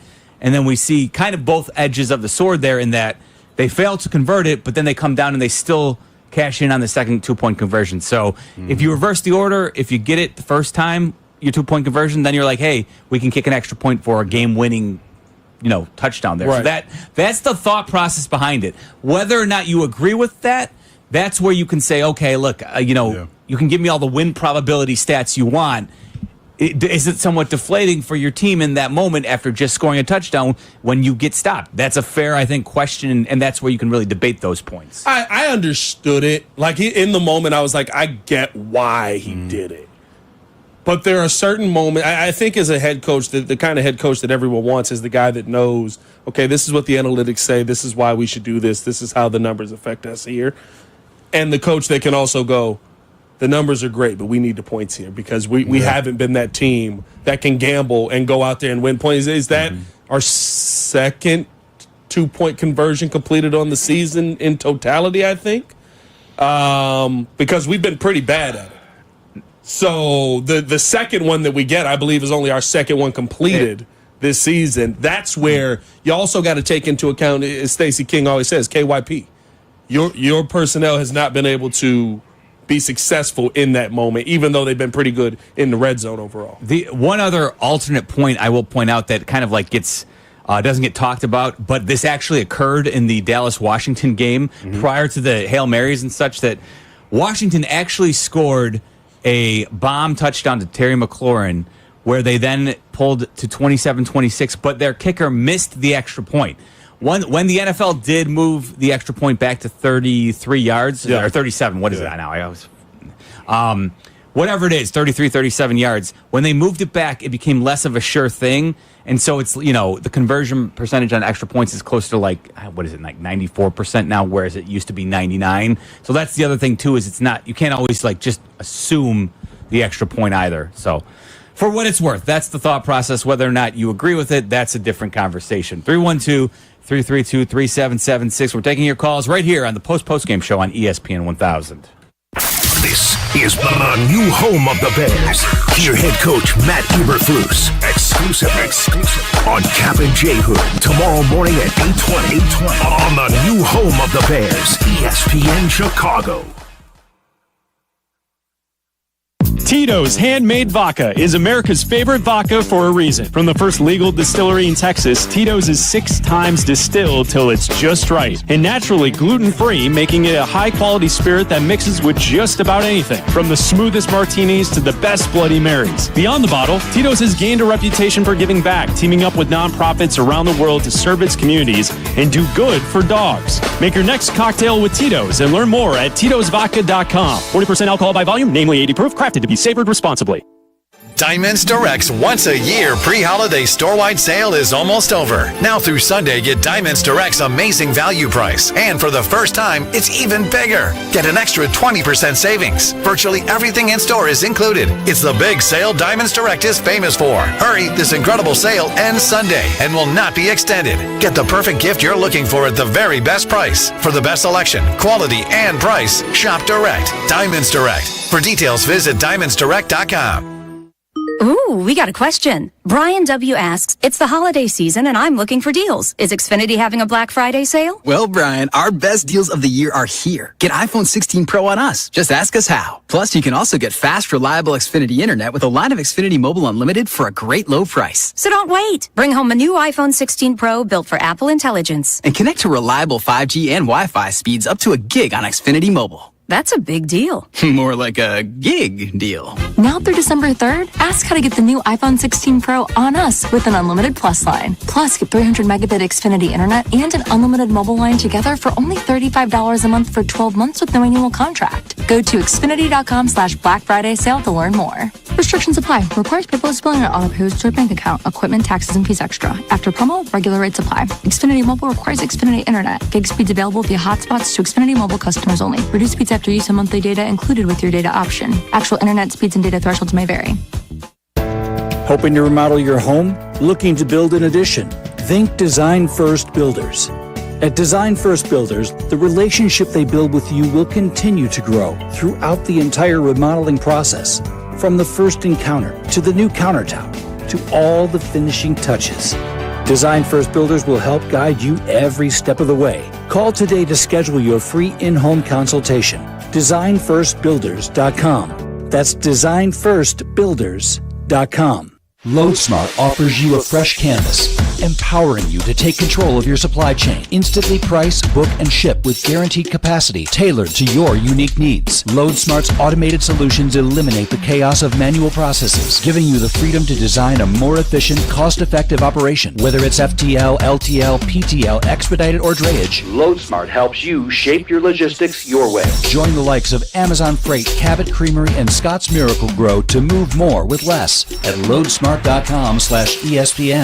You're busy enough this season without having to get up on a ladder to clean out your gutters. Whether you're tired of unclogging gutters or don't even know what your gutters look like, it's time for a permanent solution you can depend on with Leaf Filter. For Black Friday, don't miss your last chance to save up to 35% off when you protect your gutters during Leaf Filter's most anticipated sale of the year at leaffilter.com/football. Clogged gutters aren't just a nuisance. They can cause extensive problems like flooding, roof damage, rotting siding, foundation issues, and more. Leaf Filter uses award-winning patented technology to keep out everything but water. Call today to schedule your free gutter inspection and get a no-obligation free estimate. And don't miss out on your last chance of the year to save up to 35% off when you protect your gutters with Leaf Filter, America's #1 gutter protection system. Schedule your free inspection at leaffilter.com/football. That's their lowest price of the year, up to 35% off at leaffilter.com/football. See representative for warranty details. Illinois State University's hometown of Bloomington-Normal consistently ranks among the top college towns in the country for affordability and safety. Come see why students and parents alike love Illinois State. Schedule a visit today at illinoisstate.edu/visit.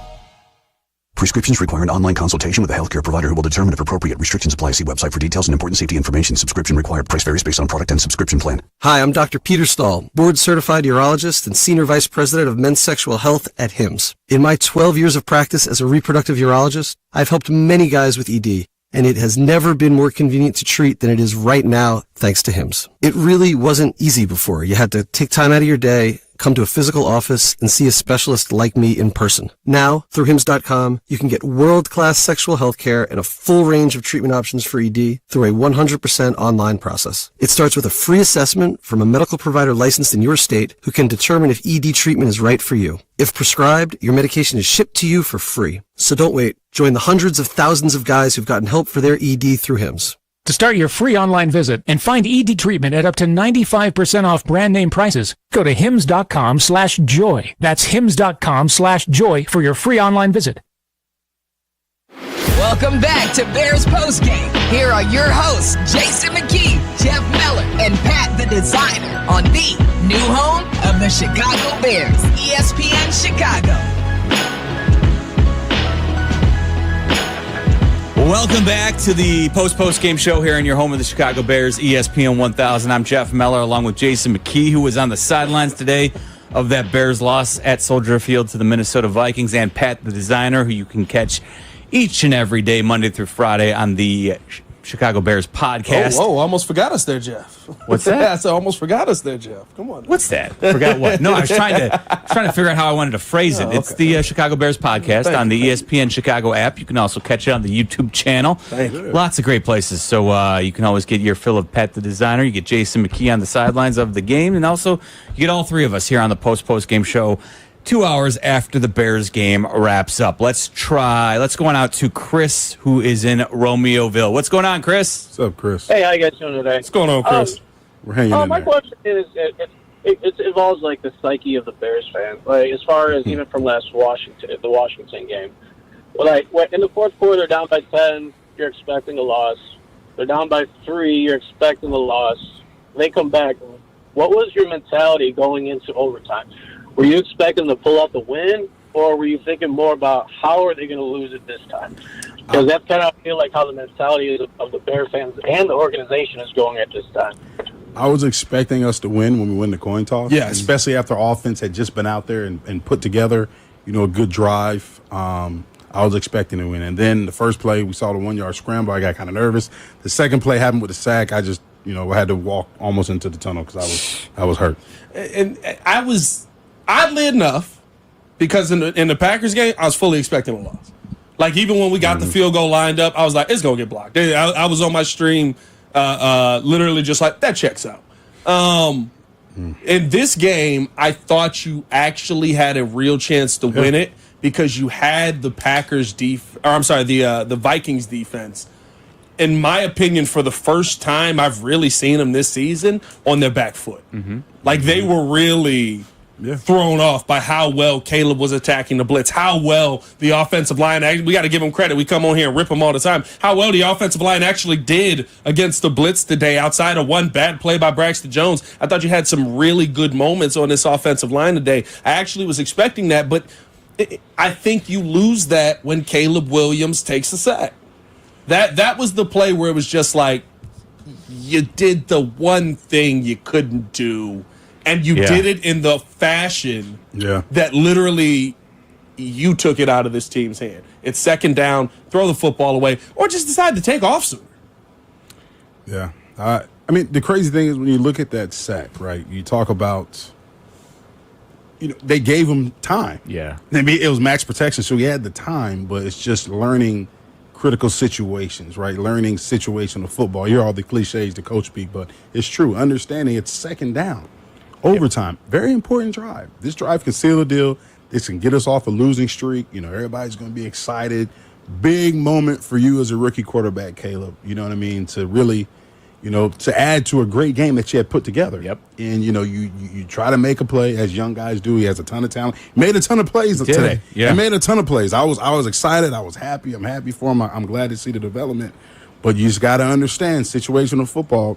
Certain times, it's okay to throw the ball away, live to play another down. Yeah, I think that, maybe too, and I'm sure Thomas Brown will continue to harp on it because he does seem like someone who's delivering a message there. But listen, sacks are going to happen in the NFL. Occasionally, your line is going to get beat, and we know this Bears line is going to get beat. More times than not. But the thing is, as the quarterback, you don't want to be responsible for any sacks where you're holding the ball too long. Yes. Get rid of the ball. To J-Mac's point, live to fight another down, and don't put yourself in these disadvantageous positions like you did with that long sack. Disadvantageous. Yeah, that was. I probably shouldn't have gone there. It was way too. Yeah, but you I get you. I know what you mean, I understand. You're good. But yeah, you don't want to be in those spots, and that one was on Caleb, and he even admitted it. This was him in the postgame. I know J-Mac talked to him. You heard that on the Bears postgame show. This was Caleb Williams meeting the media on the overtime sack. Yeah, they dropped a bunch of guys out, knowing that we had to, get a good chunk play, and I held the ball too long, they made a great play. I should have just, thrown the ball out of bounds, lived to fight another down, another play, and it's not what happened. So, look, accountability, he has each and every time answered the bell when it comes to that. And now he just needs to, stop saying it and start doing it a little more. And we've seen him do it more often over the last few weeks. I think here's also the thing to it, though, right? When you get in high-pressure moments, you go back to where you're comfortable. And I literally was watching. We went out to the Carmen and Yurko event out at Buffalo Wild Wings in Northbrook on Friday, and on the TV screen they had 2 years ago Caleb Williams, Jordan Addison, both on USC, and he's back there against UCLA. I want to say high pressure moment, trying to win the game. He's got all the time in the world. He's dancing. He's moving. He's shaking. Guys are falling at his feet. He flings it down. Big touchdown pass from Caleb Williams.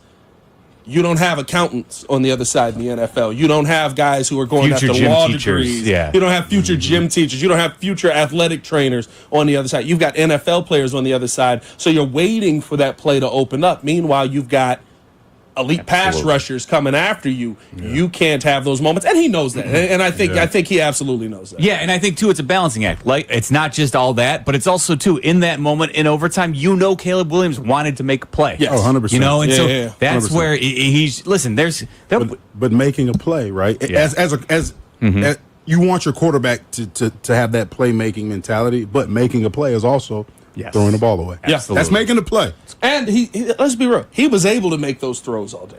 Yeah. He was able to find them of course. by extending. I mean, that throw to Swift. Man, that was beautiful. I'm sitting there, I'm just like, what the heck? How'd you pull that one out of your hat? You know what I mean? Like, there's so many of those moments that we saw today. Probably raises the confidence that you can pull off one of those plays. I was a little shocked that he got caught on the sack there because I was like, you're definitely faster than who was that? Was that Green? Grenard. Grenard. That was going after him on that sack, I think. Had a couple, I know. Yeah. So, you know, like I was shocked to see him get caught there, but those are the plays, like you said. Making a play can also be living to fight another down. Third and, what was that, 5? No, it would have been 3rd and 9. But be honest, third and 9 is a lot better than 3rd and 21. But despite all of that, right, you get, like, and I know we lost the game, I know, but the last 2 weeks we've had an opportunity to see him with a competent play caller. Yes, the kids gonna be good. Yes, the kids gonna be good. It feels like I'm excited. I mean, me the too, kid's man. good. I'm and the glad kid's good. I mean, I get it. Yes, he took a sack. Yes, he's a rookie. He's a rookie, guys. What's his 11th game in the NFL? Yep. He's a rookie. But the kid's good. He is. The kid's gonna be good. He can make plays. He's gonna be good, man. Yeah, some of those throws today were. Man, they were the truth. He's going to be good. And how many of those throws today where it's like just bounces off of Keenan Allen's hand, bounces off of DJ Moore, or just over Roma Dunze's head where he misses the throw? It's exactly. Like the part that gets me excited from today, while the kid's going to be good, J-Mac, I'm watching guys wide open down the field. I'm like, where's that? We haven't seen that for 3 weeks in a row. Like, I love this. Too, you talk about development. Let's keep going with the good. Right? Yeah. We keep talking about the bad. Let's keep talking about the good, right? 3rd down. He was good on 3rd down. Yes. Against a team that's bringing all kind of pressure, giving you all kind of looks. He threw the ball with conviction. He ran with conviction when he needed to run. Like, he made some really good decisions, right? He didn't make it in overtime. Yes, we know. But he did make some good decisions to help put this game within reach for Bears victory. We're seeing flashes that can keep you excited as a Bears fan. Let's try Mark in Plainfield. What's going on, Marco? Mark, what's going on, man? Hey, guys. I've got a comment and a question. My comment is it's just been so many years, decades, since we really, really had a great team. It feels like we're always trying to put all the pieces together and trying to figure out the right formula and not quite getting it right. And at this point, I don't want to hear any talk about a new Bears stadium. I don't want any public money going into it. I don't want any tax breaks for it. They don't deserve a new stadium until they start consistently winning. That's my comment on that. My question is, as I look back, I go back as far as 1985, when I really remember a great team. And we've had different general managers, lots of different head coaches, different people in all of the positions, whole different sets of players. The one common denominator is the owners. And my question is, what is it that they don't get? What is it that they're not doing right? Maybe it's they make a boatload of money whether the Bears win or lose, so they just don't care. But I'm wondering what's in their heads and what the heck they're doing to try to get this thing turned around. Appreciate your comments on that. All right, Mark, fair question. All right, so the McCaskies have been, Virginia McCaskey obviously is the daughter of George Halas, so it has been in the family for as long as the Bears franchise has existed. George McCaskey has now been, the head of the Bears for the last 11 years now? Yeah. And so what we've seen over the last 11 years has been less than impressive if you just want to look at, his track record as the final decision maker when all is said and done. I personally thought that the hiring of Kevin Warren as a team president, as somebody who has had experience in the NFL, was a good move. I don't think we've had enough opportunity to allow Kevin Warren to, let him kind of put his hands on this entire franchise and see how it goes. But, I think the biggest misstep in recent history is bringing Matt Eberflus back this year. I thought we saw enough at the end of last year. You got Caleb Williams. You knew you were drafting him with the number 1 overall pick. I thought it would have been, that was the critical mistake in recent history that I point to and I say, you messed up there. Because Matt Eberflus did not prove enough, and as a defensive coordinator in his previous, jobs, he was not the guy who should have been the leader for for Caleb Williams.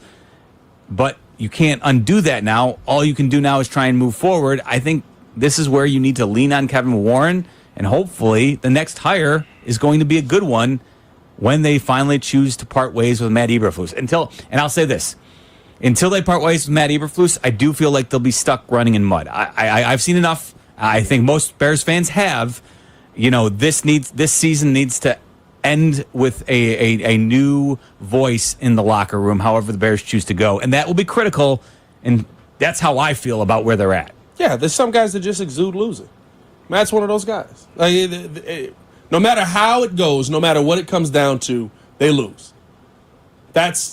There's some coaches that you get that with, and you know what? That probably means he's good enough to be a coordinator in this league. I'm not saying he shouldn't be an NFL coach. He's probably good enough to be a defensive NFL coach. He's probably good enough to be a very good defensive NFL coach. That don't mean that you're going to be an elite head coach in this league, and I think that's where a lot of my fear comes from with even moving forward. Are we going to do this again? Are we going to go the coordinator route again? Where we go the hot name? Where we went Matt Nagy? Where we go, Matt Eberflus, whoever that name is, and you don't give that guy the same tools he has where he was from that turned him into that. Now, if you want to look at complete opposite ends of the spectrum, J-Mac can talk a little bit about this because he's seen both organizations. You see what George McCaskey is versus who Jerry Jones is as an owner, right? Mm-hmm. And there's a lot of Cowboy fans out there right now who are losing their minds because they haven't won a Super Bowl since Jimmy Johnson or I guess Barry Switzer won it with Jimmy Johnson's, team. But nevertheless, Jerry Jones is the GM and he is a meddlesome owner. Yeah. So while Bears fans want somebody who they believe has more thoughts on football operations, Jerry Jones is the other extreme, J-Mac. Yeah, Jerry Jones is hands-on. He's controlling. He's in the locker room. He's out at practice. He's doing his weekly radio show. Yeah. Yes, he's doing a lot. Like he's part of the head. He's like you said, he's GM. He's head coach 1B. He's all of that. I mean, it's his team, so he can do what he wants. But yeah, it's tough. It's just like we talked about, right? Same situation, right? If we went back and we pulled up this show around this time last year, we're talking about the same things, right? The same things. Critical situations, decisions, losing streak. I mean, it's tough. You got to find a way. I'll add this too. I think trying to find answers, man. A critical piece when you look around the league, the teams that consistently win are the teams with quarterbacks because quarterbacks have longevity in this league. The really good ones can play for 10, 15, maybe even 20 years these days. Yeah. With the the focus on nutrition. So if you get one of those guys, you can build a team around them, and then if some of the guys fall off, that the quarterback is going to be the cornerstone, the foundation piece that you can rely on. And so to get back to J-Mac's point about feeling good about Caleb, if they've gotten that right, there is hope for the future. Yeah, you shouldn't feel like you're in a bad spot here. I mean, realistically speaking, yes, you're losing these games, but wins and losses don't mean anything at this point because you're not going to the playoffs. You're definitely not making a Super Bowl at any point soon. So you might as well continue and to focus in on the development of Caleb. These wins mean more for Matt Eberflus keeping his job and or not. And if you don't believe that Matt Eberflus is the guy that you want coaching your team, you probably aren't rooting for wins at this point. You're probably rooting for exactly what we saw. A quarterback that's going to be able to go out there in the biggest moments, in the biggest games, make plays, put you in a position to absolutely get this game to overtime. You get to overtime. He put you in a position last week to win the game, blocked field goal. He's done that a couple of times, gave you an opportunity to win the Washington game. This guy in his first season here has put our team with his arm in more positions to win games than any quarterback we've seen here in the last 30 years. Like, that is something that you should be able to hang your hat on. With two different coordinators. Same offense, but two different styles. With two different coordinators in the same season. Two different styles in terms of play calling and the way the game plans are put together. So yeah, he's halfway to where Justin Fields is at already. You know what I mean? And so I think that I leave this game, these last couple of games, and what we're going to see the rest of the season feeling like you have that answer. And if you have that answer, guess what? Good quarterbacks outlast bad head coaches. Mm-hmm. Absolutely. And so there's your optimistic point to build on if you're a Bears fan. As we head into Thanksgiving here with the Bears headed to Detroit. Smoked there, J-Man. That's what I said. Fried. All right, we got one more timeout to take, and we'll wrap up, take the rest of the calls here, and we will find out if Thomas Brown does indeed sound like Mike Tomlin or if I am insane. We'll let you hear that coming up next. Here comes the boom. The Chicago Bears podcast. Here comes the boom. If you aren't listening, you're not getting the whole story. Join host Pat the Designer with special guests and guest host daily. See it or hear it now on the ESPN Chicago app or wherever you like to pod. Yeah. I know firsthand that a battle with cancer takes a toll. Hey guys, it's Sylvie, and I want to tell you about the Cancer Wellness Center. They work to support not only the person with cancer, but their families and loved ones as well. The service is free, but they need us to help raise funds. You can do so by purchasing a $100 raffle ticket for a chance to win a 2024 Jeep Grand Cherokee Limited or $30,000 cash. To purchase raffle tickets, visit cancerwellness.org/car. That's cancerwellness.org/car. I seem to be having a hard time tuning to the Bulls game on my TV. Has trying to watch basketball got you seeing red? Then head out to Anchor Bar in Oswego. Catch all the games live with family and friends. Stop in all this week to find out how you can win tickets to see the Bulls live and in person, all brought to you by Michelob Ultra. It sure beats trying to watch them using Mavity. Anchor Bar is the home of the original Buffalo Wing with award-winning sauces. This week's feature is Michelob Ultra. Michelob Ultra reminds you, if you drink, don't drive, decide to ride. Fall is here. So many great things you do with the kids this time of year. What a wonderful family you've created. You want things to stay just as they are. It's time to talk about taking that next step for your future, a vasectomy. Take that step with Vasectomy Clinics of Chicago, because experience really does matter, especially with this procedure. They make it so easy with their 30-minute, no-needle, no-scalpel, in-office vasectomy. Log on to vasectomychicago.com, read their testimonials, and learn more about their procedure at Vasectomy Clinics of Chicago. And now, with the end of the year approaching, this is the perfect opportunity to maximize your insurance benefits or to use your remaining flex spending dollars before they disappear. 5 locations to serve you. Downtown Chicago at Lake Point Tower, also in Naperville, Tinley Park, Arlington Heights, and Barrington. Most insurance accepted. Visit vasectomychicago.com or call toll-free 877-877-4BAS. That's 877-877-4827. Hey, this is ESPN's Courtney Cronin. We're all obsessing over football right now, and I know you need the latest news, the replays, and you've got to hear us talk about it on our shows. I get it. I live it. But guys, do not neglect the special ones in your lives. Don't get sacked because you haven't been paying attention. Let's make this simple. Get out of the doghouse with a gift of jewelry from Rogers & Hollins. Go to rogersandhollins.com to chat with one of their online pros or visit your local Rogers & Hollins location to tackle your needs. That's Rogers & Hollins, a Chicagoland staple for over 100 years. Property managers and GCs use FinishingChicago.com's contractors for finishes and protective coatings in the most iconic venues, interior spaces, and essential infrastructure. Our painters apply industry-leading commercial and industrial finishes inside and out, so your biggest assets always put their best square footage forward. FinishingChicago.com has your free list of painting, wall covering, glass systems, drywall finishing, and signage contractors. For a great finish, start with finishingchicago.com.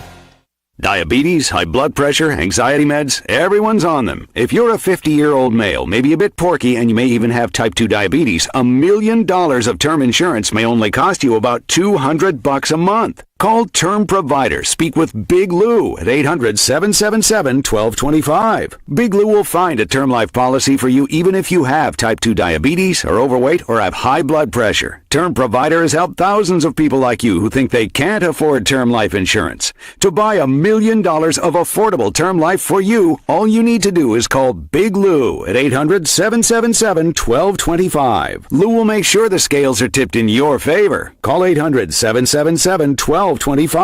Big Lou will answer your call and work to fit you into a term life policy that you can afford. Remember, Big Lou's like you. He's on meds too. Call 800-777-1225. 800-777-1225 or biglou.com.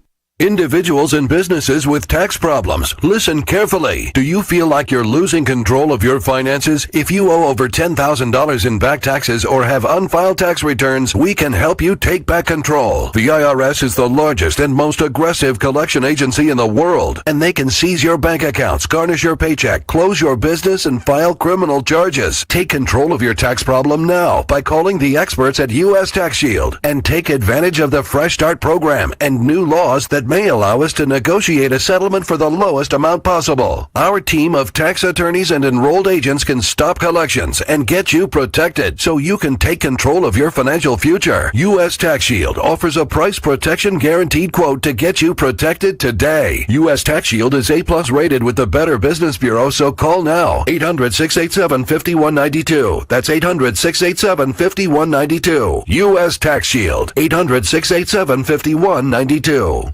Nature is calling. No, not that way. Fishing, hunting, hiking, nature. Chauncey's Great Outdoors, Saturday mornings from 6 to 7 and available on demand on the ESPN Chicago app. Postgame continues now on the new home of the Bears, ESPN Chicago. Here are your hosts, Jason McKee, Jeff Meller, and Pat the Designer. Hanging out with you, reminiscing about the good old days with J-Mac. Good. Pat the Designer. The good old days. The playing days for J-Mac. We're glad he's on our team now. You can Pat. You can catch him on the sidelines of every Bears broadcast. He will be on the sidelines on Thanksgiving Day as the Bears head to Detroit to take on the Lions. We'll be, most people are eating some turkey. Yeah. Maybe they're on to their second helping. Pat, you and I, we're going to be doing the post-game show, right? You going to join us? What are you doing? Are y'all flying right back? No. Or are y'all staying out there? Yeah, I'm staying. I'll be coming back Friday. Okay. You going to hop on the post? Or are you going to eat some turkey? Fried turkey. All right. A little fried turkey. I'm hop on. All right, cool. Hopefully we're talking about a victory, man. Man. That'll be but Thanksgiving, it'll be turducken, though, right? That's true. Absolutely, that's true. Or what did John Gruden say at one time? He's like... Man, like that was... I call this the turkey hole. The turkey hole. Who was the quarterback that he was talking about? It was Stafford. Was it Stafford? No, but who was the quarterback that he coached that he said he told that to? And he was also broadcast. They asked him the next week. He was like, maybe that's what John called it, but we never called it that. Like, it was only Trent Dilfer? Was it Trent Dilfer? Maybe. I don't know. He's like, in practice, we used to call this the turkey hole. Man, Thanksgiving, I remember just watching the Thanksgiving Day game. Barry Sanders on there, man. Oh, my Herman God. Moore. Yeah. Scott Mitchell. Hey, Brett Perriman. Remember they wear those old school jerseys? It's gross this year. Absolutely. After you get done with your helping of Bears Lions, don't we go straight into Cowboys Giants? Yeah, that's why you're going to want to listen to the post-game show. You don't want to because that watching that game might make you throw up all your good Thanksgiving food. So if anybody got any good fried turkey recipes, go ahead and send it to me on Tommy Twitter. Cutlets. He's got something for you.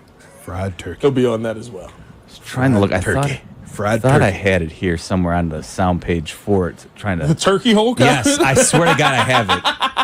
I can find my NFL drops quickly enough. That'll be hilarious. I just remember hearing that on Thanksgiving and just being like, "What is that?" But you look at talk about that game, right? Previewing that game, contrasting coaching styles between Dan Campbell and Coach Flus. Dan Campbell, my rookie year in Dallas. Dan was there. So, he was Like he was a dude. He was a dude, man. Yeah, he still is. He's proving he's more than a dude these days. You know, we don't have the file. I actually have. If you've got the slot. Stafford makes a living putting it in the turkey hole. Let me show you what the turkey hole is. This is, but we got to get those back. The audio files aren't firing. Oh, we got to get. There's a beautiful banana. That one works, but. Yeah, the rest of them, I don't know. So we'll have to look for that. We'll dig it up. But, all right, let's take one quick call, and then we'll determine whether or not Thomas Brown sounds like Mike Tomlin at all. Let's try Jet, who's in Livingston. What's going on, Jet? What's up, man? Hey, how you doing, man? Hey, I just want to talk about how much a Hail Mary throw can derail a team. I think we're seeing it firsthand, Jet. Yeah, for sure. Over and over again, every week. Oh. It's the most. I go on, I watch the game, and I cry myself to sleep. I understand, Jet. I understand. We feel your pain. Yeah. Imagine having to do. Go ahead. Caleb is the most. Is like one of the best things that happens. We bring him to Chicago, and we just take his whole entire career down.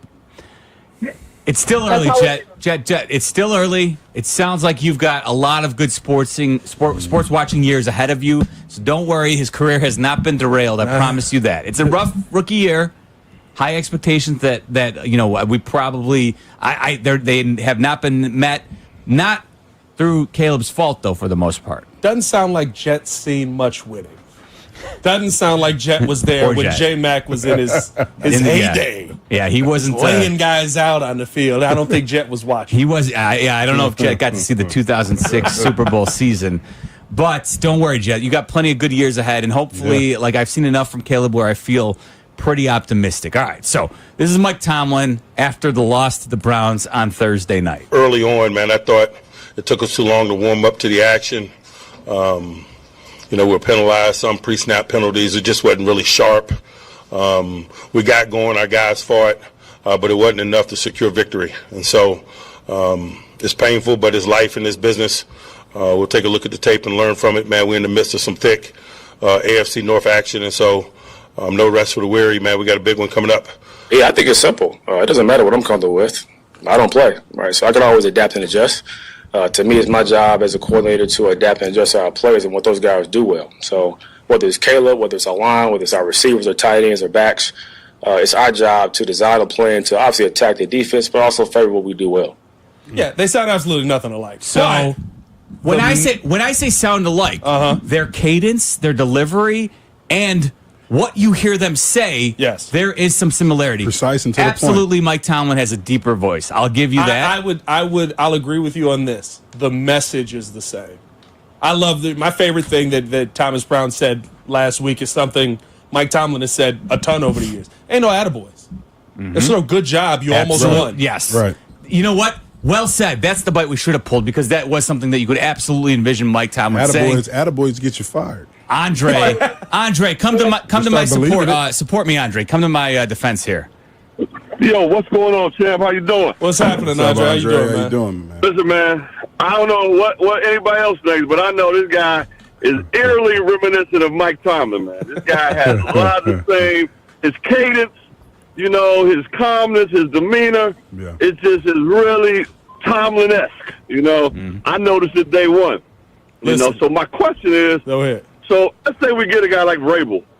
You know, is it possible that a guy like that will stick around, or will he bring his own OC? Because I want to get this guy a shot, man. This guy might be the guy. You know, if he's like a Tomlin kind of guy, I'd like to give him a shot. I mean, here's the thing that I said about that over on the Breeze. If you're considering him as your head coach by the end of this season, that probably means that the offense went really well and Caleb Williams has looked good, right? If that happens, you have one of two options with Thomas Brown. You hire him as your head coach or someone else hires him as your head coach because the feat of making a quarterback look competent in Chicago will get you multiple jobs. Just ask Adam Gase. Especially when it's not your offense. I mean, you know what I mean? That he's still that's the thing. Like it's fascinating to me that he's still. I mean, it's Waldron's offense, but it's the way he's putting it together. Yeah. It's the way he's calling things situationally, right? It's the way he's going about putting an adequate game plan together to accentuate the skill set of his quarterback, to make him comfortable, to make him efficient, right? You saw today he got how many guys involved? We saw Rome. Yeah. I mean, we saw Keenan. You saw Cole. I mean, it's like every key skill player that you would want to catch the ball caught the ball today for the Bears. We saw. Meanwhile, before it seemed like you couldn't get any of them involved. Right. Offensive, we saw what we thought we would saw at the beginning of the year, having so many weapons. Yeah. Again, against one of a defense that's virtually that's top 5 in virtually every critical category that you would look at for a defense with a rookie quarterback. Yeah. So like again, I know it's not the result that Bears fans wanted, but better days I do believe are ahead because the more I watch Caleb Williams, especially with some competent play calling, the more excited I get that the Bears finally have their solution at the quarterback position. We still have 6 more games this year to see how it unfolds. Yeah. So, no, this was a big test though, and I like Coach said, right? No attaboys, and I was like, because you got a big test coming up this week. We saw it against the Packers. I said, now let's see what you're going to do, what you're going to drum up this week, and you saw it. Final 398 yards. Final thoughts, Pat? Kyle Shanahan on the hot seat. Is that something that we're seeing out there? I'm thinking I'm seeing that. You are preaching it into existence. I do believe. This dude right here, man. I'll be there with you. Absolutely, get me on board for that. Let's make Kyle. I think Kyle Shanahan's lost the locker room. That's what it looks like to me. We shall see.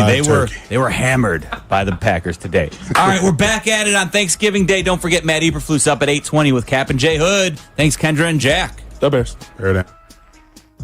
It's been said you can pick your friend. And now you can also pick your whiskey based on your favorite ESPN Chicago shows. Hey, it's Black and Abdallah. Join us for a live show on December the 12th. View Whiskey invites you to Binny's in Lincoln Park for our annual barrel pick competition. All your favorite shows are going head-to-head with whiskey barrels they hand-selected. And now you must decide whose is the chosen few. Our fates are in your hands. Tune in or we'll see you live at Binny's Tasting Room in Lincoln Park. Thursday, December 12th from 7 to 9 p.m. Brought to you by Few Whiskey. Please drink responsibly. Abdallah, is that your stomach? I think so. It's been making weird noises all day. Of course it's your stomach, Adam. Take a hint. I'm starving. Do me a favor, get off your ass, satisfy your hunger, and go get the best damn